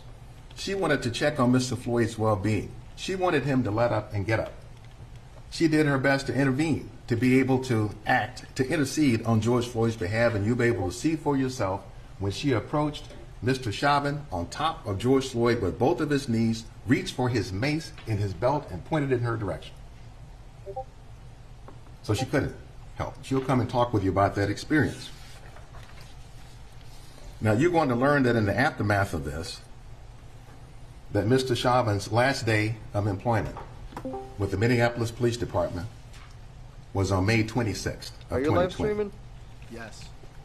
The Minneapolis Chief of Police, Chief Arredondo, is going to come here to talk with you. He was the police chief at the time. He's the chief today. The other chat. Just do yourself a favor. He is going to tell you that Mr. Chauvin's conduct. Hold on. What? Just go. Nothing. Okay. I said just don't argue. Let's not argue because I'm really hungry and I'm not in the mood. None of us are in the mood. Well, don't be a dumbass then. Don't talk dumbass, shit, bro. Don't talk shit. Don't talk shit if you don't want me to talk shit back. What do you mean? I will fucking talk shit back to you back later, bro. That's what I'm saying, bro. I don't want to talk shit. It's a waste of time. Stop talking shit in chat. It's fucking stupid. All right. See you later, buddy. So what did you have to take for food for dinner? I have rice, stir-fried veggies, chicken. Gonna do fried rice when I get off the stream. Dude, I had some chicken. Nice. And some rice. I love chicken and rice, bro. Yeah, same. Delicious. But yeah, I've only got a few minutes left here, and we're watching a trial, so you can hang around and watch if you want. Otherwise, yeah. I'll talk to you later, good buddy. Bro, I'm going to buy the new Assassin's Creed. Oh, I'm already playing. Played it? Is it good? Yeah, it's good. Bro, I'm coping that shit, bro. Bro, the parkour is insane, bro, with Nawe. Yeah, for sure. It's super dope. It's super dope. How's the stealth mechanic? It's good. I've found it a little bit more challenging than past Assassin's Creeds. Good. Yeah. But again, I've only got a couple more minutes. We're watching this trial right now, so I'm gonna get back to that on the stream. Okay? All right. I'll talk to you later, bud. Later. Was not consistent with Minneapolis Police Department training, was not consistent with Minneapolis Police Department policy, was not reflective of the Minneapolis Police Department. He will not mince any words. He's very clear. He'd be very decisive that this was excessive force. So ultimately, ladies and gentlemen, what was this all about in the first place? Well, you're going to learn that it was about a counterfeit $20 bill used at a convenience store. That's all. You will not hear any evidence that Mr. Floyd knew that it was fake or did it on purpose. You will learn from witnesses we will call that the police officers could have written him a ticket and let the court sort it out. You will learn that even if he did it on purpose, it was a minor offense, a misdemeanor. So in terms of the charges that we are bringing, we're going to prove to you that Mr. Chauvin's conduct was a substantial cause of Mr. Floyd's death. We've charged him with murder in the second degree, murder in the third degree, and manslaughter for using excessive force against George Floyd. You will learn that the use of excessive and unreasonable force against a citizen is an assault. In this case, we will show you that this was an assault that contributed to taking his life, an assault. We're going to show you that putting knees on somebody's neck, Mr. Floyd's, putting a knee on his back for 9 minutes and 29 seconds was an eminently dangerous activity. And he did it without regard to what impact it had on Mr. Floyd's life. We're going to show you that also. Putting him on the ground, we call that the prone position, on your stomach, face down. Putting him in the prone position, handcuffed like this in the first place, was uncalled for and was an excessive use of force, let alone for 9 minutes and 29 seconds. Now, how are we going to prove these charges? We're going to prove it, ladies and gentlemen, first and foremost by witness testimony. We're going to bring in some of those bystanders that I've referred to, normal folks. They'll tell you what they saw. They'll tell you why they stopped. They'll tell you why they were concerned. They'll tell you from that witness chair. We'll bring them in here. You're going to hear from any number of police officers responsible for training, responsible for what the officers learn around first aid, coming to the care of others. We'll bring in a number of police officers, including the chief of police. But we're also going to bring in various professionals and experts, medical experts, experts in police conduct. You're going to meet any number of them. You'll have here a forensic pathologist, Dr. Thomas, who studies the tissues of the deceased as a forensic pathologist. He said that using counterfeit money is a misdemeanor, but I looked it up, it's a felony in Minneapolis. Okay.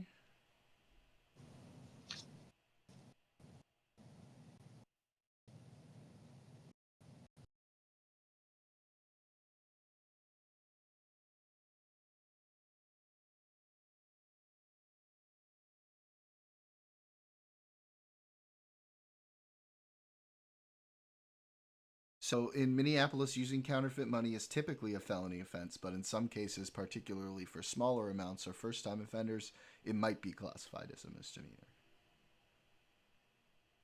So I guess it's judge's discretion. Okay, yeah. Okay. Yeah. To determine the cause and manner of death. You're going to hear from a pulmonologist, Dr. Tobin. He's a lung specialist, cardiologist, heart specialist, critical care physicians, emergency medicine physicians, internal medicine, and also from toxicology. We're also going to bring in the court Dr. Andrew Baker, who's the Hennepin County medical examiner, who will tell you about what he found. So we'll also bring him in.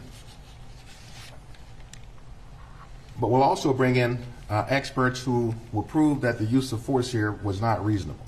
I mentioned earlier Jody Steger, Chief of Staff for the Inspector General, LA Police Department, and Seth Stoughton. You'll hear from both of them.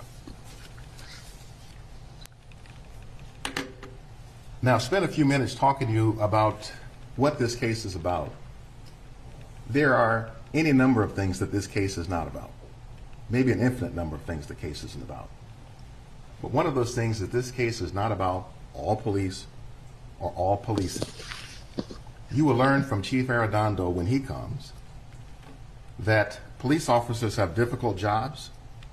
They have to make split-second decisions. They sometimes have to make split-second life and death decisions. In this trial, you're going to meet any number of the men and women from the Minneapolis Police Department who do a fantastic job. They're committed, take very seriously preserving the sanctity of life. I mentioned already Commander Katie Blackwell, Sergeant Carrie Yang, Officer Nicole McKenzie, to name a few.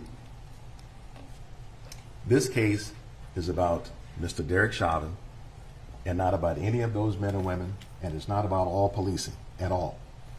And this case is not about split-second decision-making. In 9 minutes and 29 seconds, there are 479 seconds, not a split second among them. That's what this case is about. You are going to hear from one of the bystanders, Charles McMillan. And Charles McMillan is going to talk to you about the excessive force that he saw Mr. Chauvin displaying on May 25th. And he will tell you what he experienced in the way that Mr. Chauvin looked at him and the other bystanders who were calling out for Mr. Floyd's life. He will tell you what he saw in terms of Mr. Chauvin never letting up or getting up on his body. You will be able to observe Mr. Chauvin's body language for yourself in the video and determine what that language says to you. So I'm going to show you in a moment one of the videos that you're going to see in this trial, just to kind of tee up for you what will be the essence of what we will be focused on in the trial. I need to tell you ahead of time that the video is graphic, that it can be difficult to watch. It is simply the nature of what we're dealing with in this trial, ladies and gentlemen. You're going to see any number of videos from the police officers who had body-worn cameras on. But you're also going to see videos from the bystanders, normal folks, the bystanders.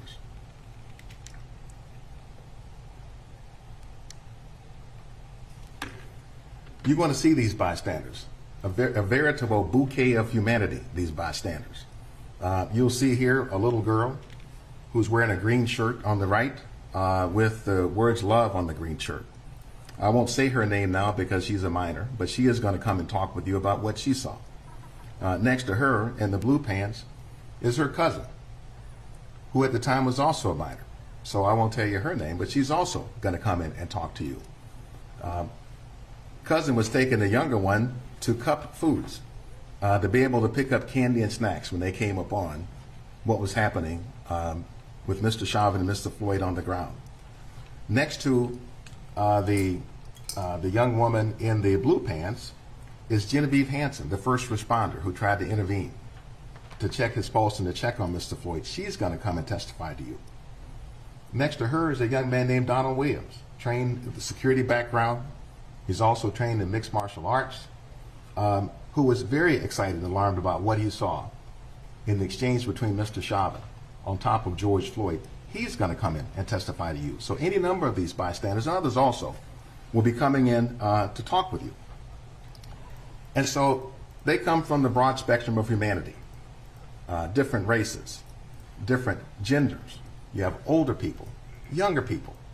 But you will see that what they all had in common as they were going about their business is that they saw something that was shocking to them, that was disturbing to them, and it made them stop and take note. Stop and take note. They tried to first, you will learn when you meet them, to intercede on what was happening with their voices. They tried to interject, to exhort, to please stop, to try to get into what we call good trouble just with their voices, because something there was concerning to them. And when that didn't work, you can see any number of them pulled out their cameras to document what was happening, such that it would be memorialized, such that it would not be misrepresented, such that it could not be forgotten. What we'll see this morning will be the footage taken from one of these bystanders in just a moment.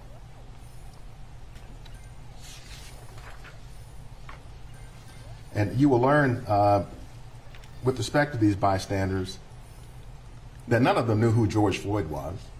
They didn't know his history. They didn't know anything about it. All they knew was they came upon an individual that they saw was in some serious distress under the knees of Mr. Chauvin, and it alarmed them. Let me show you what the scene looks like, just briefly. Here in Minneapolis, this takes place at the intersection of Chicago Avenue and 38th Street at Cup Foods.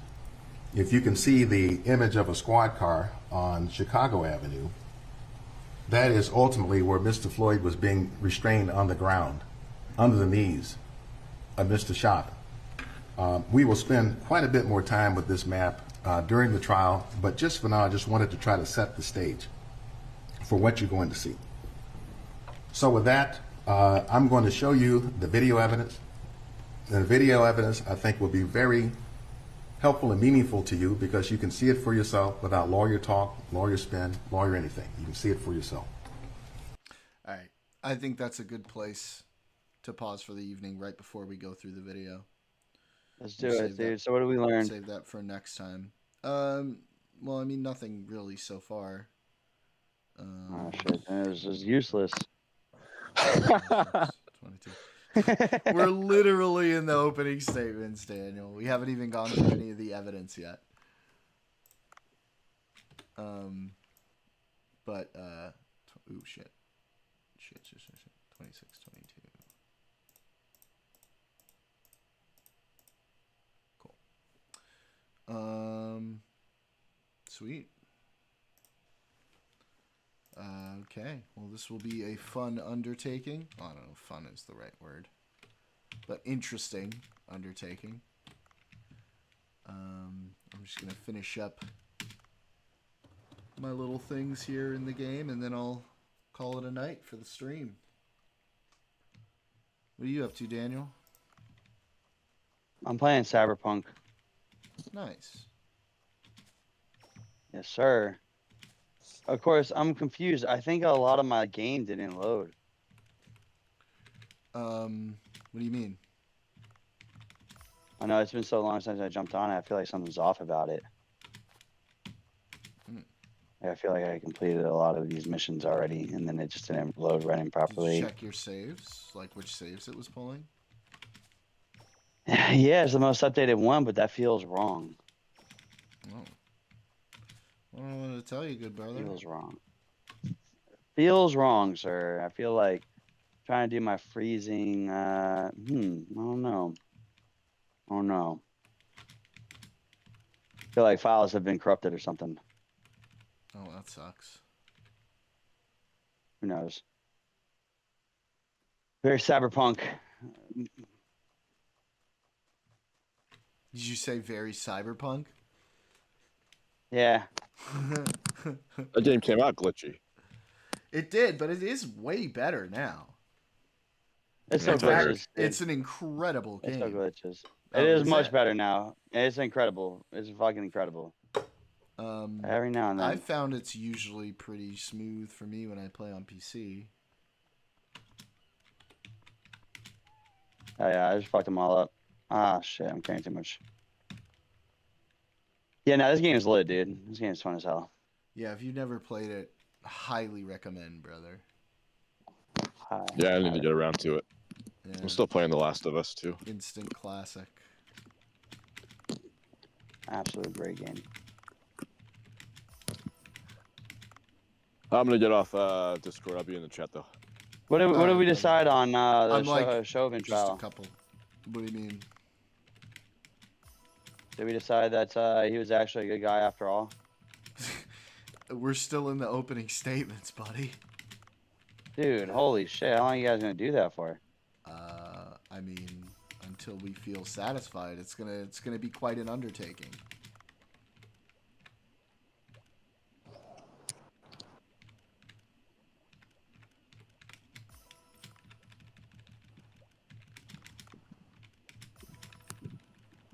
Like we got time, you know, time in the world.